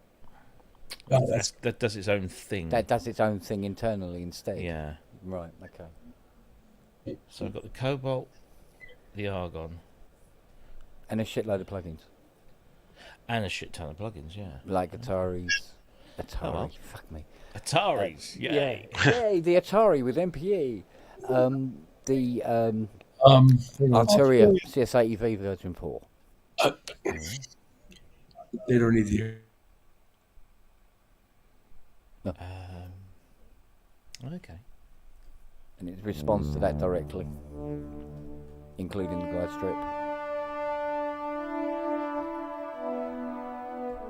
That's right. I've got that patch dialed up. That's all I can play. But my left hand won't do anything else.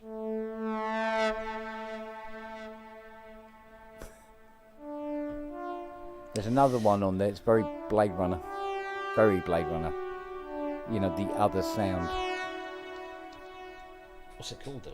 Oh, you're asking me. It's been ages Yes, since I this turned is the your fucker fucking on. machine. Yeah, it's been ages since I turned it on. I can't remember. And this is the first synth that I own that has Vegas mode on it. Oh. I haven't got any other synth that does Vegas mode. Okay, I'm back. What? It's run by the mafia? What? When you leave it and it goes to sleep for a little while, it does lots of pretty light patterns. Vegas mode. Oh, Yeah, most people turn that off. Oh no, I'm new to this shit. This is staying on. What's it called? Don't know. It'll be some sort of like Rachel or something. Okay. Esmeralda. Esmeralda. Esmeralda. The new Esmeralda software.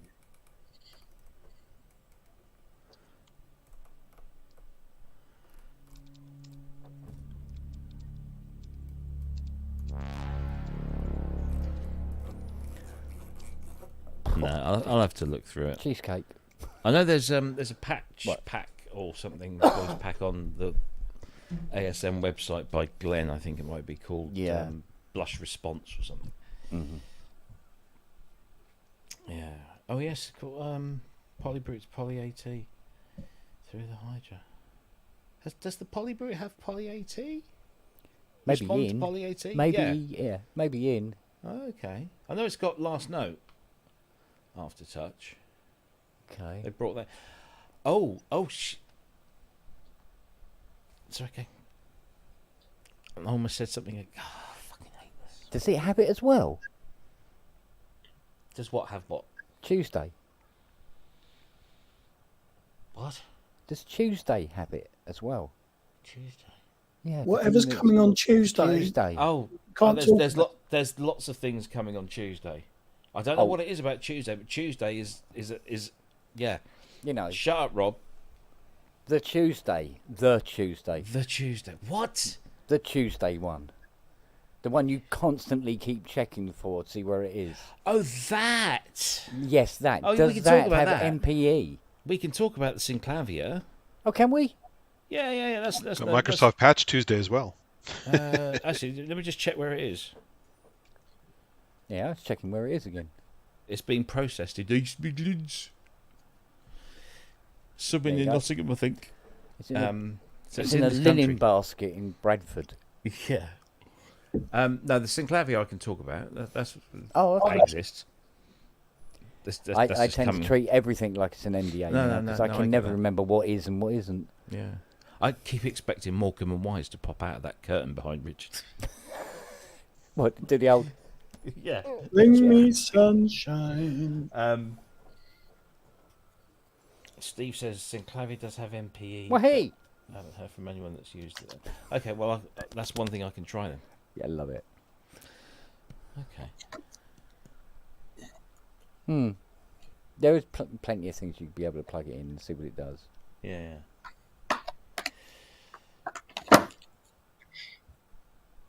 Yeah. Right, you lovely lot. I'm going to bugger off. No idea. All right. Indeed, sir. Thank you for a nice chat this evening, gentlemen. Take care, Matt. Mr. Hilton, good to see you, sir. Always good seeing you, bro. Take it easy, buddy. Love yourself, sweetheart. Good night. Right. Bye. So Rags has just said try A016 Blade Titles But that's actually A004 on my machine. So there you go. Uh-oh. Oh, he's back. Berenger. Hey, Rich. Candyman. You're looking good, Rich. Have you lost weight? Thank you, Ty. I'm working on it. He's You shit look half great. a human being, apparently. Yeah, apparently. Yeah, you look good. Thank you. How are you doing? I'm good. Pardon, Good. forgive me, I'm picking at some sushi at the moment, but I'm good. Oh. Yeah, I'm in Toronto. We're playing here on Tuesday and Okay. have a little time now, free, which is unusual. Oh, excellent. And how are you? I'm all right, thanks. Yeah, just in work mode at the moment, but only that for another 3 weeks, something like that. 2 weeks, 3 weeks. You look like you've been getting around a bit. Say again? It looks like you've been getting around a bit. As such, yeah, I have. It's been good. It's been a good summer, but I'm just no. It's not. It's not. It's called. It's never desperately. post. No. It's during. Yeah. Yeah. No, it's called. It's called. I went and had a shower to try and wake up, basically. 2 minutes before I got on this thing, I was wearing one of those, and had I known you were coming, I would have. Oh, we would have. We would have been the bathrobe. Dude. Oh, We just came from the sauna. Oh, excellent. No, mine was. I popped my head in earlier, basically just saying I was half asleep. I still had to work, and it got to the stage where I just thought, no, I need to do something. So I went to fill myself full of coffee, had a shower, and yeah, so that's it. So that's sorry to disappoint you, Wagyu. But yeah, but otherwise all good, yeah. But how's Boo? She's very good. Yeah, she's just growing up far too quickly, but she's very good. Thank you. She had a good summer holiday and back at school, and but no, all is well on that front. She's a cheeky little git, and I love her for it. Sure. Yeah. Apple doesn't fall far from the tree. Oh my God! I tell you, there's so many times I just look at her, catch it, just thinking, I don't know whether I should actually, kind of pick her up on this, or actually just kind of go, yeah, that was me when I was your age. So it's, yeah, she's good. She's a good kid. So very fortunate. Yeah, don't blink. Oh, don't please. Honestly, Don't blink. In a couple of weeks' time, she's going to be 13, and I'm sitting there going, hang on a minute, she's 5 in my head. Yeah. That's it. She's still 5 in my head, and I, so many ways, I still want her to be 5, and yet at the same time, it's great to actually have those kind of proper conversations that you dream of having when they're 5. You can actually now not have to pander to every need. If she wants something, you just turn around and go get it yourself. Okay. No. In 36 months. Yeah. God, Today we were going buying loads of face products, and I'm thinking, which is fantastic. Just because it's she's growing up, she's properly growing up. Anyway. Right. Yeah, it is. So all is well, all is well. But I'm just tired, and I don't want to be. I'm just tired. I just don't want to be doing this job at the moment. I just don't want to be. I just don't want to be doing it. It's just a slog at the moment. I see. Yeah, but it'll be done soon. It'll be done. It'll all be done. It'll all be over. I never have to listen to any of it ever again, so it'll be fine. Yeah, that's a sort of an odd thing to be looking forward to, but no, I know it is. It is, but somehow I've got to squeeze in. I think I said before, I'm doing this thing with Midge at the Albert Hall, and I've got to squeeze in doing a couple of arrangements for that, and have no rehearsals. Got to show up, and yeah, no rehearsals. He's not even going to hear it. It's literally, we're going to show up on the afternoon, have one run through of these 2 arrangements after the sound check, and then I think it's going to be like an hour and a half, 2 hours later, they won't open the Albert Hall gig with it. So it's live orchestra. No, not orchestra. All it's going to be is just it's just going to be me. It's going to be piano and violin and cello and Midge. I don't know whether I'm going to let Midge play guitar on those tracks or not. I don't know. I think it's just going to be piano, violin, and cello. So this is sort of a live chamber performance, basically. Yeah. So what basically is he's doing a Albert Hall 70th anniversary gig, and it's him and his band Electronica who are going to be doing the full Vienna album and all of the hits, blah blah blah. But to open it, we're just going to do a couple of things from the orchestrated album. But of course, it's not going to be orchestrated as in it's not going to be full orchestra. It's literally just going to be small chamber. But it'll be nice. It'll be nice. We did some when the album came out a few years ago. We did one of the tracks we did on radio over here live. So that one of the arrangements is already out in the field, and I've just got to do a couple more. But yeah, I've got to somehow squeeze those in. Although to be fair, because there's no rehearsals, it doesn't matter. I can do them the night before. It's fine. So yeah, so that'll be good. And I haven't played the Albert Hall for ages, so that'll be good to do that again. So what do you use to generate the scores? Like if you did do it the night before, for example. To be fair, if I was going to literally just do them that quickly, I'd do them handwritten. If I was going to do them that quickly, because I just, I was brought up doing handwritten scores. So in terms of speed, if it literally is going to be last minute, it's quicker for me to just sit down and handwrite them. Quill, pen, and inkwell, no doubt. Exactly that. It's just that's what I'm quickest at. I spent decades doing that. So if I'm going to take my time, then I'll for what I'm going to do with this, it'll be all right to do innuendo. The scoring package is all right innuendo enough to do it. It's fine. I see. It's easy enough. Otherwise, I just get a transcriber to do it. You still work innuendo? Yeah, God, yeah. I couldn't. I'm not going to move from that in a hurry. I'm looking forward to giving it a try. I've been recently offered. Honestly, very kind. Steinberg people have gotten in touch with me, and I'm about to delve back into Steinberg. I couldn't. I mean, I've been on innuendo now for, oh my God, I don't even know, 20 odd years, and I can't even imagine. I've used all the others, and every single time, I just keep. When I say used all the others, I've used it alongside innuendo for different projects, Right. And every time I use anything else, all I do is just kind of think, fuck, I'm going back to innuendo, So, yeah, I love it. I love it. I'll look at it. Mm. And I'm also Dorico, which is why I was interested in what you were using for. Dorico is fantastic. Yeah, I've seen that completely. That's wonderful. And if I was doing more of that, I would go Dorico every day of the month, every day of the week. So it's come on. Yeah, Dorico's fantastic as well. Okay, so, cool.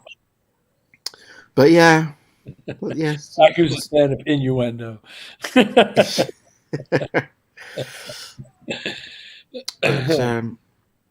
But no, all is well. I'm just in one of those knackered moods tonight, and I've got the benefit of a 5-hour time difference. Yeah. To be fair, 5 hours ago I was hardly any different, Rich. I was trying to help you. Yeah, no. No, it's just I'm just a bit shattered today, but all good. Yeah, I've had a long day. I traveled here today by air from someplace stupidly close. Oh, really? Detroit, yeah, and and then I had to kill the afternoon waiting for my room. I don't know. I honestly don't know how you do it sometimes. It's just, I mean, it was the bit, touring for me. We've had this conversation. It used to just drain me. Yeah. It's the best part is playing the shows. Yeah, completely. No, that's the thing. It used to, being on the road for me was it was a proper ordeal. And you look at these bands that do like 18 months tours, or like you, who basically spend almost half your life on the road. I just couldn't do it. No. Yeah, I have such a low boredom threshold. That's the thing. And no matter how many things you think you can fill your time with, it's just a struggle for me. I understand. No, it's definitely got its challenges, and most of them are things people don't see or imagine. But it's the idea of it is it sounds like a dream, doesn't it? Yeah. You know, the idea of it, you're just always on the road, and you turn up, you just do a gig, you know, then you get back on, you know, it's just. Well, that part of it's true. You see, that's no. What I'm saying is the do gig. People do imagine you just literally roll up, you get off your aeroplane, you go straight to the gig, you literally walk on stage, you do the gig, you get back on the aeroplane. Do you know what I mean? They forget all the sound checks and all the shit. That's what DJs with laptops do. And it's the same with people it's the same with people making films or, you know, doing TV shows. They think it's so glamorous, but TV and film, you spend 99% of your life just hanging around, just waiting. Yeah, that's all you do. And recording sessions can be similar to that when they're not completely. Yeah.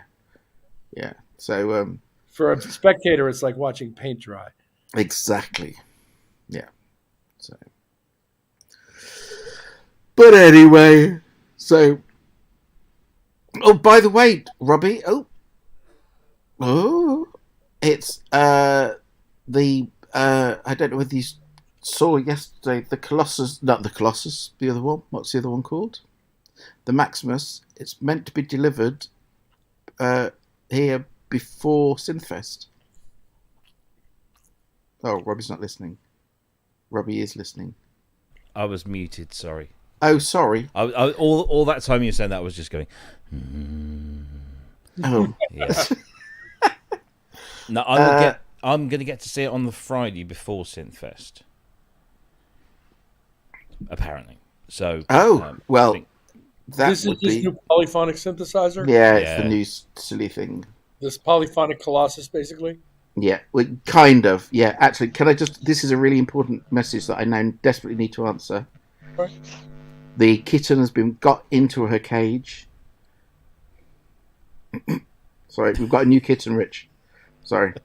This isn't code for something that... He said the world wouldn't stop because he got a new cat, and yet it actually has. It totally has. Well, it has, yeah. Hang on. So, I was just trying to think... it'd probably just be cheaper for me to go and wait and see it at Synthfest rather than come and annoy you, eh? You're more than welcome to come and annoy me whenever you so desire. I know that. But no, because I was expecting it to be ages, and he just said, you know, all being well, it'll be ready and delivered before Synthfest. Nice. So that's scarily only like 2 weeks away. No, that's the thing. It is literally 2 weeks. I know. So I've got to make space for it. You might have to raise the roof.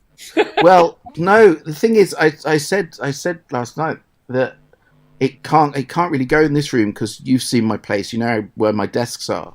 So basically, it will fit in, but it's either the CS80's got to go or the Schmidt's got to go, because not only is it high, it's the depth of it as well. And because I've got the soundproofing on the walls, the depth of the desks, there's only kind of 2 places it can sit without it looking ridiculous. And it's so deep. It's like, I think he said it's 741 depth. Centimeters? Yeah. 74 centimeters deep by the time you have the unit and the keyboard. Okay. Wow. So that's how deep it is. So you've got to have somewhere where you can lean, because you've got to lean over it to get to the top voices at the top. Yeah. So I'm sure it's 74. I'm gonna. Do you know what? I'm questioning myself now. I've got to check, because I really am. I guess if I'm giving you false information. But you don't have to have the keyboard directly under it, do you? I mean. Yeah, well, I do, just because aesthetically it would drive me mad if I didn't. Anal, yeah. Yeah, exactly. So if you need to lose that CS80... Oh, no, sorry, it's worse. Depth is 79 centimetres. 79 centimetres. So it's either the CS is going to go, the CS80. Thanks, Rob, for the offer, but no. Yeah. Or the Schmidt would have to. Same with the Schmidt, yeah. Yeah, they'd have to go. So they're not. So they're going to stay here. So it'll basically have pride in place in one of the other studios. But nice. Yeah, it should be. Have you heard it? No. I'm just But waiting for some demos. the thing is, and I mean this in a positive way. I do mean this in a positive way. Tom's stuff has a sound. Oh yes. All of the Analog Solutions stuff, Absolutely. and I have. It's going to be brilliant. I have quite a lot of Analog Solution stuff, and it's going to sound essentially like lots of fuse boxes with kind of with bells and whistles on, and fuse box sounds fantastic. So if you've got 8 of those plus a whole load of controllers and things, it's good, and it makes sense to me. I said all this last night when I popped into Andy's. It's just it's polyphonic, and I'm a polyphonic kind of person, and it makes more sense to the way my head works. And also, I said to Ken, no, I can assure you not at the moment, till I get bored. That I've got a Mega City as well. So in terms of the sequencing, kind of if you look at Colossus, the right hand side of that is the sequencing side of that is very kind of Mega City. He'd sold a sequencer called a Mega City. So a lot of the Colossus for me would be duplication of what I've already got by Tom, whereas this is it just makes more sense. And if I want that side, I can stick my Mega City and my Nyborgs and a fuse box next to it, and have the mono side if I want that kind of thing. So yeah, and plus the fact I just fucking want it. That's the bottom line. Did you ever get a There Colossus? you go. Boom. Yeah, exactly. Yeah. Did you get a That was it. Colossus? No, this was the thing. Tom and I were discussing about. He bought one down to show me, and I loved it, and it's a beautiful thing. And I said to Kent, if I bought a Colossus, it would literally be buying it just because it's such a beautiful thing. That would be the reason to have it, because I know, and I still kind of know, in years to come, I would want one because of just what they are, not because of it works with the way my head works, not because it's going to do It's an things. art piece, isn't it? Exactly that, Robbie. It's just a wonderful thing, but at the time, Tom just kind of said to me, "Look, okay, well, I know you're on the fence about the Colossus, but look, I've got this thing that's going to be coming." He started sending me all these kind of literally pictures of prototypes and things. He groomed you. That's what he did. He groomed you. I just want to tell you, I just want to read the very first message when he sent me the first picture of something. I just want to tell you what my reply was. So you've got to imagine this came out of nowhere. And I'll tell you what my message to him was. Where is it? Because I think you'll understand. Blah, blah, blah, blah. What the fuck? Fucking hell. There's mad, and then there's fucking mental. You're fucking mental. That was my opening gambit the moment he sent me. I think every conversation I have with Tom is, you're fucking nuts, mate. You're just But I love him for it. If that's what I mean. I'll never be able to afford a Colossus or a Maximus, but I'm so glad they exist. You need people like him in this world. It's as simple as that. Absolutely. It's as simple as that. I followed up with, "This is genuinely bonkers. Well done, that man. The ambulance is on its way." He's a lovely bloke as well. That's the thing. Exactly. He is just such a genuinely nice man. Yes. And he makes amazing things.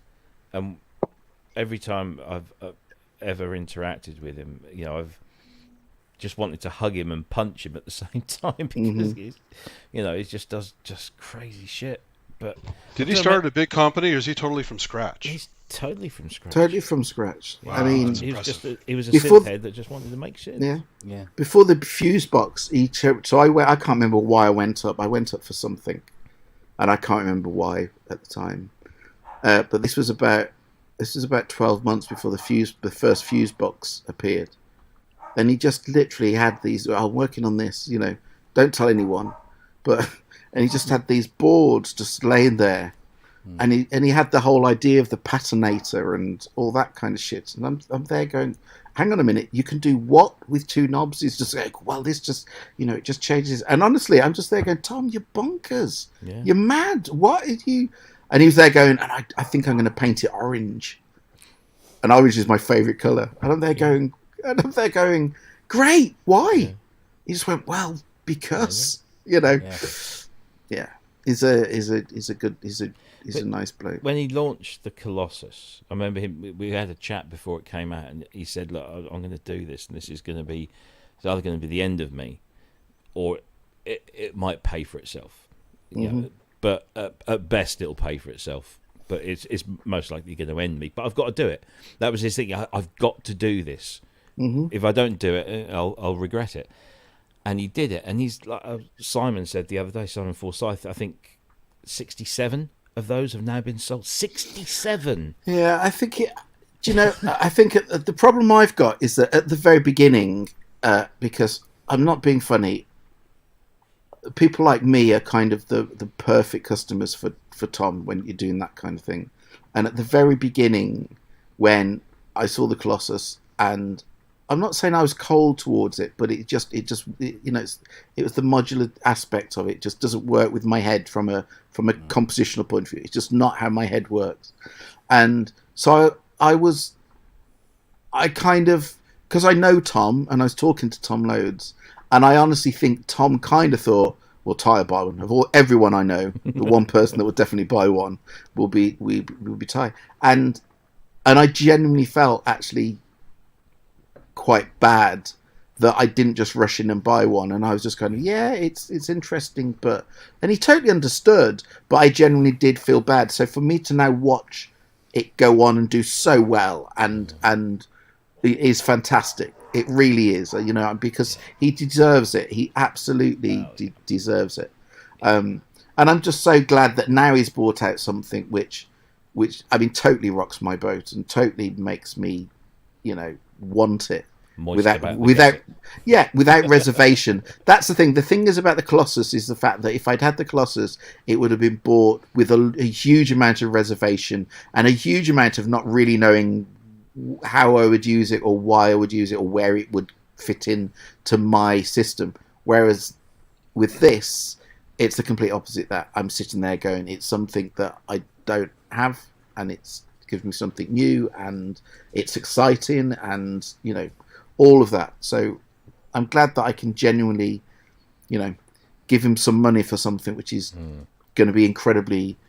I think it's just going to be a beautiful thing. I really do. Yeah. So it will be.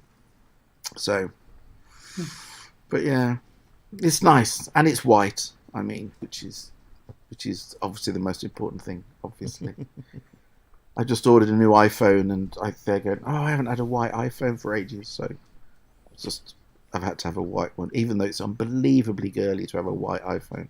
But they should get so grubby. Well, no, I know, but I just, I can't argue with that. Yeah, it does. I've even got the one thing that I've got white that I've not seen another one of though is I've got a Voyager XL in white. Oh. They did a limited run. I've also got a Virus TI at white, the full one in white. Yeah, I've seen one of them. That they made. I think they made 100 of those, and I've got number 100. Yeah, they had a white Voyager XL guitar set. I should have grabbed it. Well, do you know what? Because I basically just went through a stage of getting. I must have told this story about my System 55 being in white. No. Okay. So what happened was I went through a stage where I love things being white, and I had the limited edition Voyager XL in white had completely passed me by, completely missed it. It had come, it had gone, and then somehow I read something about a Voyager XL in white, and what? There's a limited edition. I have to have one of these. They'd all gone. I mean, basically weren't anywhere. And I found one and I think it was Detroit. And I found one that was available in Detroit. Nowhere in the UK had one. And I ordered it, and and yeah, the price was at that stage was absolutely ridiculous. But I ordered it, and it arrived. And at that point, I just looked at it and thought, "Oh my god, this is gorgeous! I love it." And this was the same time I found out about the System 55, and so I think I've told the story about how I got the 55 before everybody else, and so I got the 55, and they'd said to me, "Oh, don't worry about it. Put deposit down. It's not going to be made for at least another 12 months." And so I'm like, oh, okay. So I got in touch with the dealer after I'd bought this Voyager XL and went, "Do you think I'd be able to contact Moog and see if they'd do me, if I paid, they'd do me the 55 in white?" And he's there going, "Well, I don't know. I mean, they probably would, but, you really have to pay for it." And I was so obsessed with getting everything in white. I'm there going, "Yeah, actually, do you know what? I'm going to do that." So I said, "Look, can you contact them and see?" And he got back to me and he said, "Yeah, they've said, they said it kind of would be doable, but your 55 shipped 2 days ago." With me going, "Hang on a minute, it's not meant to arrive for another 12 months or something." And they went, "No, actually, it's on its way." And 4 days later, a 55 arrived that wasn't white. But I now, in hindsight, look back on it and going, it would be as tacky as shit if it was a 55 in white. And you don't do tacky. Good luck cleaning it. Much. Yeah, what do you mean I don't do tacky? I dream tacky. So it's, yeah. But yeah, I had quite a few things done in white. And everything I can get in white, I do tend to get in white. The only thing not actually is the Schmidt, which I think looks better in black than it does in white. But is that because you can't see well? You need it in white, in the red, just to see it. Just saying. He's just a tart. Black is always better in the studio. Black synths everywhere, so you can just see the flashing knife. Brown. No. Brown's the colour. No silver and no brown. No The 70s JDXI silver has to be or in white brown. because red on black is impossible to read. Can I just point out that I heard Robbie say the words "no brown"? It's a phrase you hear often. No, it's not that. Says Mr. DX, where they basically made an entire range. No, where I said brown. No, I was bigging up the brown. God, well, I was going to say, yeah. Stop now. In the brown, yeah. Stop now while you're ahead, Robbie. Yeah, it's not sounding good. Yeah, one in the brown. I had. Do you know? Did I tell you Jeff did my custom synths with Jeff, who? Yeah. Oh my God, what he did was amazing with what he did, and he did me a DW8000. He made that in white. He turned that to white, and it looks beautiful. I mean, it really does. I mean, to be fair, the paint job cost as much as a synth, but it looks fantastic in white. But when I picked it up, he turned around to me and went, "That'll be the first and the last DW8000 I do in white." I was like, "What?" And he said, "I can't remember. It was something to do with the panel strip or something." He just turned around and went, "It was an absolute nightmare. I'm not doing another one of them again." Have you seen those Juno 60s in white? Yeah, well, Jeff did loads of those. Yeah. They look great. But yeah, that still fucking pisses me off. When you see a Juno VSC, and they go, "Oh yeah, Jeff, I just done the sound of I fucking done them, all right. I did all the fucking hard work. All he had to do was paint the panel. Yeah, but it was white. Yeah, I know. Yeah, I know, but it was white. Yeah, I know. But I'm the one that fucking put that all together and make it work, mate. And I go, "Oh, yeah, Jeff, but did you do the white bit? Did you do the white bit, though?" No, I didn't do the white bit. Oh, the white bit that makes it special. But when my mum's wandering around the kitchen going, "Look, I want to do a roast chicken. Where's all the tin foil?" "Oh, sorry, I've fucking had that, haven't I? Because that goes into the base of a VSC. I want me... Give me baking foil back." See, I only joined this chat about the cats. Robbie's got his black cat, Ty's got his little new cat, and I've got 2 black cats that I've been given. I've just let them out today, so I'm busy worrying. I'm going to be up till about 3 o'clock going, cha-cha-cha. They won't be back till daylight. They're fucked off. They're bringing pheasants and cows now. They're 2 of them. they're dragging them back over the wall as we speak. They may be back soon if this electrical storm goes your way. Are you going there? Because I'm waiting for the dogs to kick off. I was told by the weatherman that I would be basically chasing that storm all the way home from you. It's here now. It's just here now.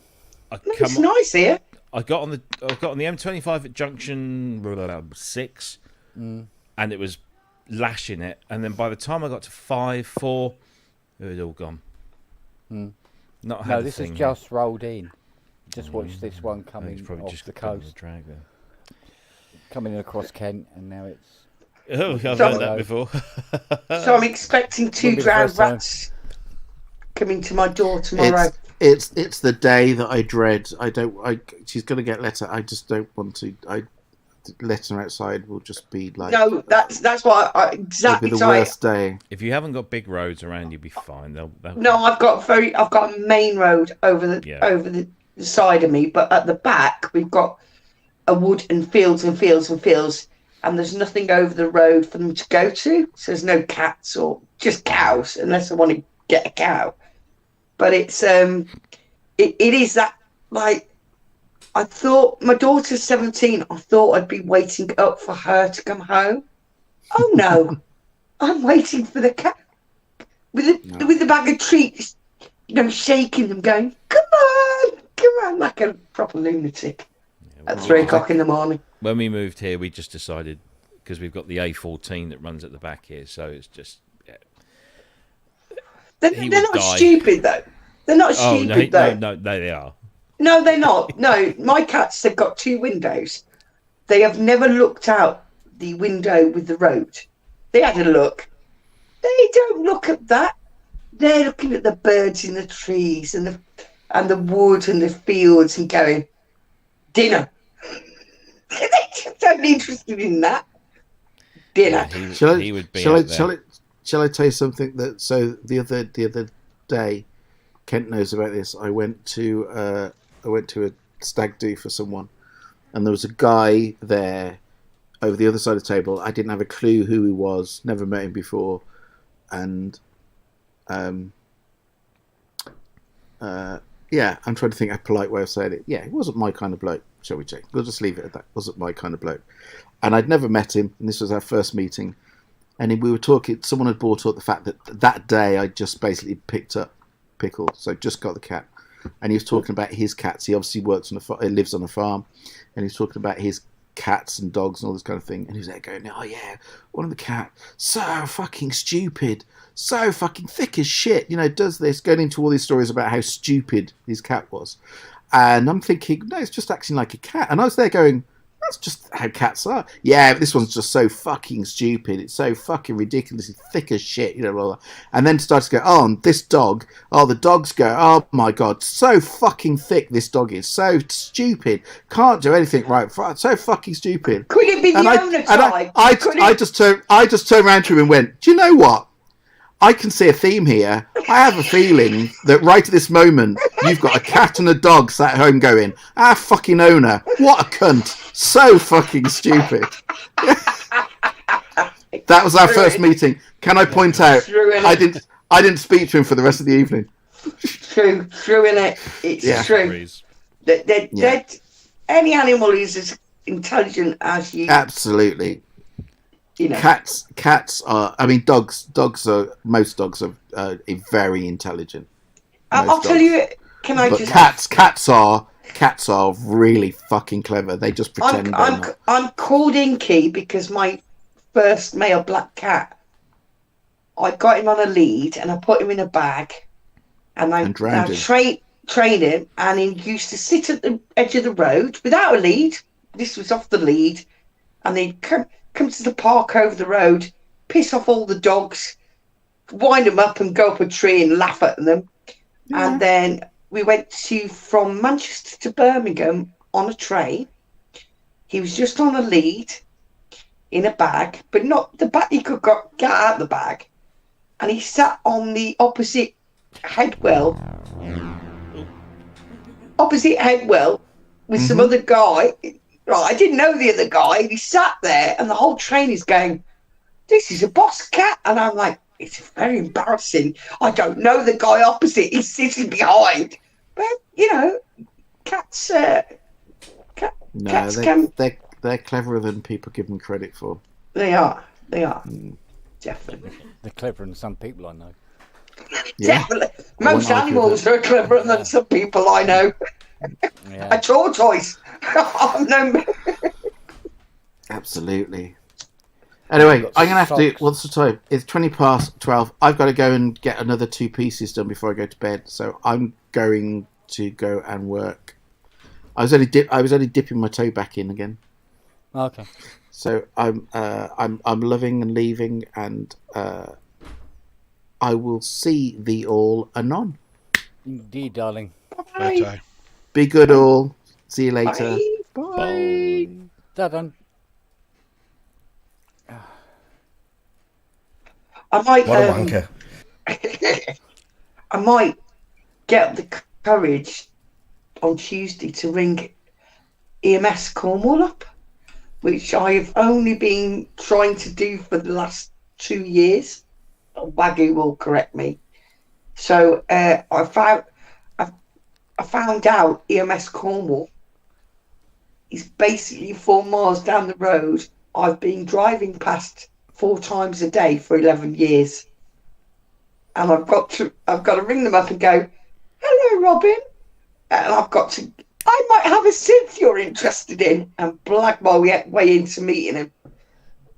So I need, it's a big phone call, isn't it? It's a bit like standing on the edge of the cliff and looking down. Oh, just do it. No, Robin's fine. Well, I don't know. I've never.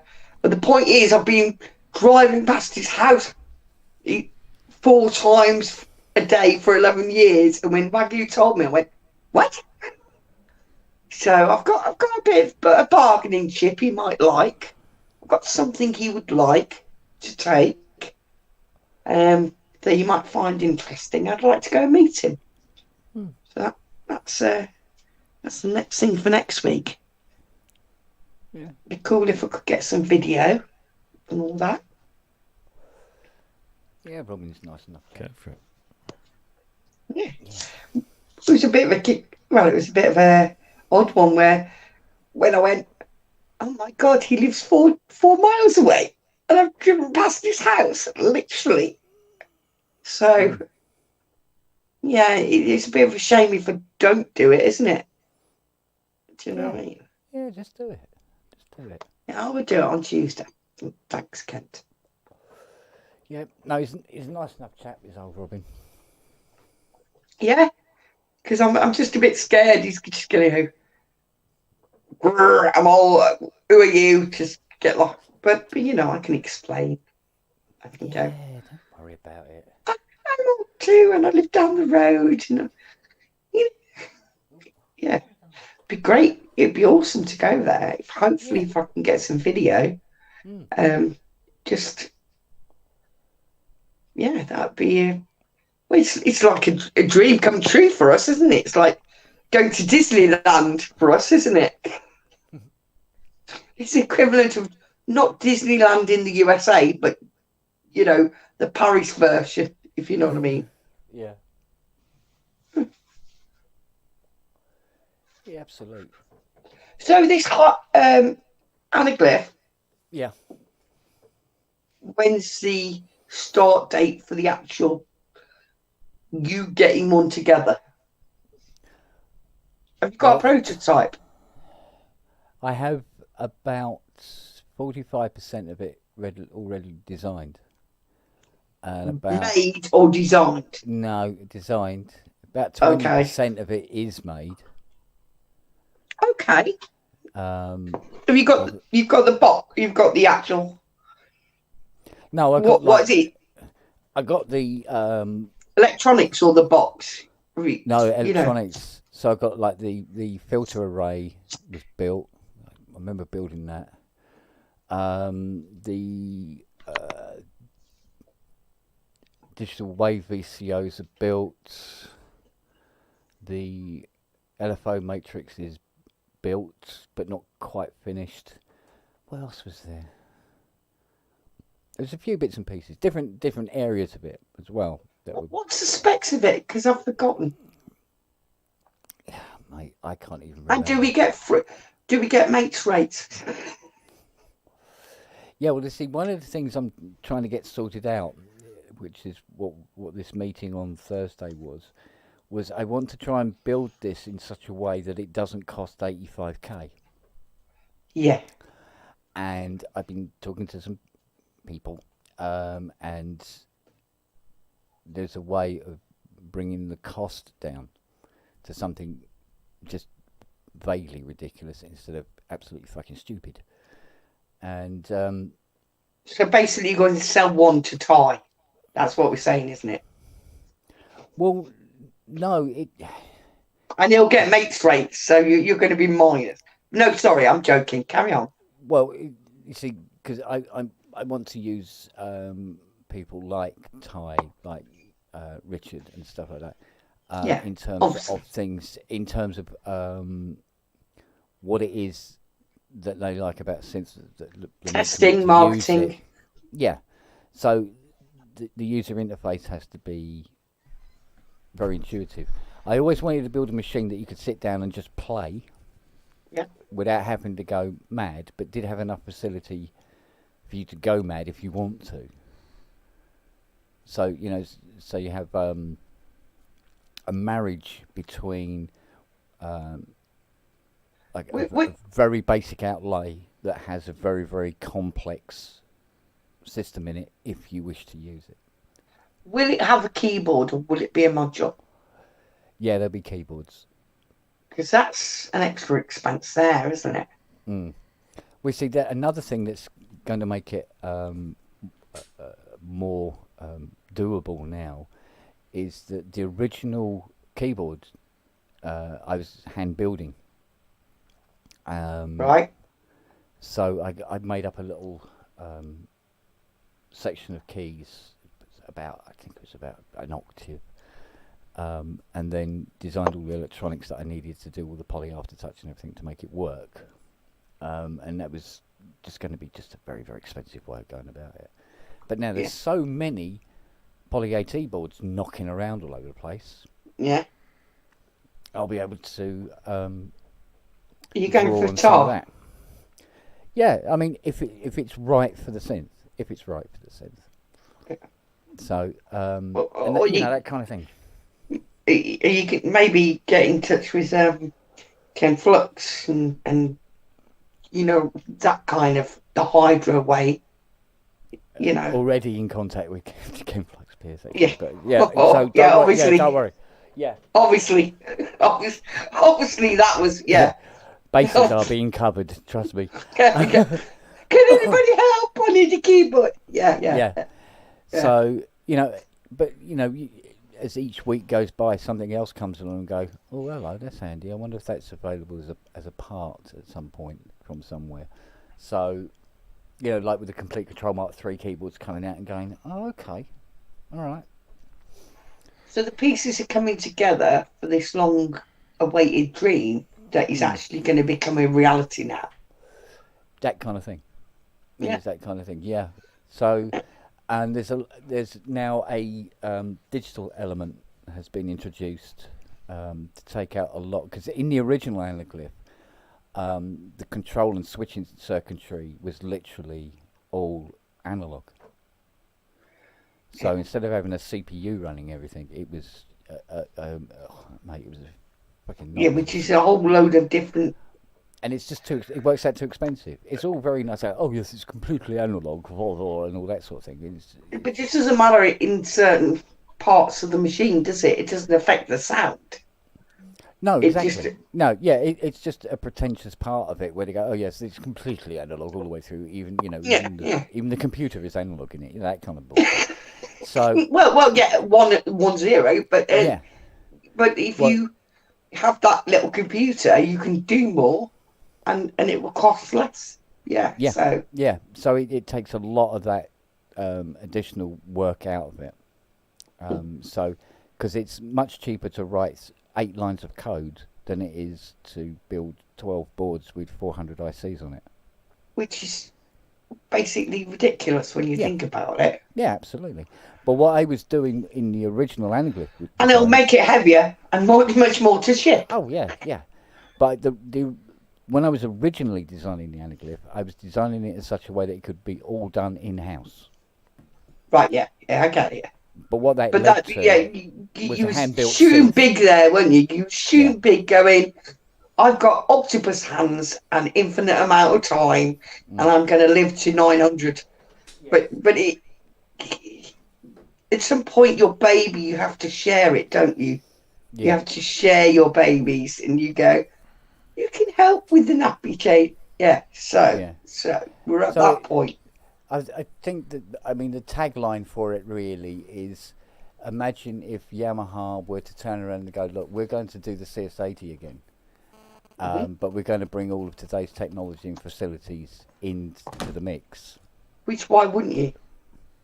You'd be stupid not to. Yeah, well, that's what this girl is going to be, except there's going to be several different sound engines in it.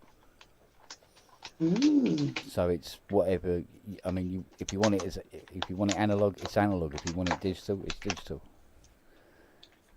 I can test it. I can always test one.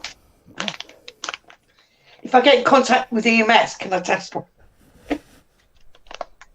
So and it's just going to be one of these things where I'm keeping its design very flexible at the moment because I want to try and find sort of like the middle ground that suits everybody that would want to buy one. So, and like you say, it's got to be hands-on. It's got to be so.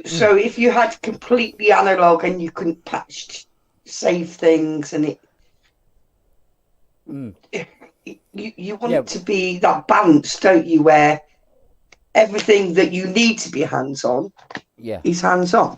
Well, the analog stuff. The very, very original design of the Anaglyph was actually modular. But of course, 5U with 1/4-inch jacks, right? But the thing was, if you bought an Anaglyph, you'd have to buy the room as well that you're going to put it in.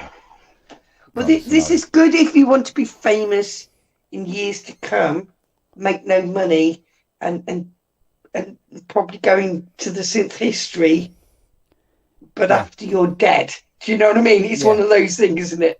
But it was sort of like a means to an end, because the idea was, if I sold 2 of these behemoths, the money from that can then finance the more up-to-date, more compact version of it.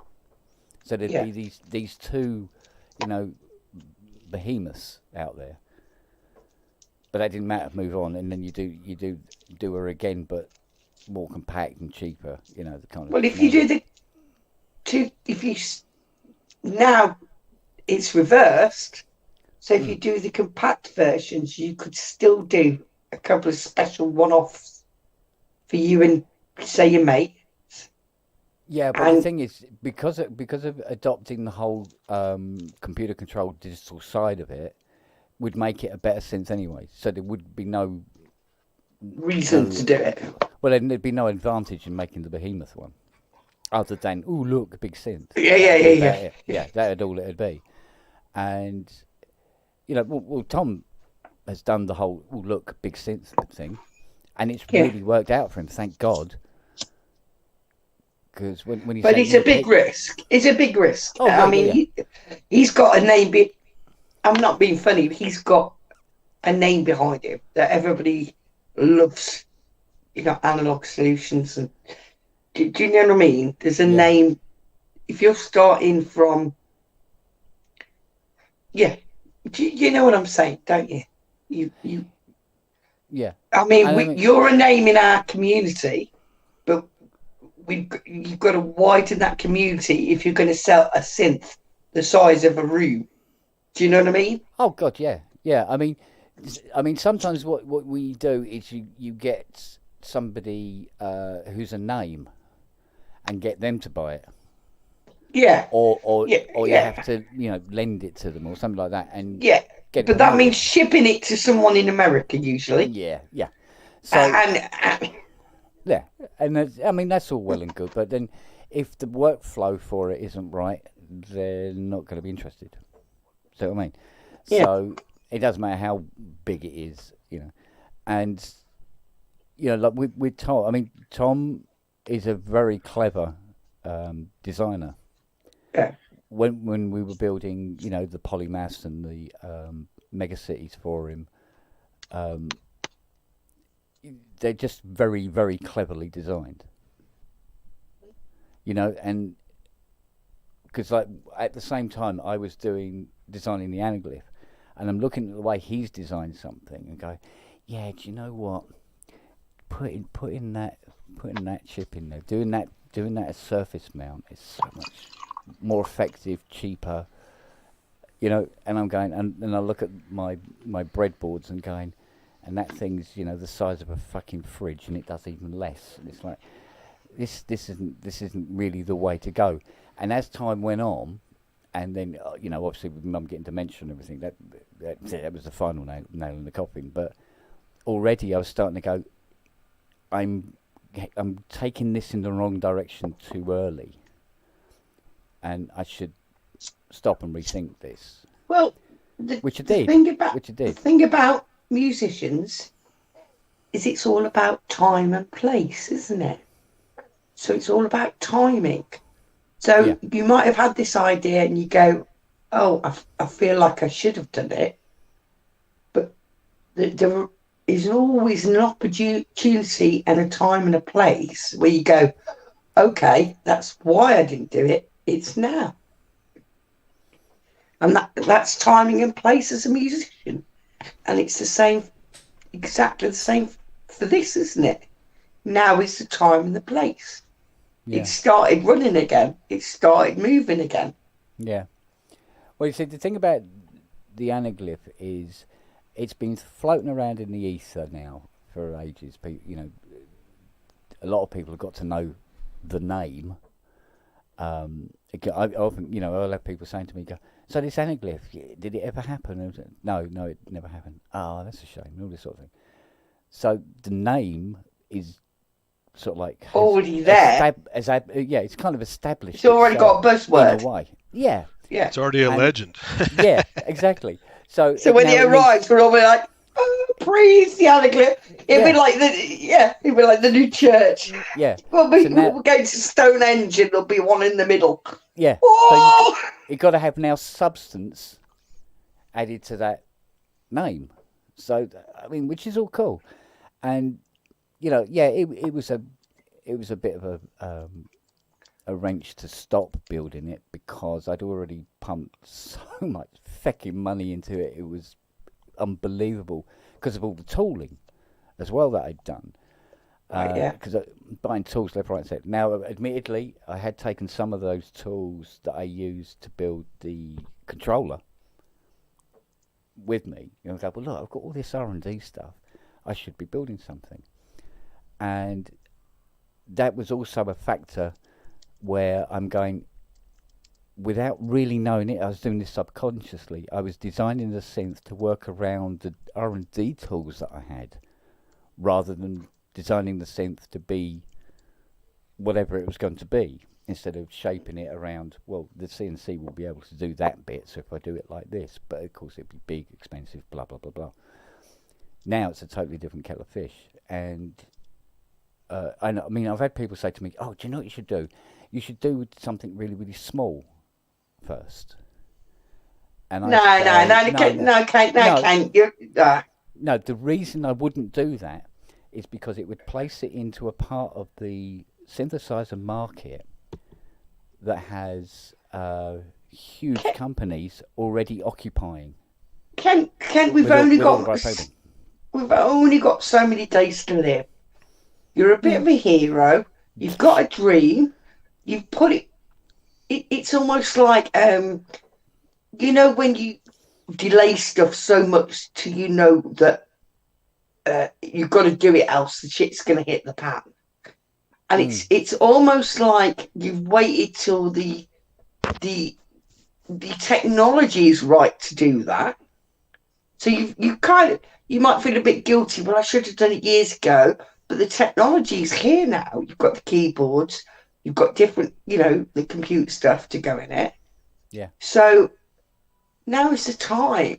You don't mess about treading little steps when you can make a giant step. It's ridiculous for you. It's ridiculous. Yeah, I'm happy for you. It's good progress. For you to make modules. It's ridiculous for you to make little modules for Eurorack. It'd be ridiculous. That's not what your heart is in. Your heart is in this, isn't it? Not necessarily, actually, because actually I was considering that more closely because the you could knock 5 of them up in a day. You could knock a couple of Eurorack if you decided Eurorack module. Or 5, you could knock them up in a day. But then, every time you do that, your bigger dream is getting further away because you want to do this. So do this first, do them second. Maybe. Yeah, it's just that with the thing that was appealing about doing Eurorack modules was the outlay was considerably less. I mean, much peanuts. Less. Peanuts. Yeah. Well, not so much peanuts. Well, you can pay some bills first to make the bigger stuff. So.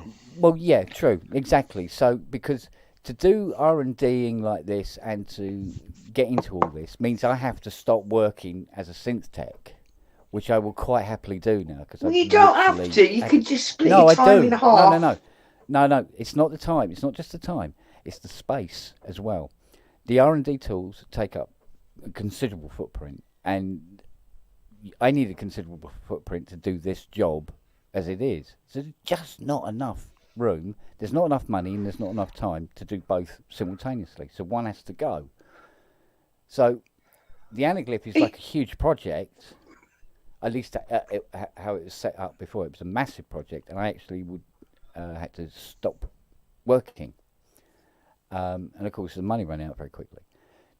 What was attractive about doing the Eurorack modules was because they were smaller, they were going to be easier to deal with, they were going to be easier to make, cheaper outlay, smaller footprint in the workshop, all of these things. But where it all started to go a little bit awry was by the time I was getting into the position to really seriously do something along those lines, the Eurorack market exploded. There was companies all over the place doing Eurorack modules, and I can see why. Because of these particular, as far as a company would be concerned, these particular criteria worked. But so hold on. Literally, like every week there was a different kind of module coming out, a different kind of sequencer, a different kind of this, that, and the other. And I'm going, one of the Eurorack modules that I had started designing, literally within 3 weeks of me starting to design this thing, a company brought out one that was literally the same idea. So you've got to follow a good your example heart. is Erica Synths. When Erica Synths started, they were doing Polyvox filter clones, and they were very popular. And now look at Erica Synths; they're fucking huge. Yeah, exactly. Right? Yeah. But I think the key to any success is to follow your heart, no matter how mad. Well, until it puts you in the poorhouse, you got to do it sensibly, though. Yeah. But if you follow the money trail, you're just a sheep going along with the shepherd. Even, I mean, you can have a new idea, and that's great. But something like this that you've wanted to do for years, get it out of the way, do it, and then you can always do your modules. which I'll probably be afford. One day I'll have a little Kent case. You know what I mean? Yeah. Now, see, now, I think brings up an interesting thing, right? It suddenly feels like a massive collision between capitalism and creativity. When I did the controller, it was 100% creativity. And I ended up in so much debt, I nearly lost everything. This time round, I have to keep sort of like put my foot on the brake and go, hang on a minute, there's a money element involved in this that I really must keep aware of. That's what I'm saying. Can't you keep your business and do this? But it's like splitting your brain in two, splitting your time in two. So one day I've got to do this. One day I've got to keep my business running. It literally, it's going to be a planner going, today is boring, 6 repairs, boring. Tomorrow is, hurrah, my mad invention. Can you not do that? Yes and no. It's a shame Tom isn't here. He'd be able to put it into words better. But when you're designing something like this, it's a 24-hour headfuck. Yeah, you're going to go to bed thinking about it, but it doesn't mean you have to do it. You can write it down on a piece of paper. It doesn't mean that you have to do it the next day. You can still be thinking about it and going, I really want to do it, but it's. And I'm talking to you as if I could do this, but I can't. But I'm saying, could you not split your days equally? One day off, one day on. No, because the customers demand their keyboards on certain days. They need things done. They need to be right. I'm back. Hold on. Says you that's lost because you've got stuff that people haven't even collected. Just saying. Yeah, that's just some of them. The rest of it, it's still a business that you have to run. Serious people are going to want to. Yeah. You can't. They don't. Honestly, I've tried it. You cannot mix the two together. I mean, people saying about getting Kickstarter. And the only problem with Kickstarter is me. I'm still not confident enough to go. Yeah, everybody give me your money.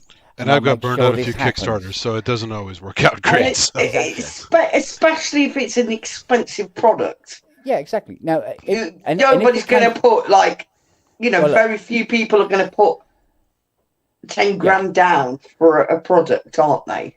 250, it's whatever. Yeah. But when you got like 200-300 people doing that, you got a considerable amount of money. You got the pressure to actually be able to see this project to the end and produce. And that's all well and good. But when you're building something this big, and technically this synth will not be cheap. No. You can't have people crowdfunding a machine that they can't afford to buy when it's done. Exactly. Right? Exactly. So there wouldn't be enough people wanting to invest. And that comes with all the we need Spongle Arms t-shirts. 25 quid a pop. You're right, Kent, though. Until people have actually gone through this like Tom and you're doing and stuff, they don't really understand it's not just the design, the manufacturing, it's the QA, it's the it's the servicing, it's every other headache you can't even think of because you haven't done it, right? Yeah. See, because if I'm doing repairing and it takes up practically every minute of my fucking life as it is, I can't build design a super duper polysynth at the same time. It just won't happen. It just won't happen. Can you not divide your week into halves at least and go Monday to Thursday I'm doing this and Friday to Sunday I'm doing this? In all honesty, no. It's hard to shift gears. Yeah. You're in this mode. Yeah, I get it. If Solwax drop off their 80 and go, look, we need this by the end of the month, it'll have to be ready for the end of the month. Regardless of what. And it might go easy, and I might get it done in a week and a half. And you go, cool, I've got another week, and I can go on with, get on with the synth. But then you get these synths that just don't want to do what you want them to do, and you have to spend even more time on them. But you have to make sure that you get it done on that day. So it'd be so sporadic. After 2.5 weeks, I come back to the anaglyph and go, right, where was it? What the fuck was I doing? Yeah, and it'd take you a day to actually realise where you were. It's hard to stay on track. Wasted a day. Yeah. And the next time Soulwax turn up and ask you to fix something, can you just give them a message from me? Yes, I will. Make another fucking decent Soulwax album and lay off this too many DJ shit. Too many DJs are right. I know I love too many DJs, but Soulwax as a band are better. Yeah. Well, anyway, I'll add it to all the other Okay. things that I'm supposed to ask them when they come in. I was on a flight from San Francisco, and they were in first class. Which makes them more money. That's what I'm saying. Record, I'm just saying. Sorry, Robbie. Carry on. That's right. No, that's right. And they came and sat in the lounge with me. Well, not with me, but I was there in the lounge. Yeah. And I bottled it. I wanted to go over so much and say, "Is it that?" Jesus, I fucking love you. But I hate doing that. I hate going up to the famous fanboy people. thing? Yeah. Because I think, especially when you're in an airport lounge waiting to get into a long haul flight back home, last thing you want is a cunt like me. So I didn't. But Can I tell you a little story? I mean, a little story about Dreadzone. You've heard Dreadzone, right? Do you know who Dreadzone are? You don't know who Dreadzone are, Robbie? Sorry, no, I don't. Little Britain? Oh, fuck. Okay. Won't tell the story then. Okay. Remain in ignorance.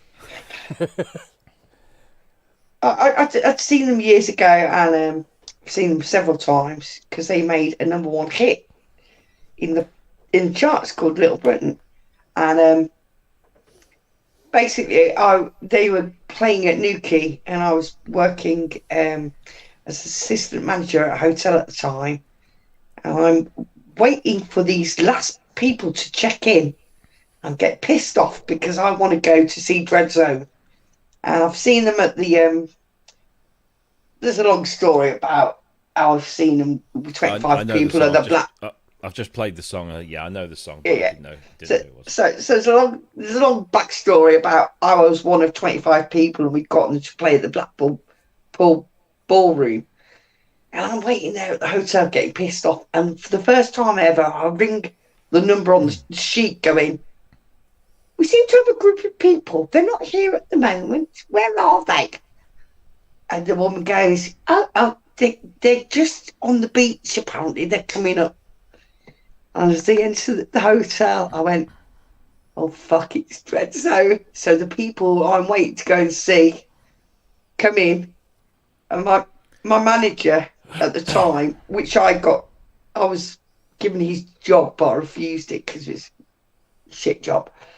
And he's going, "I can smell cannabis." And I'm like, "Shush, I'll handle this." And I shut him in his office. And I'm like, "There's a lovely view over the sea if anybody wants to go and smoke." And then we all went into the bar and got pissed. But you should never do that, Robbie. You should always go for it. Oh, they can. What's worse? They can tell you you're a knob.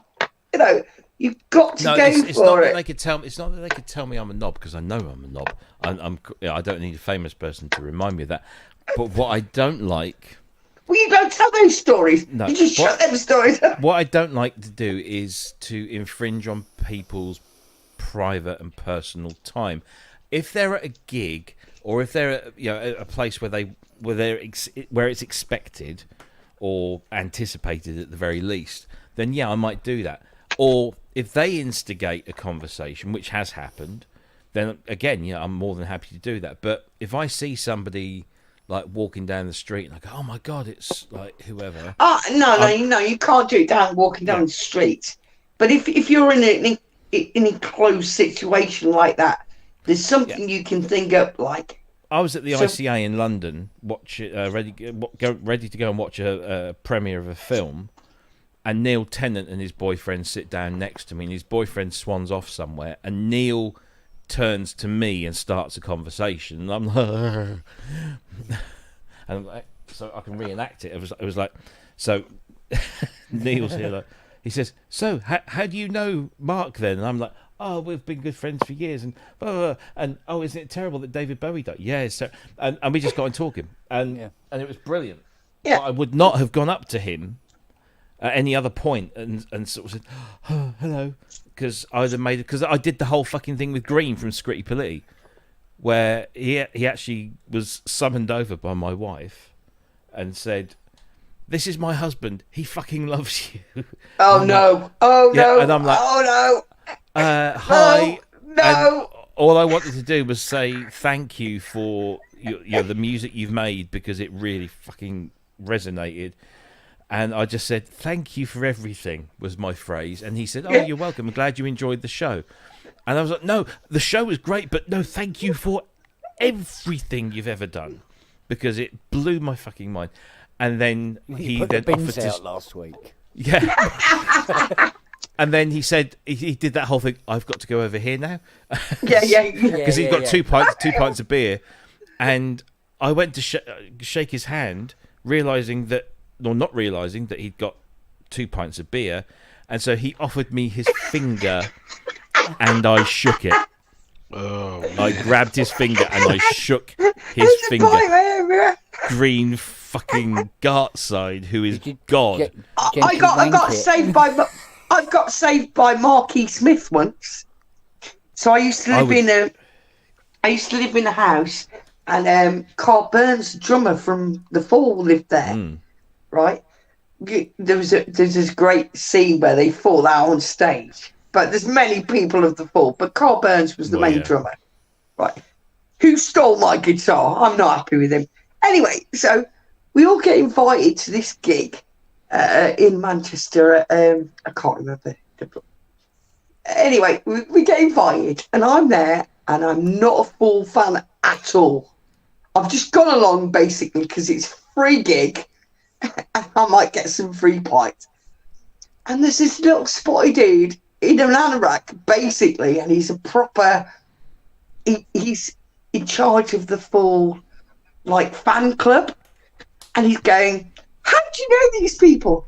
How do you know?" And I'm like, I don't. And he's really annoying me, and I'm literally standing there going, don't know anyone. I just really don't. The next thing I know, some guy grabs me by the arm, takes me to a group of people, looks at me, nods, gives me a drink, and then fucks off to another group of people. I didn't know it was Marky Smith. I just didn't even know, because I just didn't even know. But basically, he saved my life. So when people say he's a bit of a cunt, he's not. He was a very good, because he was a fucking legend. Because he must have deserved that. He didn't know me. He might probably knew this annoying guy, but he didn't know me or anything, and he literally got saved, which was nice. I thought it was very decent. I had an opportunity to tell Prince how much I loved him and how much he had been a massive influence on me. I don't think you should. You can't tell them that. It's a golden rule. You can't tell famous people that. You just go, all right, mate. We got in. So I was part of the. It's not really a fan. It wasn't a fan club in the old traditional sense of a fan club. It was called the NPG Music Club. So basically, it was an online club that you paid $77.77 a year to be a member of, and during that year, you would get everything for free. Well, obviously not for free because you're paying once a year for it, but you paid an annual thing, and then any music that Prince released, you got it free of charge, including physical, not just digital, physical. And he announced a tour for the One Night Alone, and all fan club members, or all members of the the NPG Music Club, if they bought a ticket, they would get upgraded to early access for the sound check. So, fuck that. See Prince sound check? Jesus, yes please. At the Hammersmith Odeon, definitely. First guaranteed, first 15 rows of the stalls, abso-fucking-lutely. Paid, sorted. We all rock up about 3 o'clock in the afternoon. We get escorted into the auditorium, and we're just told, first 15 rows, just pick a seat, sit anywhere you like. They're your seats. Go for it. So me and the missus, we walked down with like 5 rows, row number 5 from the front, dead centre. And we sidled into our seat, and Jackie turns round, and then she sort of grabs me by the shoulder and goes, "He's behind you." I said, "What?" "He is behind you." "Who is?" "Prince!" It's like a spectre or something. Yeah. And I turn round, and he's in this green velour jumpsuit type thing. You know, it's Prince, right? And he's got fucking heels like this. And he's just sat there I'm in row 5, so he was in like 7 with his feet up on row 6. And he's just like, no bodyguards, nothing. Just Prince sat there with his feet up. And in that voice, because when he talks, he was really, very quiet, very low. And he's like, "Hey guys, how you doing?" I just couldn't. And he said, "Have you come from far?" And some people were talking, and I was just like, "No, I can't talk. I just cannot talk to him. He's openly engaging us. I can't talk to the fucking man." And then this went on for about 10 minutes or so, and I'm just like, I can't believe this was. We didn't have really. Did we have? No, I don't think we had camera phones back then. No, we didn't. And Prince doesn't like pictures being taken anyway. So I was just like, we're in here. And you can't do that in that situation. No. You look like a cunt. I'm just like, yeah, exactly. And so we just sort of like, and anyway, and then he just kind of literally jumps up out of his chair, and he said something like, "Right, let's do this," or something. And the band had kind of all sauntered onto stage. And he just gets up and does a 20-minute version of Days of Wild as the sound check, which is one of my all-time favourite Prince tracks. A complete fucking mindfuck. And that was that. And I missed that opportunity to tell him. See, I never get. Wow. So I've met my heroes in music. I never get tongue-tied. But do you know what the League of Gentlemen is? The comedy series. Yes.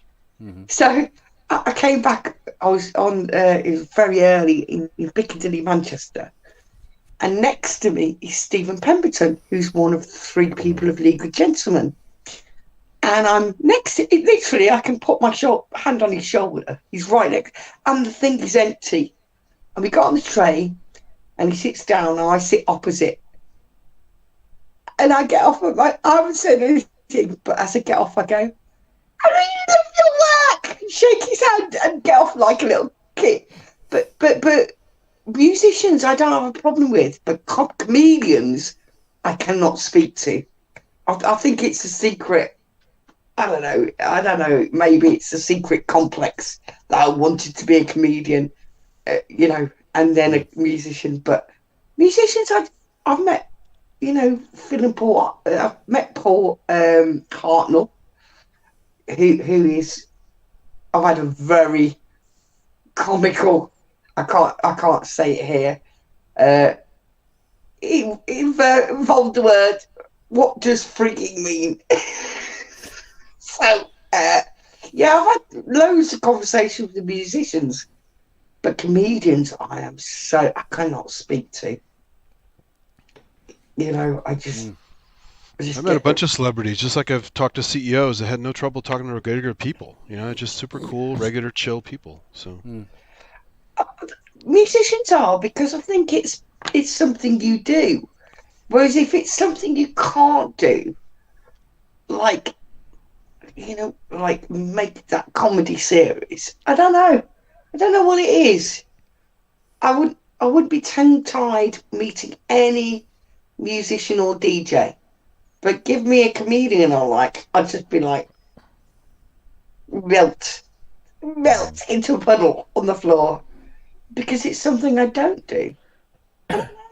It's odd, but it's great that we've all had these little stories and these encounters, and again, timing is everything. Timing is key. When I do my Sound on Sound stuff, people like Richard Barbieri and Don Lewis and Steve Porcaro and David Gamson, that I guess it's because we're just talking through, a computer. It's a little less intimidating than and because they've booked time with you, that they're here, they know who you are, and they know that's a lot easier. Talking to people like Barbieri. I mean, when I was talking to Richard, it was like talking to your mate down the pub. It was very easy and very relaxed. There's one I've got coming up soon. I'm not quite sure how I'm going to react. But just remember, you've got things in Oh yeah. You've got things. You've got a love. Got things in. You both love the same thing. You're both here on the planet to do the same thing. Whereas when you meet somebody who's not doing the same thing, I don't know if it's jealousy or a bit of like wowness, like I could never do that. Or is at least, okay, your music isn't like theirs, but at least you're on the same train. You're on the same train. They're in the first carriage. We're at the back of the bus. But we're on the same train. So just remember that. It's going to be easy. The time I met Stan Winston at SIGGRAPH, so a year before he died, and everyone knows Stan Winston, Terminator and Aliens and all this great effects stuff, Jurassic Park and Iron Man and all that stuff. And I, before I was into music tech, I was in movies and special effects and stuff. So I knew all these guys like rock stars, and I had a nice conversation with them in a lobby for about 10 minutes. Super chill, mellow guy, no airs about him. Just some of these people are that way. You just approach them that way, and they're just regular people. They really hate when people are fans. What they want, you don't fawn over them. You just like talk to them like a regular person. They're they open what up. They want nice. is you go. Yeah. What they want is you go. You just spilt your drink over my fucking shoe. Excuse me, some sort of just humanitarian rather than lick your arse conversation. That's what they want. They don't want to go, no. I mean, imagine if you're that person and everybody comes up to you goes, I really love what you do. I really love what you do. How sick are you going to get of that? You want someone to go, hey, what have you just done? Blah, blah, blah, blah. And some sort of a banter to carry on. Nobody wants to be fawned and loved. I mean, okay, for a second, fawned and loved over as a god. Great for a second. Imagine if you got that for 10 years. Where's they know that look in your face as you're walking Where's up. the They go, friends? "Oh, this again." Here we go. Yeah. And where's the reality in the point of human contact? What you want is someone to go, "Oi, you just nudged me. Oi, can you stop that? Or you just spilt my drink. You best get to the bar and get me another one." Because it's human contact rather than I love you, and all that crap. They don't want that. Nobody wants that. Put yourself in their position. If you were them and you had everybody licking your ass, do you want another person licking your ass, or do you want someone to have fun with? And that's the way you've got to look at it. I like my ass being No. Yeah, it depends on how good they are at it. Yeah. I'm not saying anything, Robbie. I mean, don't. It's funny because when I was with Neil, when I was with my friend Neil Tennant, there's a website called the Electricity Club, who are it's a gathering of arseholes basically, who are all sort of like our age, who should know better, but they are massive fanboys and fangirls of electronic music, and they really kind of go over the top with it all. And one of that crew, because they're so noticeable at these things, came over to Neil and said, "Oh, hi Neil, my name's whatever it was. I sent you my book of poetry. I just wondered, did you get it? My name is whatever." And he's like, I don't recall. Maybe you sent it to my assistant. Oh yes, maybe I did send it to your assistant. Maybe it's and it was just like, it was so cringe. And I'm sat there thinking, God. Or even worse, here's a cassette of my music. Can you listen to it? I left a cassette of music with fucking Bill Wyman. I'm still fucking waiting to hear. Yeah. Cunt. To be honest, I've met a lot of famous musicians, and half of them I didn't know who the fuck they were, and found out later. But I've always treated them like someone you meet down the pub, and that way I've become friends with them. But give me a comedian, I will just stop in my tracks like a rabbit going, hello, I really like your stuff. But no, musicians don't bother me. I could meet any musician on the planet and just take the piss out of them. And they like, that's refreshing to them, because everybody's so bowing down to them. You just got to be a bit cheeky as fuck. Yeah, I never ask for their autograph. I don't do all No, not even that. You just watch for what they do wrong, and you go, "Oh, you put a foot wrong there," and they laugh and they go, "Oh, someone who's actually human, not licking my ass." That's all you do.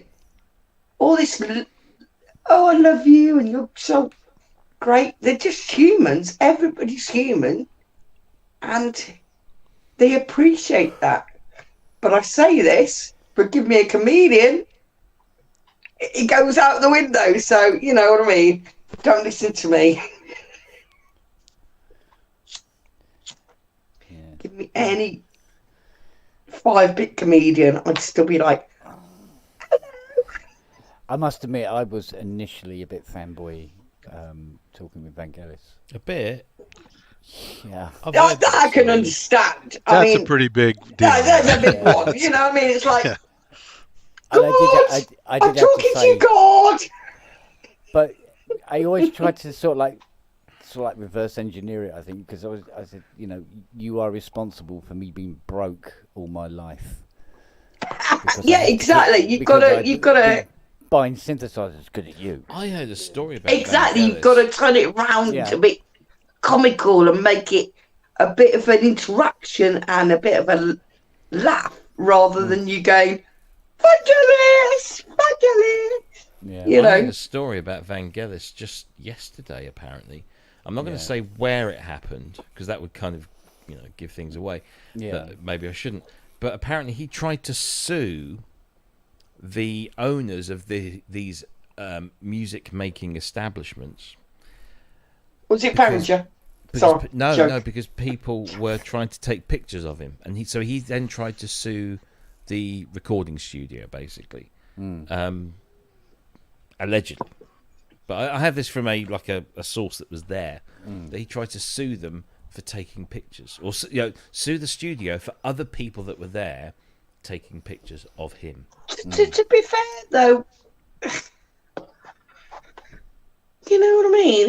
If you're just a person, I know that there's a part of you that when you become famous, you give part of you away. But there's also part of you that goes, no, when I'm looking up, I don't want that picture looking at my nose published. Do you know what I mean? There's an evil. This wasn't press photography. It was people, other participants. Yeah. Well, then maybe there should have been a clause in the whole thing. I think he liked the idea of not being famous. Not many photos of him about. I think he was a music guy that just wanted to be musical and didn't want to be a pop, a famous guy. How can I rephrase that? He wanted to be famous for his music without being famous for him. So some of the people I most respect are people like Daft Punk. So Daft Punk go around, they did loads of music, nobody recognised them, and they picked up their kids from school. Oh no, I saw a couple of hand dryers in the toilet yesterday. They look very much like Daft Punk. But you know what I'm saying? The whole ethos of that. If they'd have thought, that's been done before, cool. isn't it? But it's very Art cool. of Noise. Yeah, Art of Noise were completely faceless. Well, that to me or Slipknot. Or Slipknot, yeah. But the whole ethos of that is really interesting to me because you don't have to worry if you get old. You don't have to worry about the whole arse licking shit. You don't have to worry about anything. You just make music, and I like that. Hence why I'm a picture of a cat with a fire up my arse.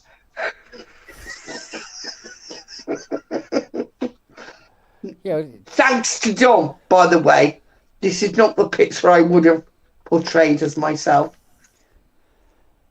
Yeah, but yeah, sometimes you just don't know who you're talking to anyway. Well, in this business anyway, sometimes you just do not know who it is. No, that's a brilliant thing.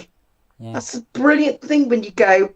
So when this person rescued me, I had no idea it was Marky Smith until I went home and someone went, "Do you know what that guy was?" I went, "No." He went, "It's Marky Smith." I went, "Oh, cool."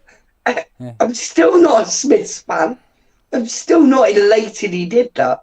But what I am appreciating is that when everybody goes, he's a bit of a cunt, I go, actually, no, he's a very aware. He was a very aware, caring person. But Marky because I didn't even know him, and I was just standing there, So he was aware in his party, in his private party, where there was I don't know, 100 people, that I was being harassed by some geek, and I kept saying, "I don't know who you are. I don't know anything." And he heard that, or spotted that, rescued me, delivered me to a safe house, and fucked off. So, delivered you to a safe house and fucked me. No. Not that safe thing. No. Well, you put a roof in your drink, you miss, definitely not. You misheard that. But you know what I'm saying? If only that would have been a better claim to fame, wouldn't it? True enough. That'd go in the memoirs. Yeah, it would. But I wouldn't have told you lot if it had. No. So you never know. No, it didn't. But yeah. My fucking cats haven't still come back, have they? Bloody let them out tonight for the first time. Yeah, there's loads for them to do and explore. Oh yes, they'll be bringing back pheasants and cows. After I lost my favorite cat to a car, I never let my cats out again. I'm just too depressed. I'm lucky. I've got a road one side and fields and woods and trees and loads of cats to the other side. We just have crazy drivers. People drive fast even on slow roads, and just that's it. The cat's done. There's a main road. There's a main road here. It was the old. So we don't have motorways in Cornwall, but if we did, it was the old motorway.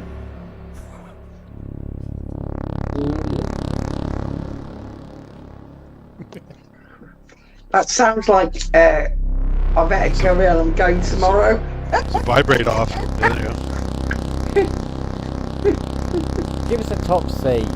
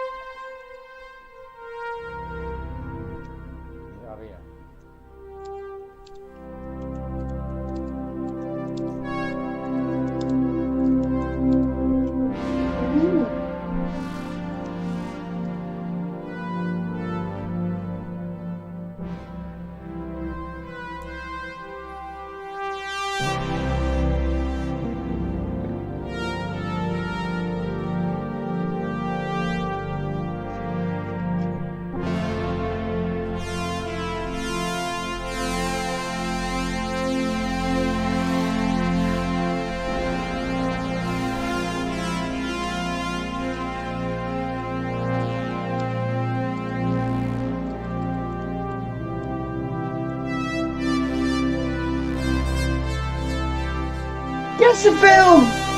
Little Mermaid.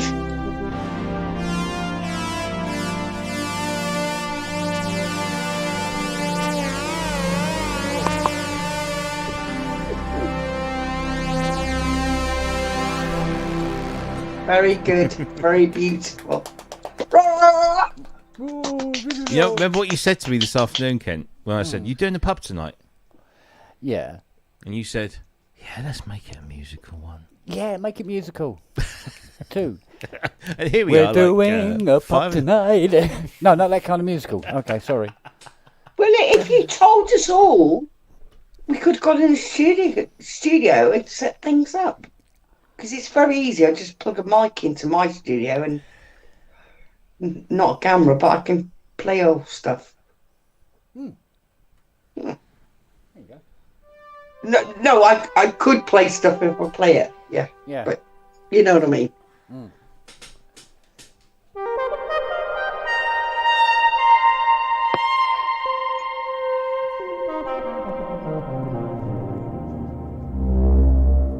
Probably take it out of unison.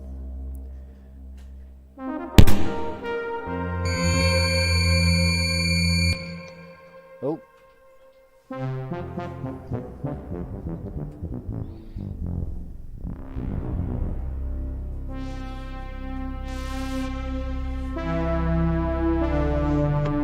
And Ken, did you say you improved on the blade titles with your Hydrasynth? You said you got even closer to the 80, right? Yeah. Yeah, it gets better and better all the time. Yeah. Still not... Always Yeah, just... yeah. Always just... Yeah. But it's not bad.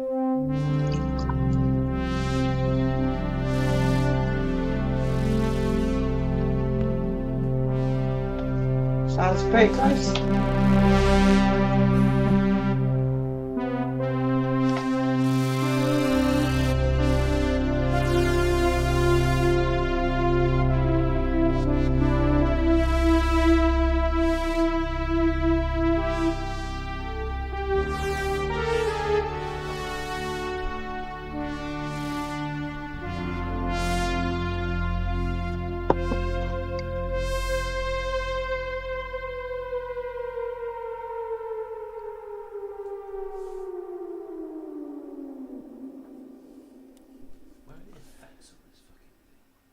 Beautiful. But what was that on the Hydra? There was a bit of... What was that? DX and or ANX? No. What were you playing, Ken? He was CS80. CS80. Oh well, no wonder it sounded similar. Oh no wonder it sounded similar then. Very good though, both. Very.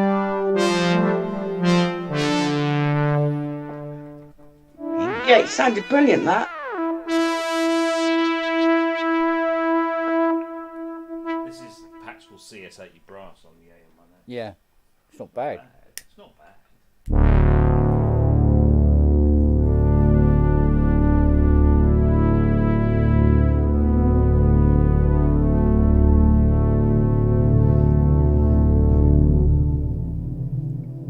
I need to learn this thing.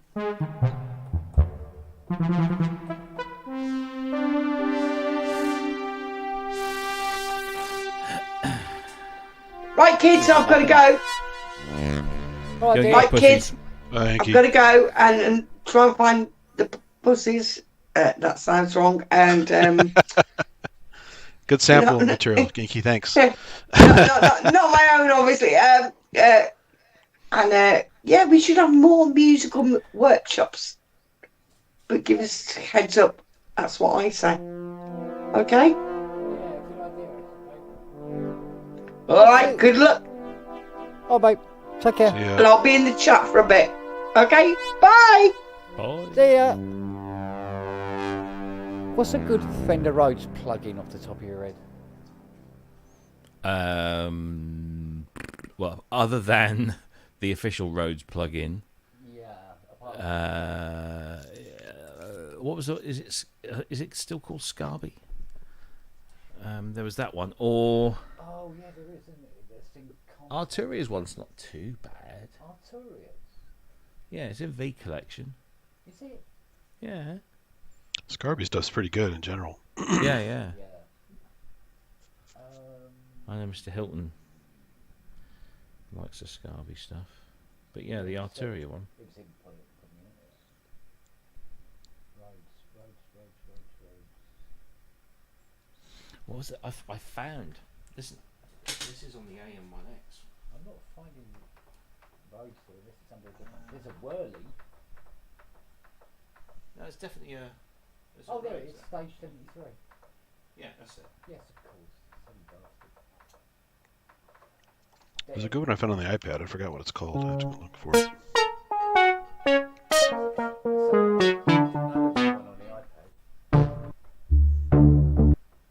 Right, let's see if this comes across all right. Oh, no, that's a piano. Try again. One thing I can't get fucking used to again is the fact that you have to click through every patch on this fucking Yeah, index. How is that then? That's pianos.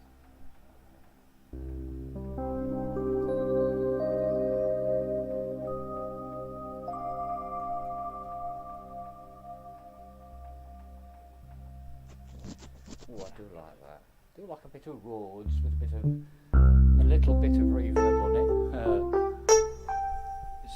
This is the AM1X. Yeah, Chord Gadget and Chord Module have it. A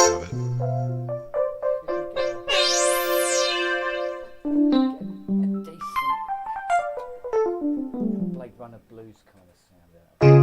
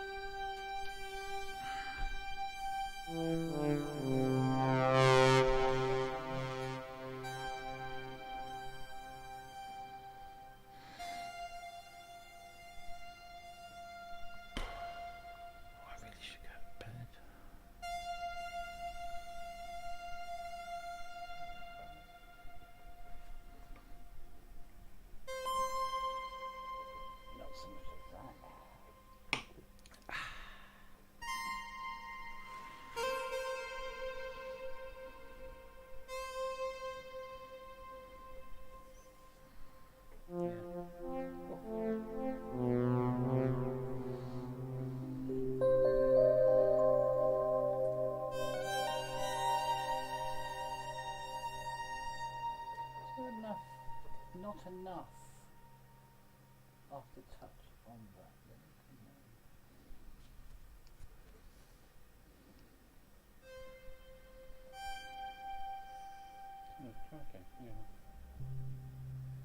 Right, get into Vangelis mode. Beard. Hummus. Too Hummus. much Hummus. Misaka. Yeah. Too much Misaka. Beard. Long hair. Okay, right. Right, okay. And go. Okay, where we go? Think yachts. Okay. Yeah.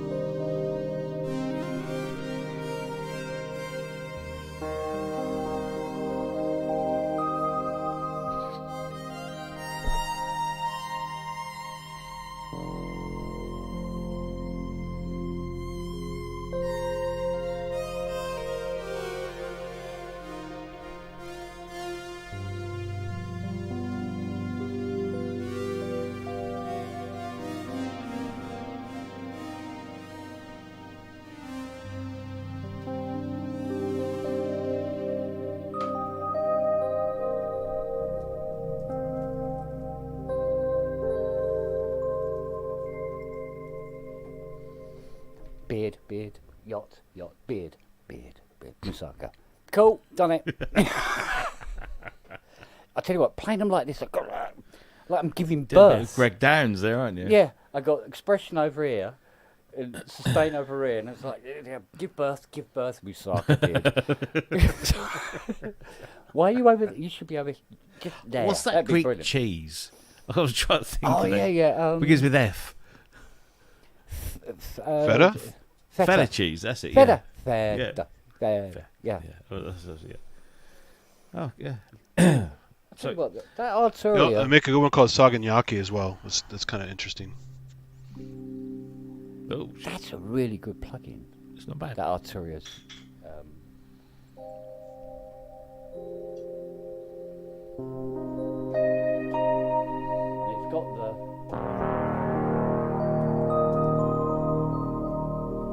It's got all the dynamics and everything. It's really, really nice.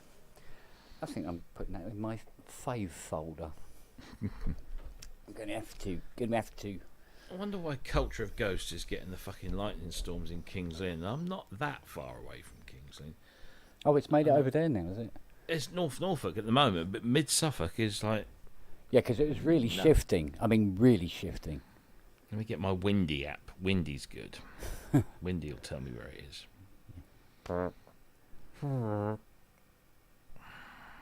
Yeah, camera is definitely not a fan.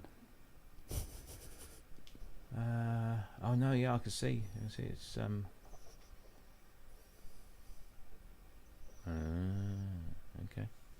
It seems to have blown right over us, but not right over us. If that maybe the storm itself had, the violent, pissing, flashy part of it had burnt out by then. Rain. Let's do the rain and thunder overlay. Luxembourg. No, what are we doing over there? St Helier? No, right. Okay. Here we go. United Kingdom. Oh yeah, I can see where it's going over. Oh no, we've got some coming up. The one that probably just went by. At the moment, it's on the South Kent coast. Yeah. And if that heads up, that's going to hit you guys and us as well. Yeah. Well, we've had one go by that was pretty aggressive.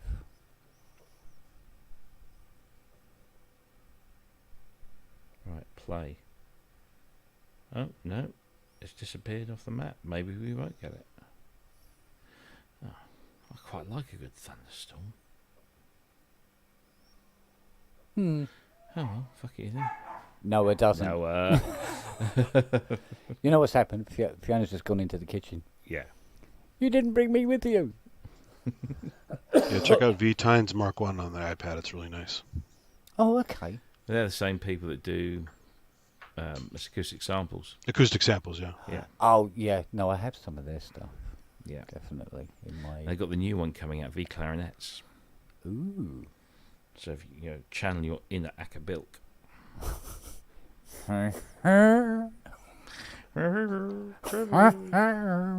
Oh, yeah. Hey, guys, I got to run do some errands. It's been good fun. Catch you later. Oh.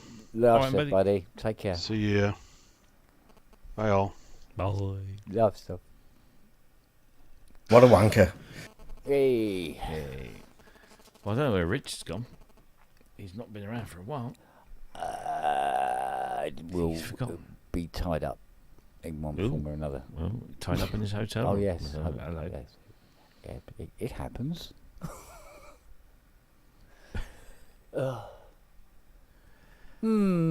Yes.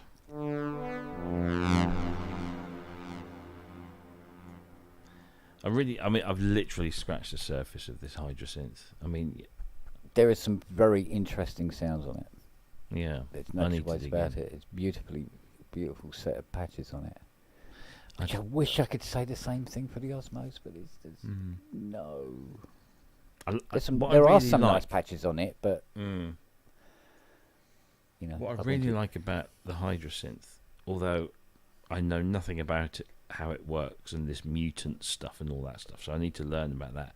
But the very fact that you've got this complete signal path, yes, on the right hand side with all of these buttons, and if I want to play with filter 1, I just press filter 1 and all the buttons change. Yeah. And then I'm in filter 1. If I then want to play with the reverb, it's there. Very quick. I like that. Yeah. I think that's very cool. Yeah, absolutely. Yes, it's interesting. Yeah, it's quite easy to get round. With the, once you get going, it is very easy to get around.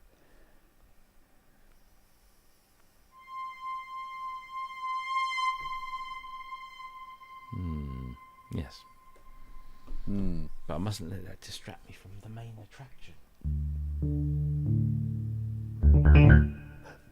Yeah, but I mean, that's not exactly a piece of crap in the corner, is it? By any stretch of the imagination, it's got a great sound to it. I'm just.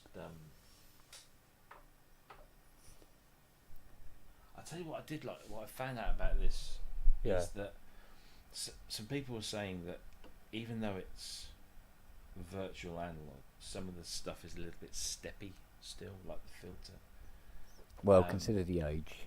Well, yeah, but also the 8 knobs on the left-hand side here, which multifunction. So basically, you use a color-coded selector to choose the function of the knob. Yeah. So if you want to if you want the knobs to mess around with the filter, you press the green VCF button. Yeah. And then they all become whatever it says on the legend. Gotcha. In green.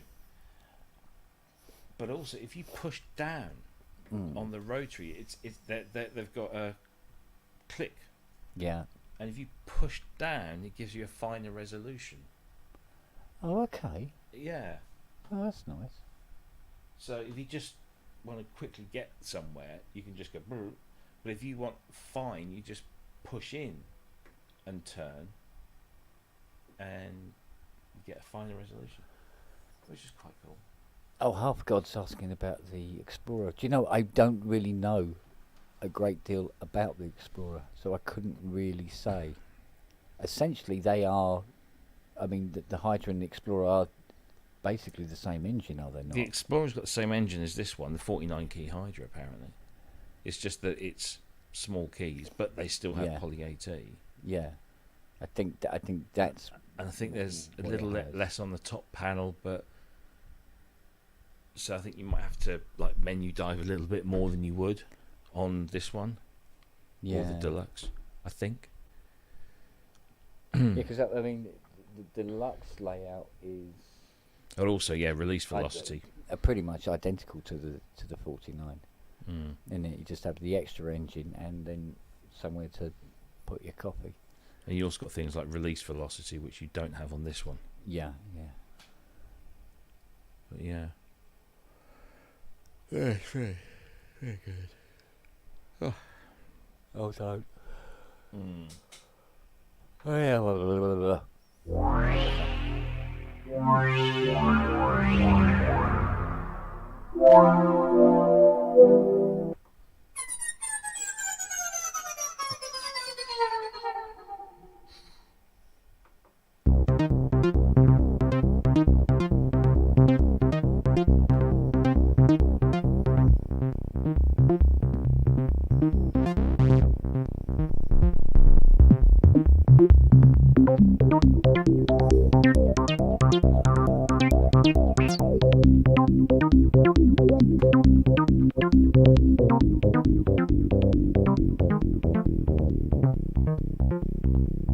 Yeah, I can see her appeal. Yeah. It's very nice. It sounds very well, it sounds a lot more than what it looks. It looks like, look, it's a lovely little Yamaha, but it's not. It's actually... I've forgotten how small they are. Yeah. Because this is the same size as the CS1X. Yeah. And obviously the same design with that sort of chamfered end. It does. Hey! I loved my CS1X. Finally untied. It was. Yeah. It's nice to kind of look over and see that shape again. Yeah. Which No, is I think it's a weird really thing to nice say about a sound. synthesizer, but Yeah. I like it. It's money well spent. Yeah. Where you been, Rich? Pardon me? Where you been? Well, I've been conducting various conversations, entertaining the housekeeping staff once in a while, shit like that. Uh-huh. Doing Tom Jones impressions. Tom Jones? You've been singing to them. No. No. No, just been being polite and negotiating various things. Cool. Yeah. Room service. No, nothing like that. No, there's actually a Whole Foods market really close to. What? See what Wags put? What, who put?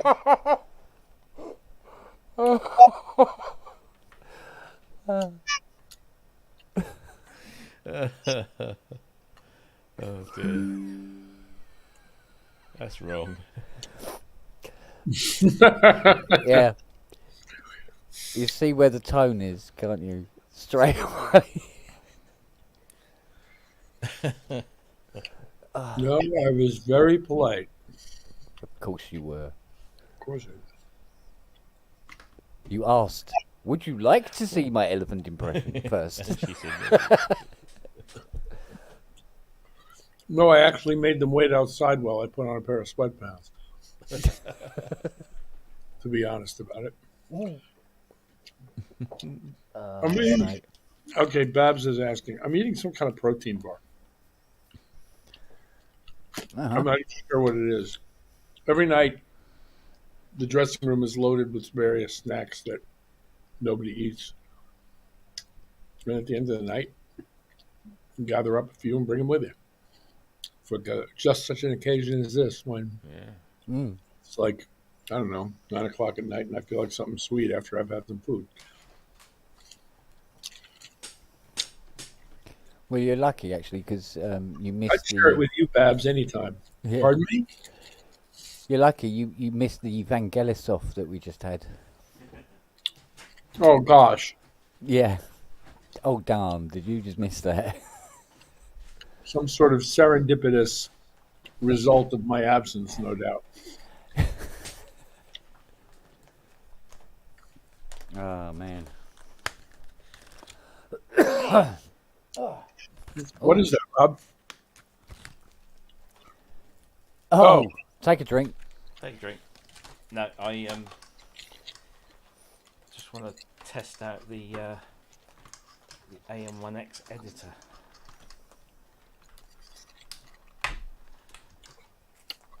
Well, as we all know, Wagyu, I don't know anything about Blade Runner. I heard Robbie playing that thing just a minute ago. Sounded very good. Yeah, that AM1X has a really nice sound. Yeah, sounded very good. Very nice filter sound. Kind of unique. Yeah. Like other stuff. Oh, he's wittying it.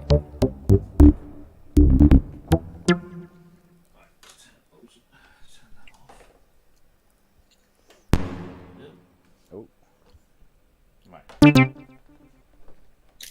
And that was the last time the DX1 was seen working. Yeah. What is it about my camera this time of night where it just keeps going bizarre?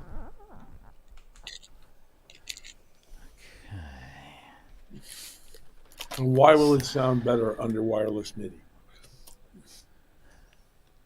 I've managed to install the original AM1X editor on one of my Windows virtual machines.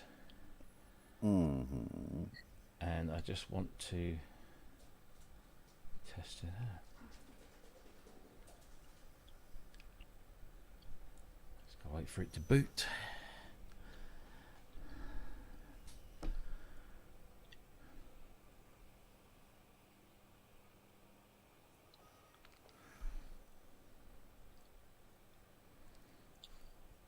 Here we go.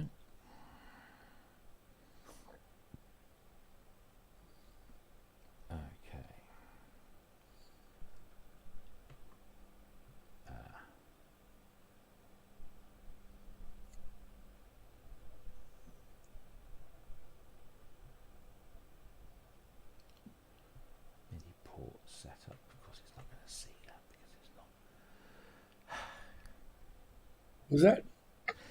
So I'm just muttering. It's. I heard that part. Yeah.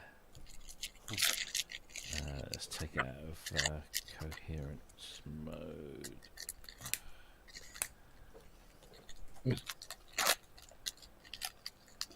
Exit coherence.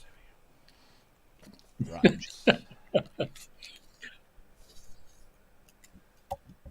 What am I connecting? Widdy. There you go. WidiBud Pro. Let's connect that to Windows.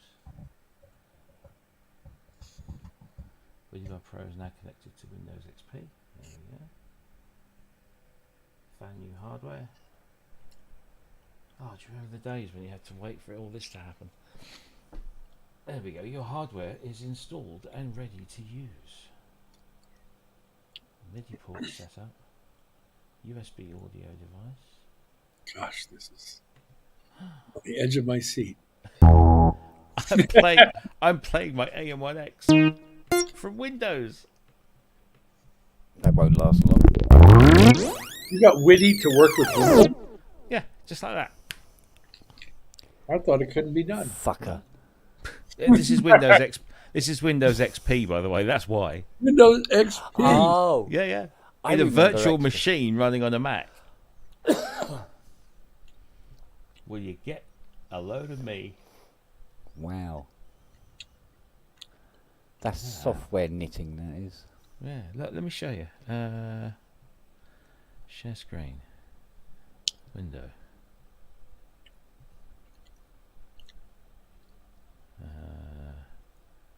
Is that working? Good, yeah. There you go. Wow. So, I remember that meadow. I know, look at that. Still no sheep. Fantastic. Now, how do I bring all... He's running an operating system from the early 2000s. But he pays for diesel fuel. Look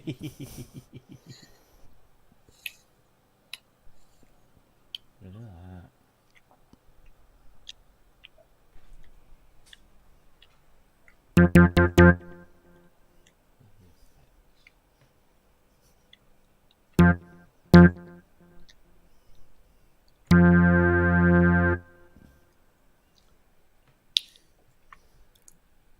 I need to learn about all of this, but it works. It's working. Look at that. It's working.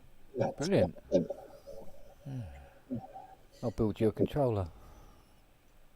Yeah.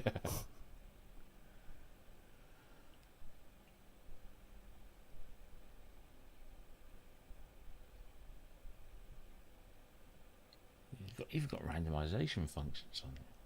Oh, God. You might regret that.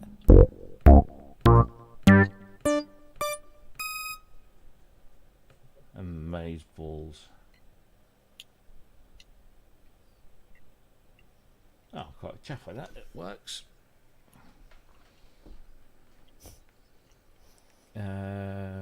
Babs, what was that? Can you get virtual windows to recognise me? Yeah.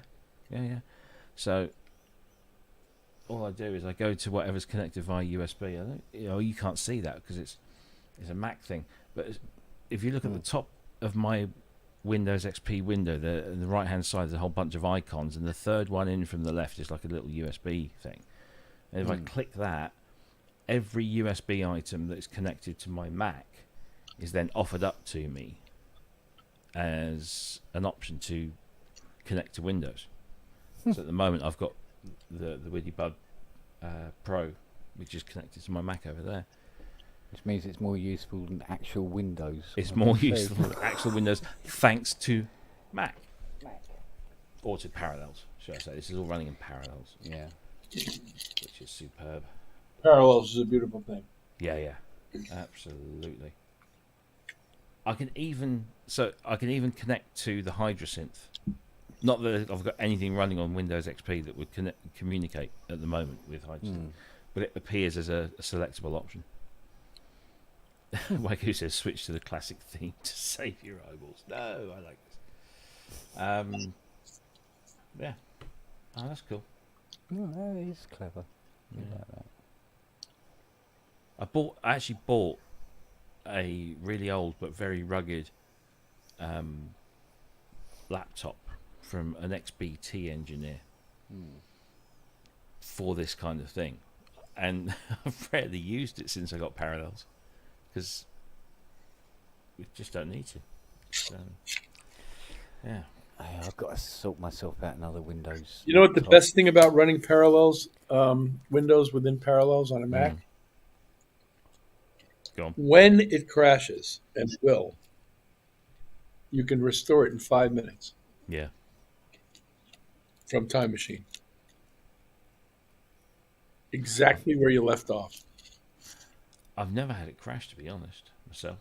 But yeah, I don't doubt that for a second. Your first time using it then? No, I'm just kidding. No, seriously. I'm joking. I've never had Windows crash. No, I've never had Windows crash in Parallels. Things you never hear people say in conversation. So how do I bring in... Oh, I've had Windows bite the bullet in any number of places. And Windows. if you don't have Time Machine, generally speaking, you're screwed. Oh, yeah, Time Machine's a flipping godsend. I'm pretty sure they bought it, and it's probably one of the 2 or 3 smartest things they've ever done. Yes. Yeah. I'm surprised that Apple haven't bought Parallels and just built it in. Because I think Corel own it now, don't they? Do they? Yeah. Hang on. Pretty sure they bought Parallels. Okay, I'm not sure. I'm not sure about that part of it. But possibly on that list of great innovations of Apple's is also what is it? Password. What's the keychain? The keychain access. iCloud keychain. Yeah. iCloud keychain. Yeah. Sorry. Yeah. Which is also something they probably bought from somebody. Yeah. But Time Machine. Time Machine's amazing. It's still great. Yeah. And when your Windows partition goes tits up, boy, you're back in business in 5 minutes. Yeah. Steve Elbows, yes, I've been running Mac Sonoma beta. In fact, we're soaking in it right now. This laptop is running Mac Sonoma beta. Is it next week that it comes out, or the week after? 26, I think, isn't it? Whatever. Yeah. Yeah, looking forward to that.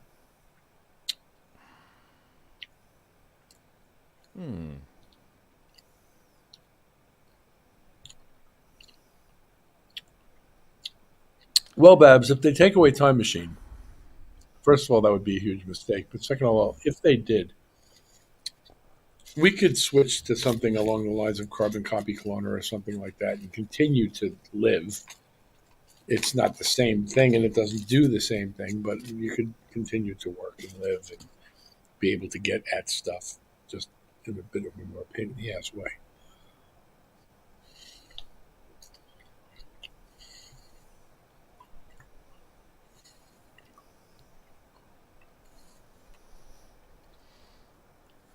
Yeah, I need to up this. That my one quibble about Parallels is that I have to buy separate licenses for separate machines. One license doesn't cover all my machines, and I can understand why that is, but I'd rather I didn't have to pay for another one. License for what? Windows? No, to run Parallels on a second machine, you have to buy a second license. So I've got a MacBook Pro, so I want to put it on there. So to do that, I've got to buy a second license. So they don't run in parallel on one license. Yeah, that's what we did there. Yeah. Because Parallels 19 is out, and I can't run Parallels 19 on this machine because it's a little bit too old. Which is another reason why I should update this Mac. But I think your account allows you to access to past revisions of the software. Yeah. I can run. I'm running Parallels 18 on here, but I can run 19 if I have a machine that's able to run Mac OS 11 or above, which this iMac won't do now because it's a little bit too old. I see. But no, that's going to change next year, I hope. I think we're going down the Mac Mini route next year. We'll see what if they bring out a new iMac in the next couple of months, 27-inch or above, with a decent M2 or M3 chip. The next 28.7-inch iMac is going to be very expensive, in my opinion. Yeah. No. And what you're better off doing is what I did, which is buy the $2,000 Mac Studio and the $1,300 LG Apple compatible monitor, which is basically what's in the 27-inch Apple products anyway. Right. Okay. And then for $3,300, you have a much better computer than what that 27-inch iMac is. Yeah. Well, I was looking at doing the going the Mac Mini route, but with a decent monitor. But we shall see. Well, as was recommended to me, and I think this is probably really good advice, if the computer's going to be in the same room as you and you're going to push it, get a Studio. If it's in a machine room, you can get a Mac Mini and let it make all the noise it wants. But I have yet, in my time with the Mac Studio, to notice its presence in any way other than it just working. Right. I don't even know it's there. I never hear it. I never see it. It's just dead quiet and working perfectly the whole time. And that's kind of what you want from a computer like that. Oh, absolutely. Yeah. And the Mac Minis are wonderful products, don't get me wrong, but you can heat them up and they will start to make fan noise. Okay. And the theory was that if it's going to be in the same room as you, you don't want to hear that. So have a machine room and you want to go with a Mac Mini, that's fine. But if you're going to keep it on your desk, then get a Mac Studio. I'll be glad you did. It's a much better product than I realized before I bought it. Oh, yeah.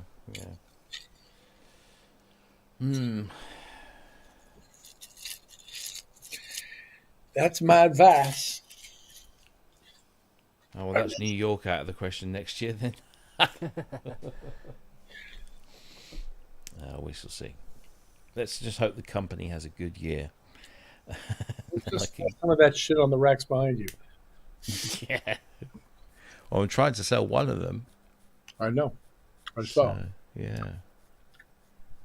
Don't fancy it? I don't remember what it was. What was it? Emacs 2. No. I didn't think so. Yeah. My romance doesn't reach to an Emacs 2.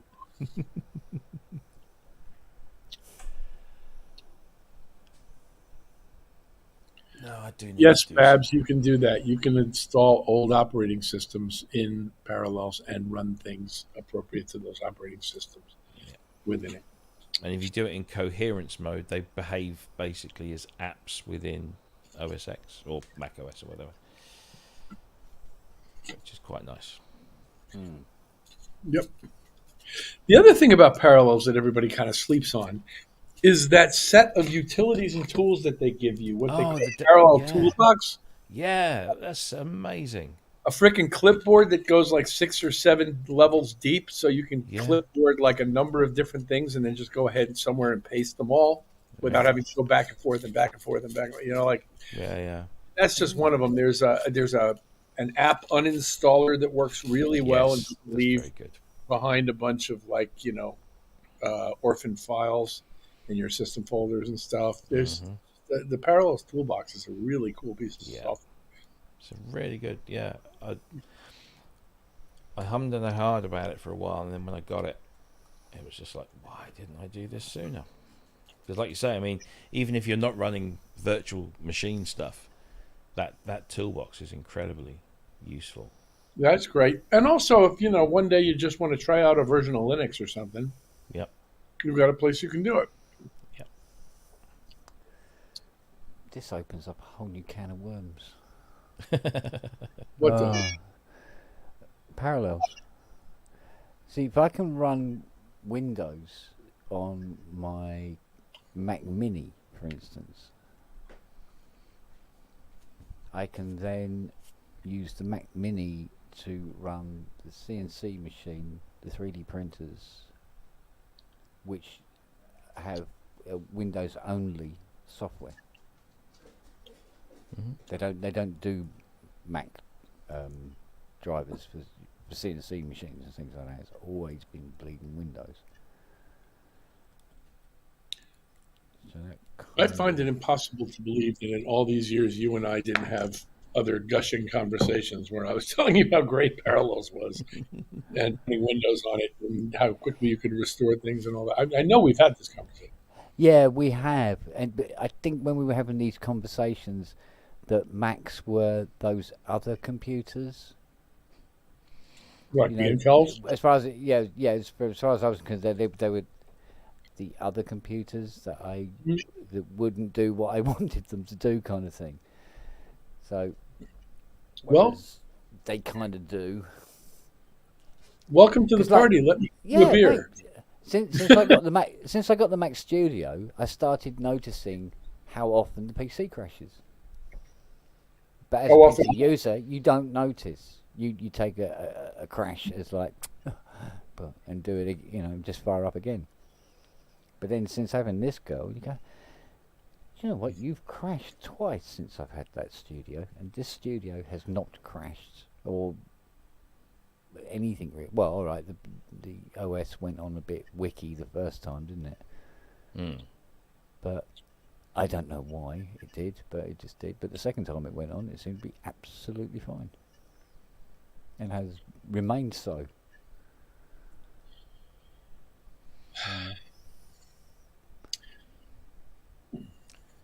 My beef, I don't know, I think it was the same with you about if I do transfer Cubase over onto here,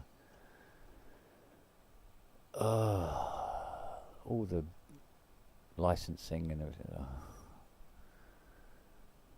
I think that's what's putting me off. Why should that be a problem? For example, let's assume you own a legitimately purchased Cubase license for Windows. Oh, yeah. No, I'm talking about all the various plugins and what have yous. You're going to be spending a bit of time reinstalling and There are other plugins. Yeah, I know, but plugins. Yeah, but the ones I know, the ones I know how to use, and etc. etc. But the thing is, those ones that are really big, like your BBC SO or other Spitfire libraries. Oh, that isn't a problem. Libraries aren't an issue at all. Yeah, it's you're just pointing stuff in a different direction. But yeah. I mean, I just put sort of like. Come on, we're all sickos. We all kind of actually love the process of installing all the cool shit onto a new computer again. Don't we? Not 18 terabyte of it. No, not really. Yeah, no. but 18 terabytes of what? Is what sample library? Oh, sample libraries. Yeah, but sample library's not a problem because you just no, they're not so much of a problem. Yeah, but I'm just wondering about how long it. So what you do is you take screenshots. You open up your plugins folder, and you take a screenshot, and then you scroll it, and you take a screenshot. You scroll, and you take a screenshot. Take a screenshot of everything. Yeah. And then I was go over to looking at it. Yeah, like I say, what you want.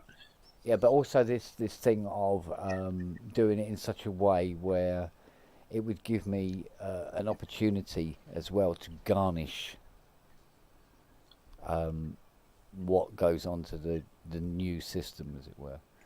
Because there's a few things that probably wouldn't need to go across. Exactly, that's another thing. It's a housekeeping process. Yeah. I mean, and that's good. The girl's still here. I mean, I can still leave her as she is, and then take it up. But it's just. I think you should use it. I think you should use it as a jack stand for that Chrysler. Yeah, well, there is that. Or the Mustang. Yeah, or the Mustang. Take your pick. Yeah. So, which reminds me, I must have a look at the Leaf Springs at some point. But yeah, it's all like, yeah, you get it all set up and you go, you're going to do it again now? Yeah, okay, I'll do it again. I'm actually really looking forward to getting a new Mac. Good. Because I will run both of them side by side, but I will reinstall the new. I'm not going to do a Time Machine crossover or anything this time. I've done that 2 or 3 times, and it's great, but I want to start afresh, and I want to be strict with myself when it comes to, like, do I really need all of those things? I'll just do it. So I'm really looking forward to that, and I'm terrible. Do you remember Neil Fellows? Yes. Do you know Neil? Yeah. Neil religiously every 6 months wipes his computer, reinstalls the latest version of Windows, and then goes ahead and reinstalls everything. He's sick in the head, I swear. But this is, remember, Neil sees dead people.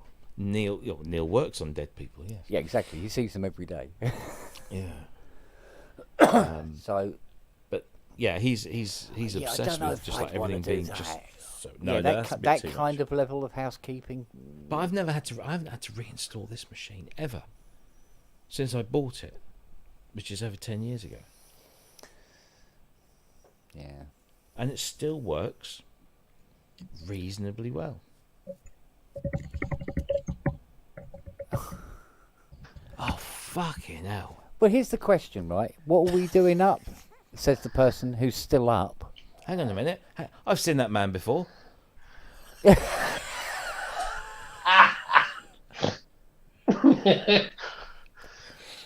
Yes. What was that? It was a Range Rover. It was him. In a Range Rover. That was me, Richard. That was definitely me. It was no one else. Yeah. It was absolute. I admit. How are you, sir? Oh, before I forget, because I know I will read the forget. manual, mate. Have you got a spare T-shirt? I've got lots. Right, can you send me one, please? If I send you all of them, apart from 2, which is for timed Thingy, his lovely lady. Oh, Philippa. Yeah. Apart from that, I just need one. But I need. If I send them all through, then you can distribute as you will, because I'm terrible at posting. Because I need one for Mr. Fernandez. Mr. Fernandez. Yeah. Mr. Hilton has a golden one, I believe. Mr. Hilton has the one and only gold edition. Serial number 001. When I said a golden one, I wasn't talking about the T-shirt. Is that right, Richard? He's got. Oh. Ooh. But yeah, if you can remember, it's 2:05 in the morning. But let's we'll deal with that tomorrow, because I'll get the rest of them sent off. Okay. Yeah. Cool. No, I just need one for Manny. I promised.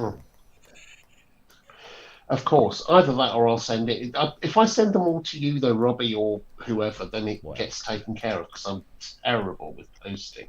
Okay. And then let me know how much they cost, and I shall reimburse. No, it's fine. They're done.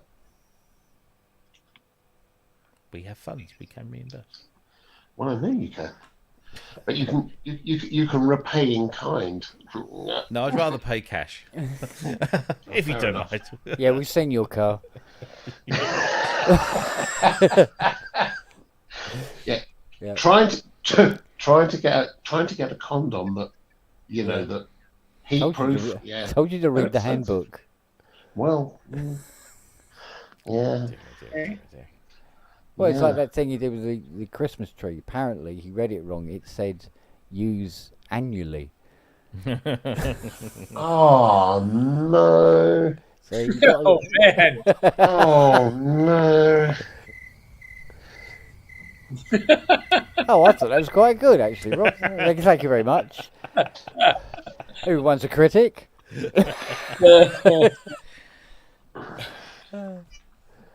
Oh dear.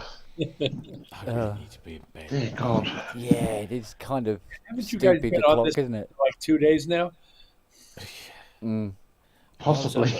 Yeah, I was up at 8 o'clock this morning.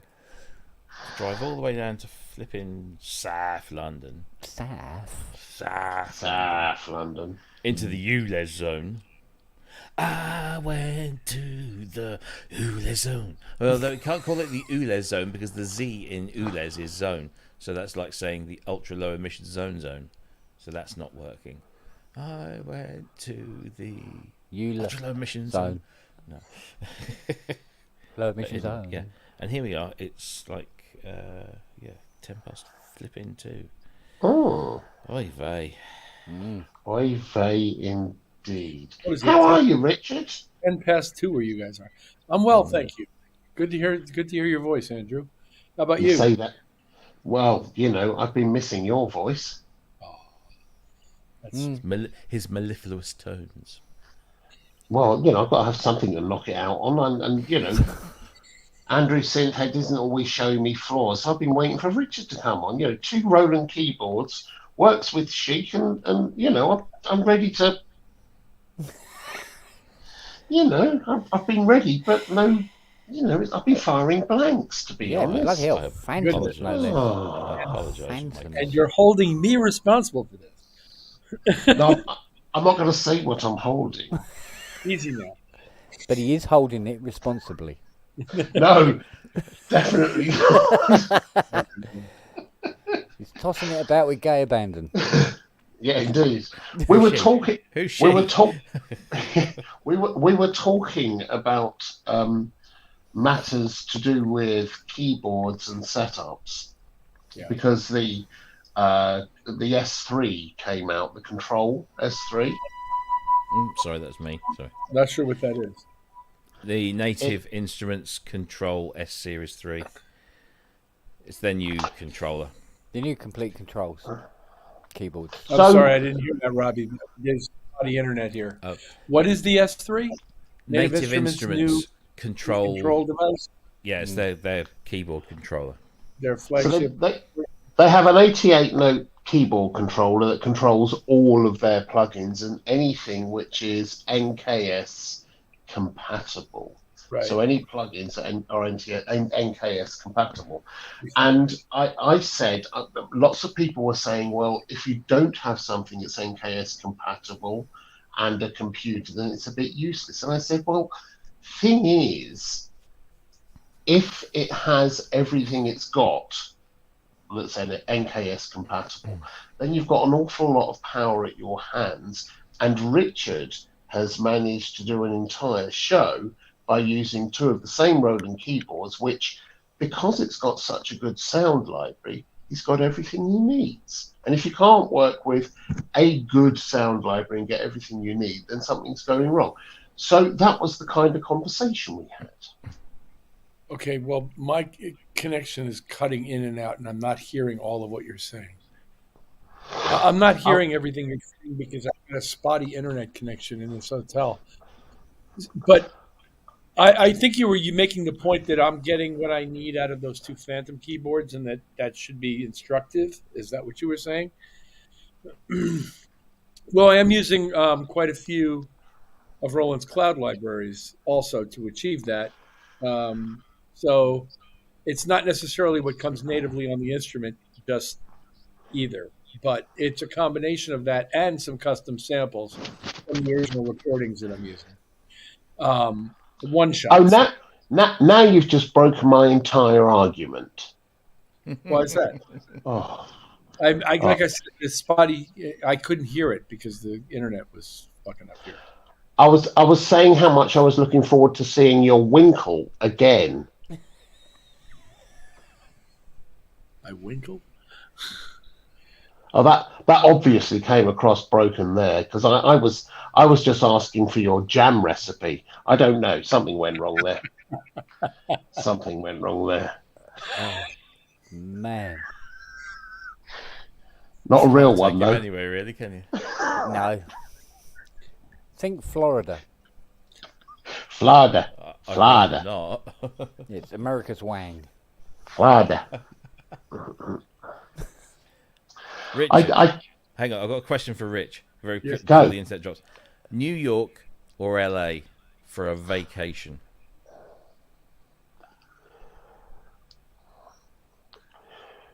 They're both great, and they're so different that you have to get down to who's going and what they like. Me and my wife. Just the 2 of you? Yeah. Well, how much time have you spent a lot of time in the States? Which one? I have. Yeah, you probably. I've never been to New York. I've been to LA frequently, and I love it. There's your answer. Yeah, you pretty much answered your own question. yeah, but I love LA. Yeah, but you've been 3 times. You'll love LA next time you go there. But yeah. If you don't get to New York, you won't get to New York. So. Okay. Or you could go to San Francisco and drive the one all the way up the northwest coast to Vancouver. Oh, no, I've done it the other way.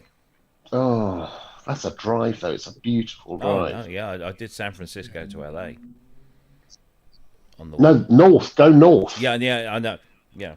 I actually did a little bit because but last time I was in San Francisco, I drove to Muir Woods and then drove a little bit up and then looked at my watch and had to come back down again. But okay. Which lung was that, Kent? Sorry? Which lung was that? No, I've got this bloody tickle. It's been driving me mental for about 5 hours now. That's what I was saying to Richard. I was saying tickle, not winkle. Tickle. Ah. There you go. As opposed to having a winkle in your throat. It's a good thing you showed. Or in the exhaust pipe. Yeah. Told you, read the handbook. Read the handbook. Yeah, read the handbook. Definitely read the handbook. How's it been going, Richard? What's been going on? Any wonderfully, gloriously silly stories? Silly stories. I'm at a loss. I'm a little, spacey today, but I'm at a loss for a good silly story. Except that touring's been great. I've been loving the gear, enjoying playing it, and you've got the 88 note weighted keyboards, haven't you? Yeah. And they're good. They are really good so far. I mean, they work. They sound great. I was on about this, I don't know, 5-6 hours ago, but they sound great. Russell is using the vocoder. The vocoder sounds, I think, better than any vocoder I've ever heard. I mean, the clarity coming off of this vocoder sound he's using is just insane. And just as a workstation keyboard, I've never seen anything like it. With the hosting of the soft synths and the panel controls for the synth editing and the ability to use those 16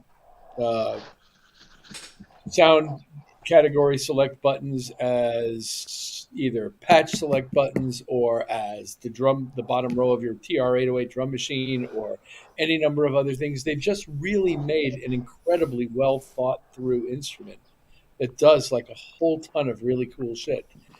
And I have never seen a workstation keyboard that can do all the things this thing can do.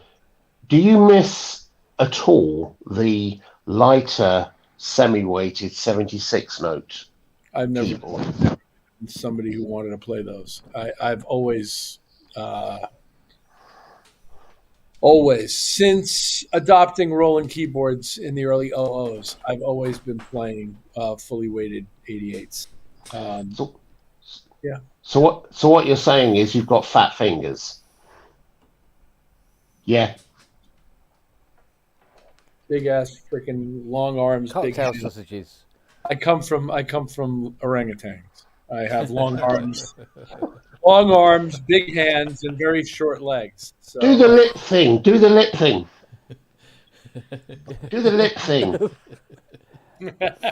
That's what I want to see. A penchant for trees.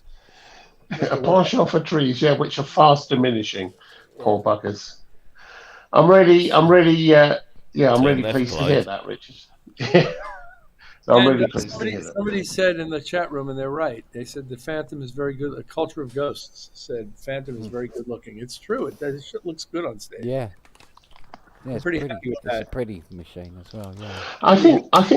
I think it doesn't matter what your particular instrument is if you're happy that it can deliver all the sounds you want. I know some people that swear by the Kurzweils, but you've gone for the Roland thing, and I think your choice for what you do and the sounds you have, it's just worked. I mean, it's worked really, and as long as you're happy, that's a really good thing. Well, a potentially interesting side note to that, because I agree with everything you just said, is that I had to really readapt everything I'm playing to this instrument. It responds very differently to the instruments that I was playing before, and I'm not interested in making it respond like the instruments I was playing before because it's more expressive than those instruments are. So what I needed to do was recalibrate the way I was playing the show to match the way this instrument behaves. Which is what you do with acoustic instruments anyway. Every time you sit down to a different piano, you adapt some aspect of what you're doing to what this piano is doing. And I kind of feel that way about the Phantom. And it's become a really enjoyable process of relearning to play the show on these new keyboards with these new sounds. It's really fun and gratifying for me. And rediscovering what you can do with the expressivity of those keys. Yeah, how I can use dynamics in more subtle ways to try to increase the momentum of the way the string parts affect the show and things like that. So string parts, you see, strings. I love strings. I play a lot of strings. I play a lot of string parts in Chic. So do I. But I play them better than you because I put in all the wrong notes. Oh, okay, very good. We'll have to have a seminar together on that. You'll win. I'm not trying to win. But I'll have better hair. Well, there's no question about that, but that's sort of the same dunk, isn't it? Yeah, but you're kind of starting off with an advantage there, really. Am I allowed to bring a cap? Yeah. What do you think, Robbie? I have no input on this at all. You've got an AM1X, though. You could take us all on and beat us hollow with your AM1X. I could, but I'm not gonna. The thing does sound surprising. Very, very good. I shouldn't say surprisingly, but it sounds really good. Yeah, it did, didn't it? I must admit. I'm very impressed. I'm very happy with my Very purchase. present, very almost Japanese sound to it. Very present, high frequency, forward kind of filtery thing going on there. I liked it. Yes. You'd hate one. I'd hate one? Yeah, you'd hate one. Would I? Yeah. And that high pretty forward.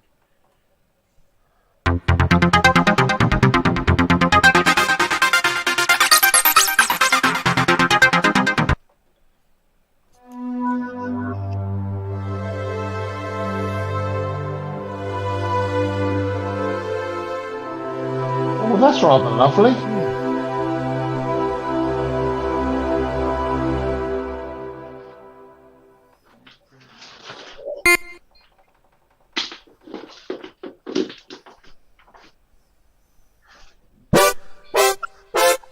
Please. Oh no. Please. Get out of my shop. Please. Get out of my shop, will you?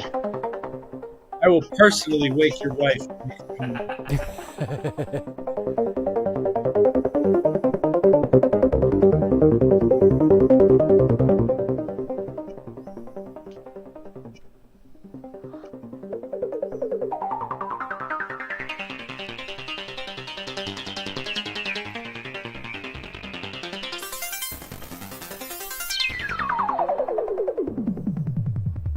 Oh, another Vangelis fan.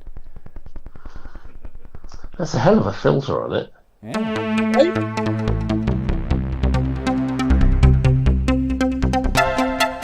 Really nice fluffy filter.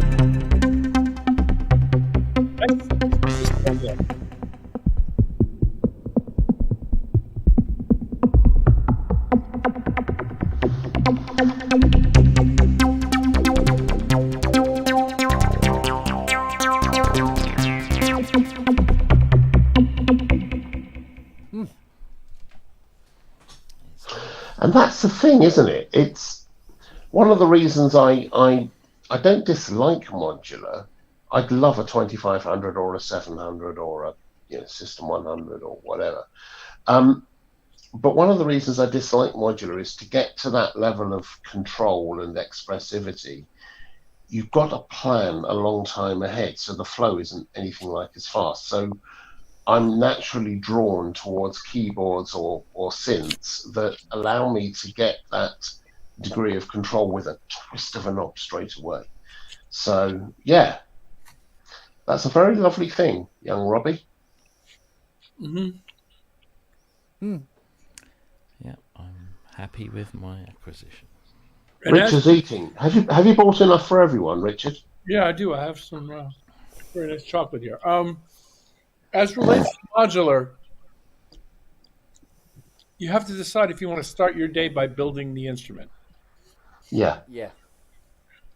You know, or would you rather take an instrument that's been built and start making music with it right away? So you have that choice, and either option is valid. But it's like starting off the directions to the local deli by teaching somebody how to walk. Well, no, it's more like teaching someone the way to the local deli by first of all teaching them how to grow the pigs, how to bring pigs together or bring whatever's, chickens and grow them, and then create all the basic ingredients before you start. So, and I get that, but I could get lost in modular. It helps if your modular is already normalized. It does. That's where the 2600 and or even the 2500 to a certain extent comes in. One thing that is nice about that process is that during the course of building the instrument, the music that comes out of the thing you're building starts to influence the way you're going to go musically. Yeah. Which is kind of cool because there's a sort of an unpredictability to that. And that's kind of interesting. But there's other instruments that give you the same kind of bang for the buck. But it's just another way to do it. It's just another way of doing it. It's whether or not you want to spend time. I mean, I tend to spend, a bit like yourself, Richard, actually. I spend time before I start playing essentially planning out a palette of sounds I'm going to use or I'm going to start with. And then I'll start fine-tuning those and honing them down once I know what everything else is. And I'll put in some new sounds and do whatever. But I always start out with a palette of sounds that I know I can work with. And it gives me my sonic palette, as it were. I've done that, yeah. That's fun. That's useful. And it can save some time. Other times you listen to it all and you go, all right, well, that's all cool, but none of it is what I need right here. Yeah. I was just thinking that as I said it. But also, particularly as starting points, that can be really useful because you may not have a musical starting point, but if you have an oral starting point, that can sort of push you in a different direction, in some kind of musical direction that becomes interesting. Yes. So like that. I like doing... I don't tend to do patch programming that much, but I like collecting sounds and putting together palettes of things that I can start from as creative sandbox, A, B, or C, and then move forward from there and try to create a piece of music out of what that is. I think that's why I like something like the Novation Supernova 2, because it's got lots and lots and lots of knobs and submenus and things that I can dig into, but everything is pretty much exposed on the surface, so I can get to stuff straight away. And I can with that or the DX5, I can start with an initial patch and start building from scratch, and I know I'm going to get somewhere. Good. Well, the fact that you know you're going to get somewhere is just as valuable as what exactly it is you're using to get that. Because that feeling of knowing that you're going to be productive within this environment is probably more important than what the environment is. Well, that's like Robbie with the Yamaha stuff and the DXs. You kind of know where you could start off with an initial patch on any sort of DX, any FM synth, and you're going to get there, aren't you? Maybe not. You're going to have fun though. Well, yeah. And that's That's one of the things I like about FM is that I start off with the best intentions, and then usually end up somewhere else. But that's a cool thing. Fiona's like that in supermarkets. Can come anywhere. Sorry. No, but that's also the same for you, Ken, with the CS80, because the CS80, to be perfectly honest, unless you put in the aftertouch and the polyphonic and all the mod things on the performances, it's actually a fairly bland instrument. But as soon as you add in all those performance controls and articulations, it becomes, and whack a load of reverb over it, it becomes an astonishing instrument rather than just a synth, right? Absolutely. But yeah, I mean, you could say that about just about any instrument, really. Most of them don't have that performance, though, to the same degree. Yeah, I suppose so. Yeah, but yeah, I mean, but it depends. I mean, I know people who own 80s, that I've restored for them, and they don't even use the poly aftertouch. Although it's there, but it's a function they don't bother using it. They play them as very much note on, note off. But it's not just that; it's all the other sliders and things that allow you to switch between the two banks, add brilliance, put in ring mod, use the patch controller. It's an instrument that encourages exploration of performance. Yes. Yeah. I mean that's what really separated the CS from everything else that was going on, because of these performance controls that weren't readily available on other instruments at the time. And I've often wondered why they didn't put the ribbon controller on the DX1 when they had on the 80. Well, maybe they thought that was done and dusted. Move on. Got pitch wheel, mate. Because like a lot of these companies are always looking for something new. It wasn't about whether it was going to be better or worse. It was just, can it be new? And pitch wheels were really hotting up at that time anyway. So everything had to have a pitch wheel in some form or other. Because up until then, most pitch wheels were horizontal and not vertical. Or pressure. Pressure, yeah. PPC ones, they were awful.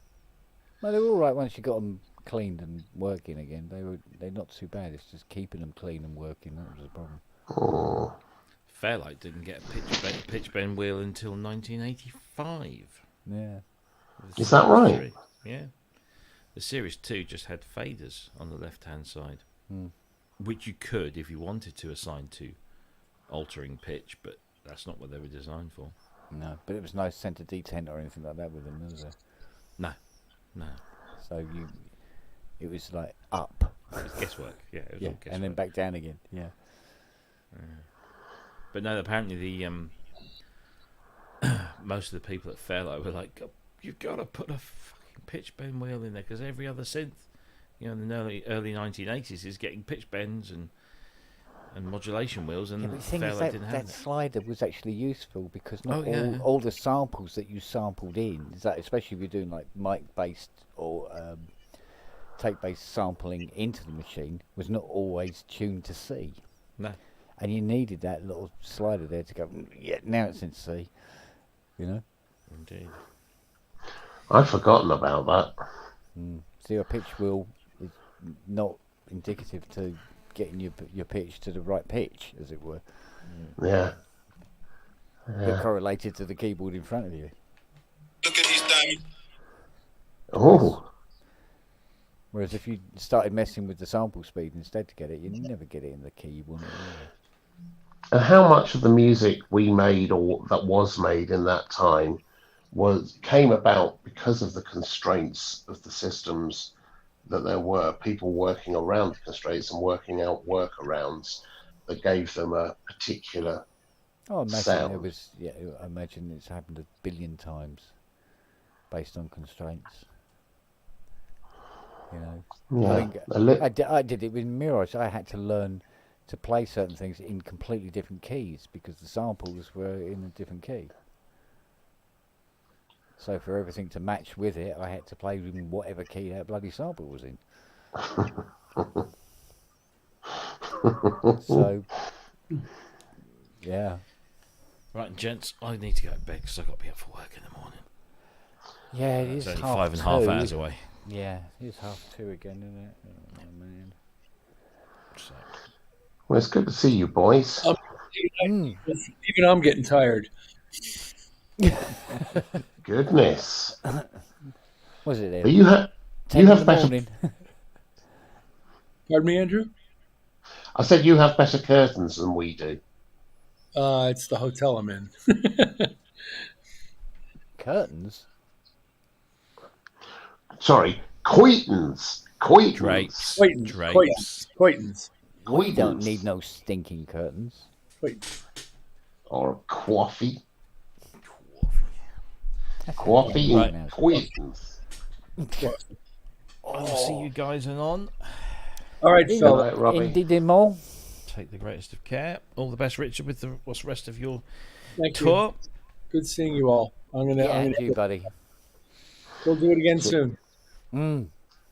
It was good to come in and wrap this up.